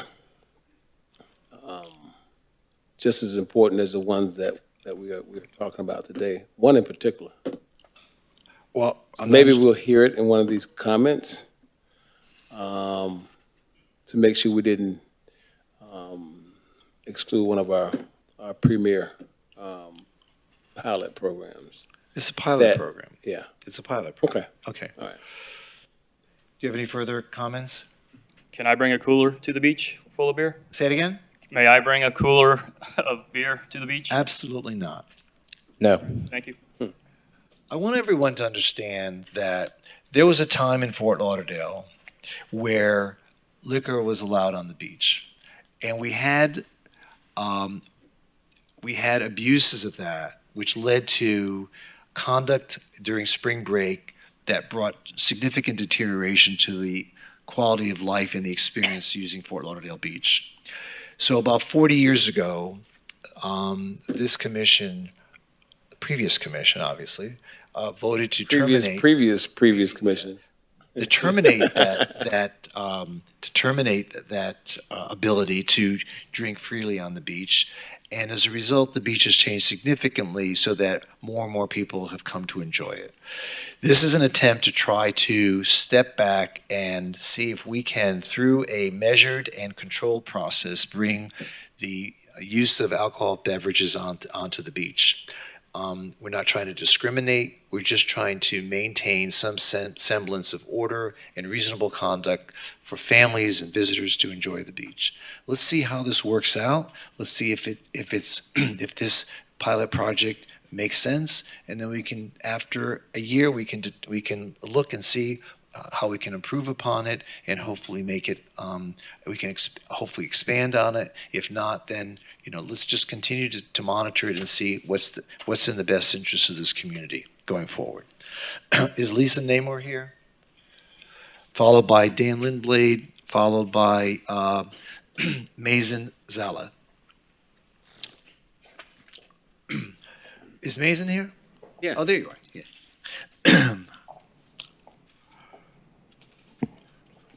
Lisa Namor. Good evening, Mayor, Commissioners. Thank you so much for hearing us tonight. I think that it is one step closer for us to become a world-class destination, like so many of them that we travel through globally. I had the opportunity to do some traveling in August, and it was pretty phenomenal how other countries are handling these types of resorts and opportunities on the beaches, whether it be just hotels, inclusive of restaurants. I just think that it's an amenity that many of our guests are looking for that we are unable to provide. And I think by adding this to our opportunity for our experiences for our guests, that they will have a world-class type of experience. And I know that's very important for tourism in Fort Lauderdale, because that's one of the things that we've been working towards over the last 10 or 15 years, and to really become that place. So I appreciate you all taking this into consideration and moving forward with us. And we promise, we have a really wonderful community of hoteliers on A1A and throughout the Fort Lauderdale Beach area that will work very, very closely together to make sure that this pilot is a success. Thank you. Thank you. Dan Lindblade, followed by Mason, followed by Tomas Vago. Mayor, Commissioners, City Manager, Dan Lindblade, President and CEO of the Greater Fort Lauderdale Chamber of Commerce. We've reviewed the changes that you all made from the last hearing, and the board voted unanimously in support of moving forward with this pilot. Our Beach Council will be monitoring and working with the city and staff and our hoteliers to make sure that we do good, because we want this to really succeed. So on behalf of our 70 directors, we urge you to press forward. Thank you. Good evening, Mazen Saleh, General Manager with Four Seasons. I just wanted to take this opportunity to thank all of you for the work that has been done so far to bring this to where it is today. Over the past weeks, we've had the opportunity to talk with our patrons, with our team members, and with our guests and residents, and there's a lot of excitement around this. I think it's very important that we're being entrusted in moving forward with this pilot, and hopefully we get your votes tonight, but what's more important is that you have our commitment to continue this dialogue, because as you mentioned, this is just the small part of what's yet to come, hopefully, and what's most important is the experience that we'll be offering everyone eventually that will be on the beach of Fort Lauderdale, and ensuring that it continues to be a world-class destination. So thank you for the opportunity, and you've got our commitment moving forward. Thank you. Tomas, followed by Rishi Kapoor, followed by Robert. I can't read Robert's last name. At 551 North Federal, Fort Lauderdale Boulevard. Who? That's you. How do you? You know who you are. Tomas. Mr. Miami. Good evening, everyone. Just want to give you a quick update. Obviously, after our last meeting, Central Beach Alliance was one of our main, not issue, but obviously they felt that we did not include them. I went with Commissioner Glassman to their meeting in the Ritz-Carlton, Fort Lauderdale, and I was ready to basically take the bullet for it because I know about the program and I wanted to talk about it personally.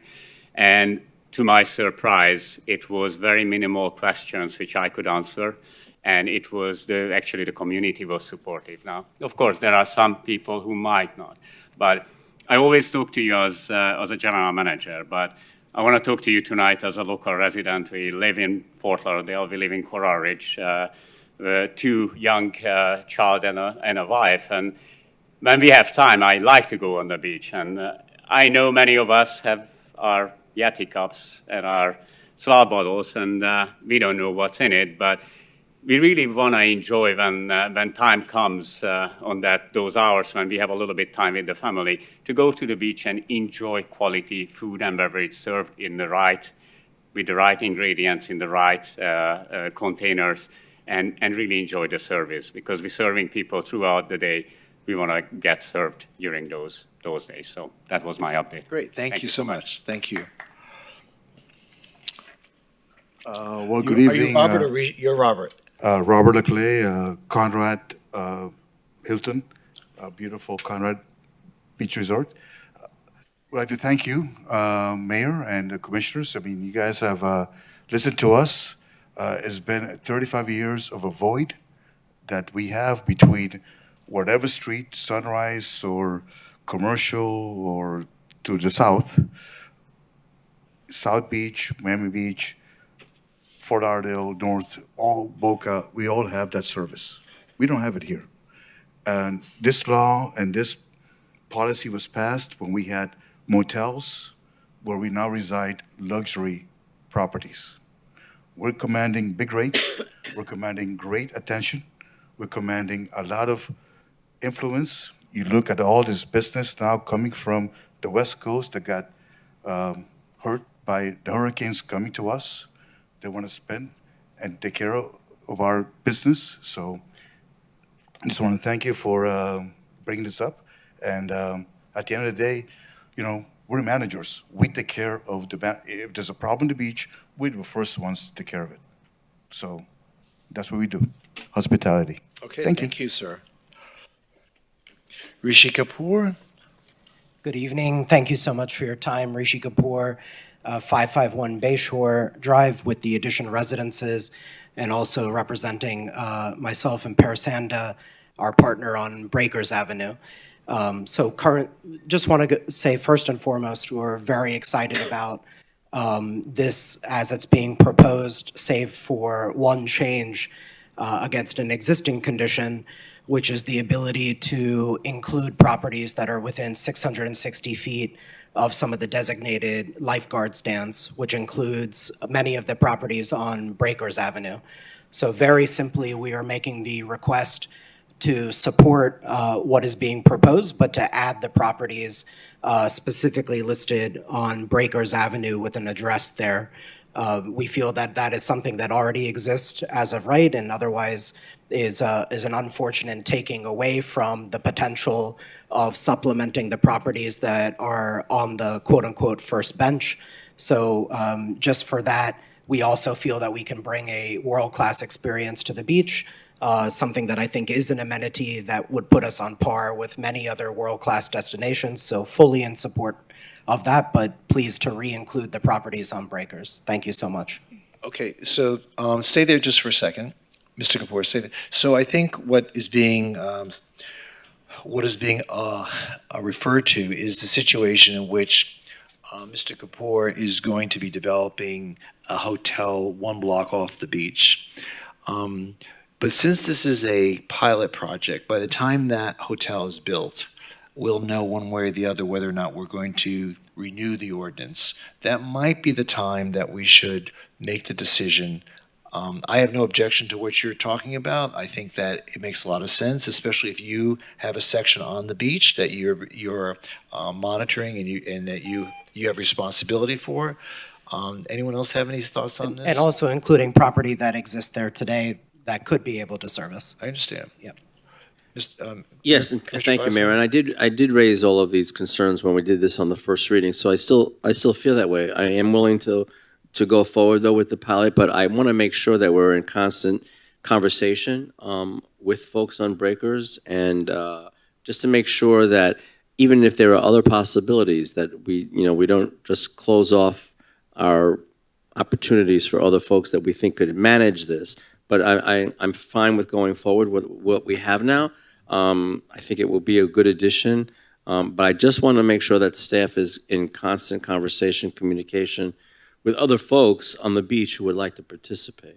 I think it's a unique situation because it's not like any hotel on breakers would have this ability. We're talking about having a section on the beach that you have responsibility for, that you've reserved. And I think that's what Mr. Kapoor is talking about.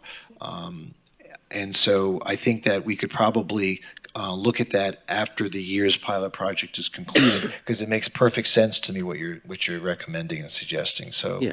Okay. I also think that they rent the chairs from the city, so that could be a logical fit. If you are a hotel, you rent the chairs from the city on the beach, therefore you should be able Right. to Yeah, serve food we're and saying the alcohol same thing. in the chairs that are rented on Right. the beach.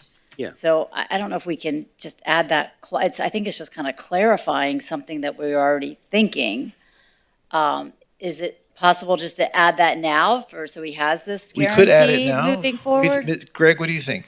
So I believe the term right now, upland, is the term that puts the hotels that are in front of the beach. Right on A1A. Right on A1A. If you were remove the word upland from what's being proposed, I think you would be able to accommodate what Mr. Kapoor? Mr. Kapoor is proposing. But the problem we're going to run into is, remember, it's the concessionaire right now is limited to where their chairs are. So there's not necessarily chairs that are going to be able to accommodate. We can't accommodate just one hotel on breakers. You'd have to open it up to pretty much all of them. And at that point, again, it's only those chairs that are run by our concessionaire. And again, you're going to have different security, and not security, but safety issues that you're going to have to deal with that you don't have on necessarily A1A. So we'd have to rework the ordinance and really think about the parameter. It's not a quick change. We'd have to really look at that. And then, again, enforcement on the police side is going to be extremely difficult if we now are we're going to breakers and it's opening it all up. So there's ramifications there that we need to consider. Well, Would they be operating chairs? They're going to be renting chairs from the concessionaire, so they'll already be on the beach. They're not. That's I mean, correct. they're We're gonna saying, be- we're saying so long as we have a deal with the concessionaires. So the chairs is the operative. Well, the chairs are rented by the individual on the beach, but now you're going to have so who serves what chairs? Well, don't you? Yeah, I'm sure it's Isn't it designated. set up where they rent certain chairs? Yeah, The hotel doesn't rent them. I think they each have their own The section. individual rents them From whom? from whoever on the beach. Concessionaire? Right, so the concessionaire, if you want to, it's not necessarily dedicated. So you're going to be opening, who's going to service what chairs? That's why the upland factor was added, because they're directly behind the property, and then they would be serviced by that particular hotel. That's Now, how it's considered now. written right correct? now, correct. Right. All right, so we're going to have to rephrase the ordinance then. Should we anticipate accommodating the hotels on breakers? Because that's not how, I don't know how we're going to phrase that, but at some point we need to, I think it makes sense if there are other hotels that wish to rent a block of chairs for their patrons. I think that makes a lot of sense to give them that opportunity to sell alcohol. Right, but there's an interplay also with our concessionaire agreement because they're limited by, and maybe Mr. Thornburg can speak to it, but right now they're limited. It's going out to bid in December, I think, but they're limited as to where chairs can be currently. So you'd have to revamp that agreement as well. So to let's accommodate include those it hotels. and revamp it That's an agreement. Yeah. instead of trying to. All right. Get So all right. So let us move forward with this resolution now. This is it an ordinance or resolution? Ordinance. It's an ordinance, and let us amend it. Yeah, let us amend it at some point in time, because right now it's not well defined to include hotels off the beach. And yes, Greg. You need to extend the meeting. I'm sorry. You need to extend the meeting. So move Second. for like 2 minutes because I'm out of here. I got something to do. Okay. Well, it can call go as the long as you roll. want. Let's call I got- the roll to extend the meeting. Commissioner move Moritas? Yes. Commissioner Glassman? Yes. Commissioner McKenzie? Yes. This is to 10:45, or what are we extending it to? Well, You can do it indefinitely if you want 11 to. You don't have to have a time certain. I'm sorry. You don't have to have a time certain. You can do it we indefinitely finish. if you want. Okay, but I will be time. that's certain. dangerous. Okay. I want you to be able to conduct Call business. the roll. Okay. Yes. All that. I think we voted Okay. yes. You did? Yep. Yeah, I said yes.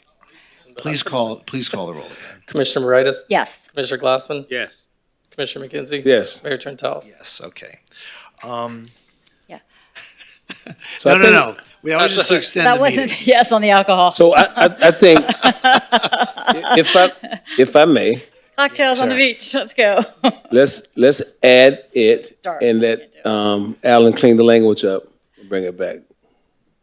No, but let's approve it with Yeah, them that's what I'm inclusive. saying. Let's approve it, and And then they can figure it out instead of figure trying to out- get tutored tonight on what language to use. this I think- hotel I think won't be that- built for another I couple think of what the years. commissioner is saying, he wants to add breakers.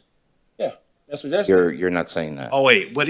He's saying he wants to add breakers tonight. But we can't, it's not just adding breakers. It's they have to have a defined area with certain chairs that they've Right. rented. They can't just say any hotel on breakers can Right. sell, because then we're losing control of the situation. So a hotel on breakers has to have rented Chairs. certain chairs that are already designated on the beach to be available for beachgoers.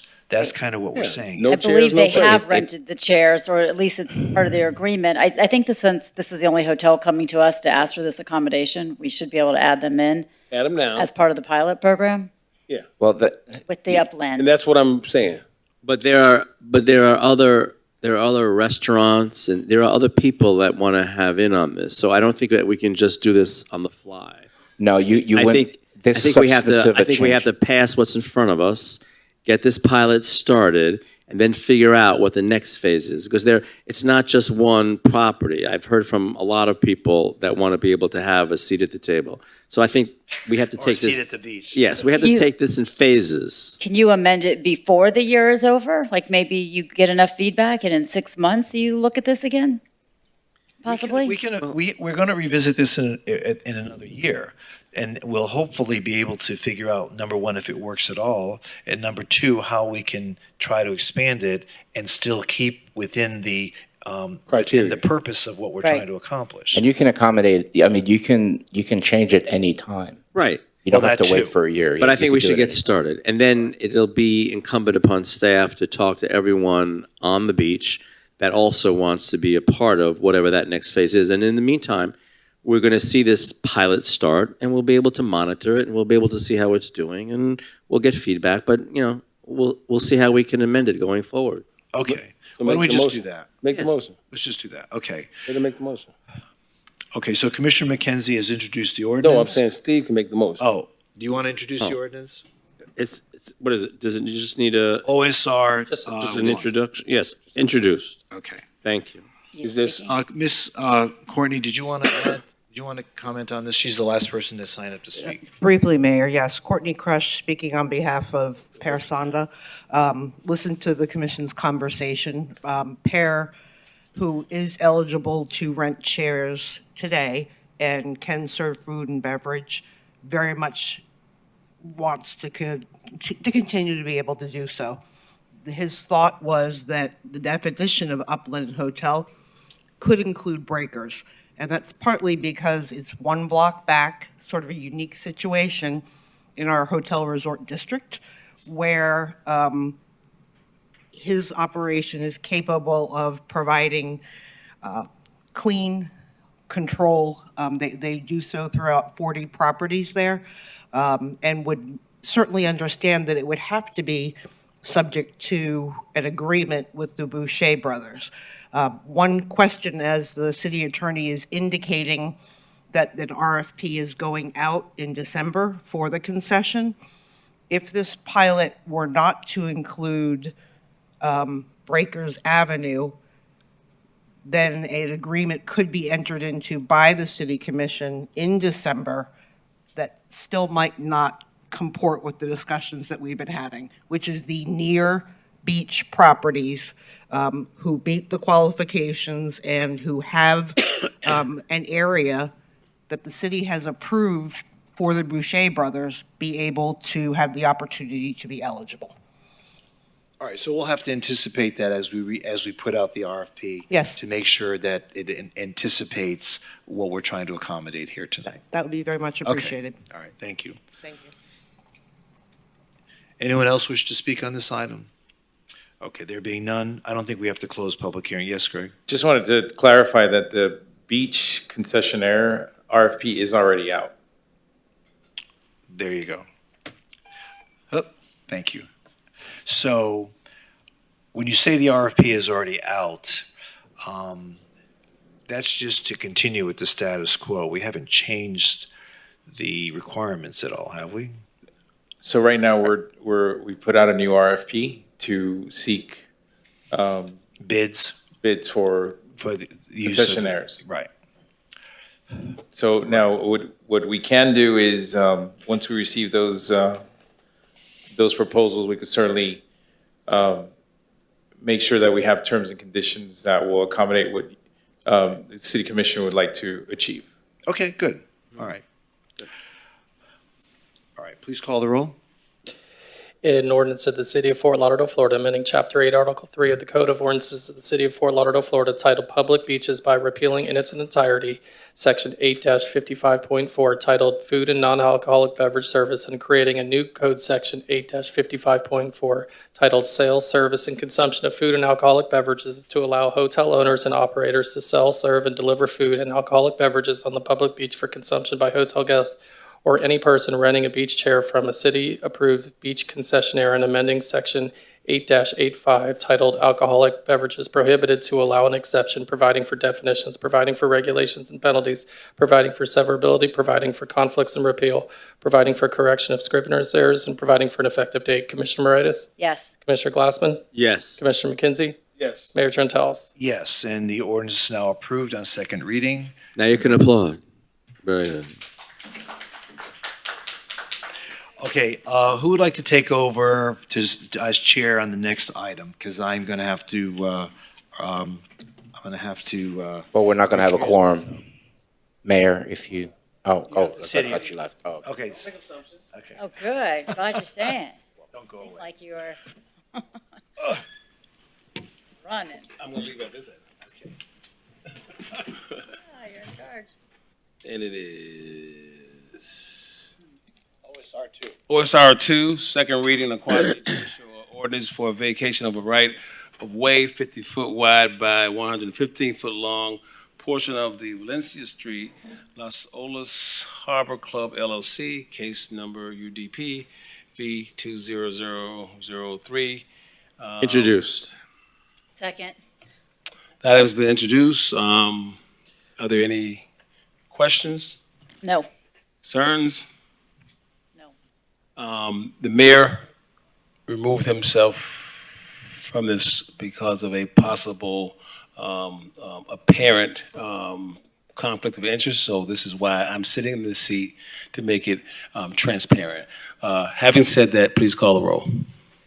An ordinance vacating that portion of Valencia Street right-of-way lying west of North Birch Road, Lauderdale, Del Mar, according to the plat thereof, is recorded in Plat Book 7, page 30, the public records of Broward County, Florida, bounded on the east by the westerly right-of-way line of North Birch Road, bounded on the west by the easterly right-of-way line of the Intracoastal Waterway, bounded on the north by the south line of Block 11 of said plat, and bounded on the south by the north line of Block 12 of said plat, located west of North Birch Road, north of Cortez Street, east of the Intracoastal Waterway, and south of Castillo Street, all said lands situate, lying, and being in the city of Fort Lauderdale, Broward County, Florida. Commissioner Moritas? Yes. Commissioner Glassman? Yes. Commissioner McKenzie? Yes, this item has been approved. So long.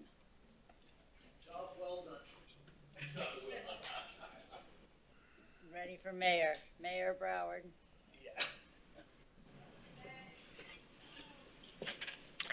Okay. OSR 3, second reading, ordinance repealing Article 9, prohibition of conversion therapy of minors. We had one person who signed up to speak. Mr. Labrie, are you still here? Yes, you are. Now, just because we don't have a limit to this meeting,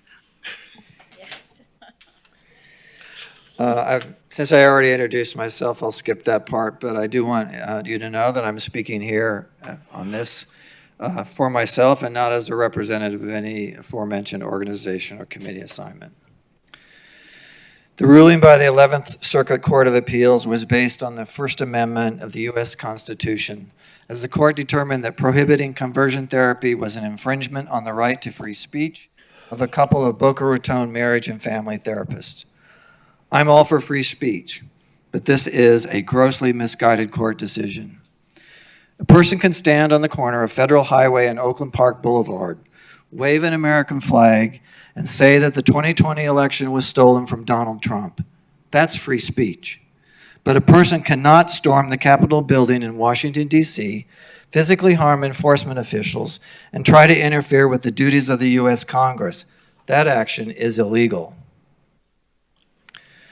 A person can post on social media that the Speaker of the U.S. House of Representatives is a traitor to the Constitution.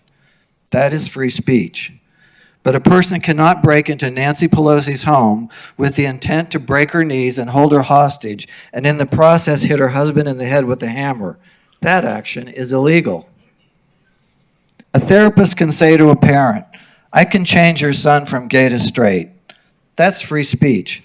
That is the therapist's right under the First Amendment. But if that same therapist then proceeds to take action that inflicts psychological harm on a minor, shouldn't that action be illegal? The First Amendment does not grant the right to commit child abuse, and that is what is happening here. I said 2 weeks ago, I know why the city is repealing this ordinance. I understand it, and I don't like it.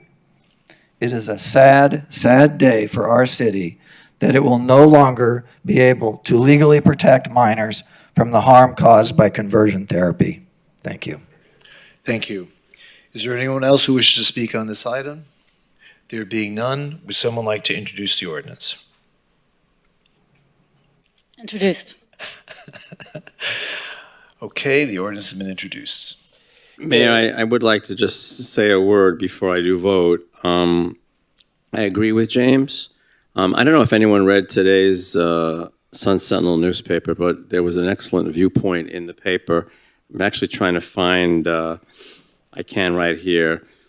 The headline, it was another viewpoint, and the headline was, "Indoctrination was telling me I was going to hell for who I am," and it's written by a Fort Lauderdale resident named Timothy Norman. And if anyone has not read that in today's paper, I would recommend that you do read that in today's paper. It was very well written, and I think it really summarizes exactly what's in front of us. I will reluctantly vote for this agenda item because I understand what the city attorney is telling us. I understand the exposure that the city would be placed under, although I have had several people at my pre-agenda meeting last evening tell me that they didn't think, unless we actually sent code people to offices of people that practice conversion therapy and said, you're banning fine. I mean, unless we were very aggressive in that way, folks in my meeting did not think that we had anything to worry about, and they were actually asking me to please keep that ordinance that we passed, the human rights ordinance, the human relations ordinance, keep it in place. But I will go with the advice of our city attorney, but I agree with what James has said every time he's testified.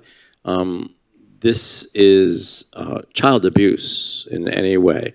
And if anyone does not think that this is child abuse, then just switch it up.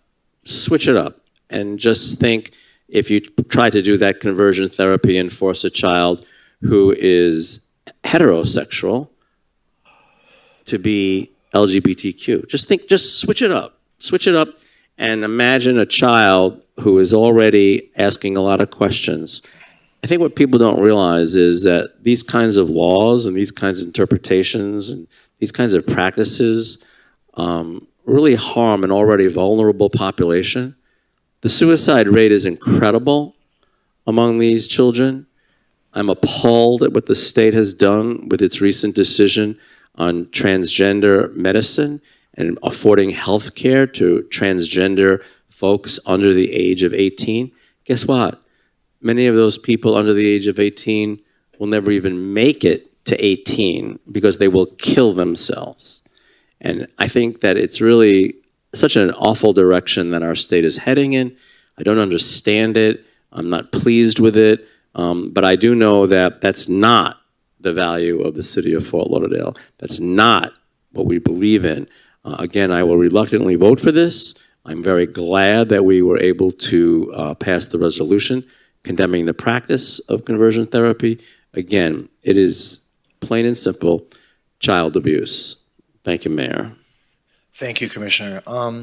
First of all, I want to thank Mr. Labrie for your very eloquent comments and great examples that you gave for us to consider and contemplate.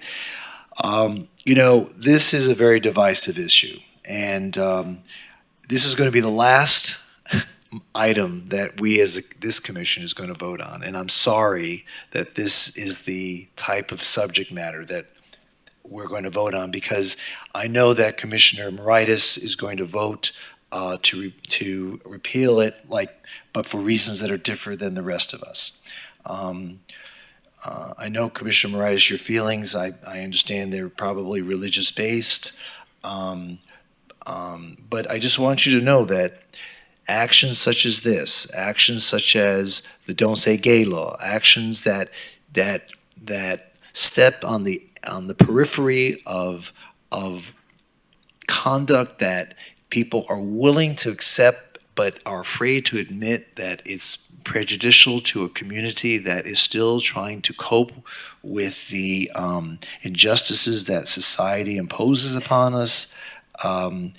It's just, and this is one more step in that direction. And it's personally hurtful, but the point is that I don't want to expose this city to any liability that we don't have to, but it's a terrible thing that our community can't find itself in some way to come together and to try to understand how important it is to respect one another's individuality. So we're going to move for a vote on this, but I agree with Commissioner Glassman and I agree with Mr. Labrie. And let us continue to try to live together, appreciate one another, and to not try to denigrate anyone because of who they are. And let's move forward. Please call for a vote. In ordinance of the City of Fort Lauderdale, Florida, repealing Article 9 Prohibition of Conversion Therapy on Minors of Chapter 29 Human Rights of the City of Fort Lauderdale Code of Ordinances, providing for severability, providing for conflicts, and repeal, providing for correction of scrivener's errors, and providing for an effective date. Commissioner Moritas? Yes. Commissioner Glassman? With the most reluctance, yes. And Mayor Trentalis? Yes. So the ordinance is approved. Any further business of the commission? Yes, there's a walk-on Yes, item. Mr. City Manager. It's a walk-on item. Is that something I have to read it? Yep. So motion accepting a donation of artwork from the James Winder Laird Trust for exhibition at the Henry E. Kinney Tunnel Top Park, and authorizing the city manager in consultation with the city attorney to negotiate and enter into an escrow agreement for the commissioning, purchase, installation, and future maintenance of public art on behalf of the city of Fort Lauderdale. So this is a good thing with the last vote. Yes. Okay. All right. Josh, you want to come up here? Someone like to make the motion? Yes, so moved. Second. Okay. So before we vote, first of all, let me thank you very, very much for the work you put into making this happen and for your heroic efforts in bringing the advisory board together in unanimity to try to allow this to go forward. Absolutely. You are a wonderful contribution to our staff and to our community. I want to thank you for everything that you did. Do you have any comments you'd like to make with regard to this motion? No, I'm extremely happy that this is passing tonight, and I hope to make you all proud with this. Okay, great. Thank you. Thank you. Please Thank you, call the John. roll. Commissioner Moritas? Yes. Commissioner Glassman? Yes. Mayor Trentalis? Yes, and that motion is approved. Any further business? None? Meeting adjourned. Thank you, everybody.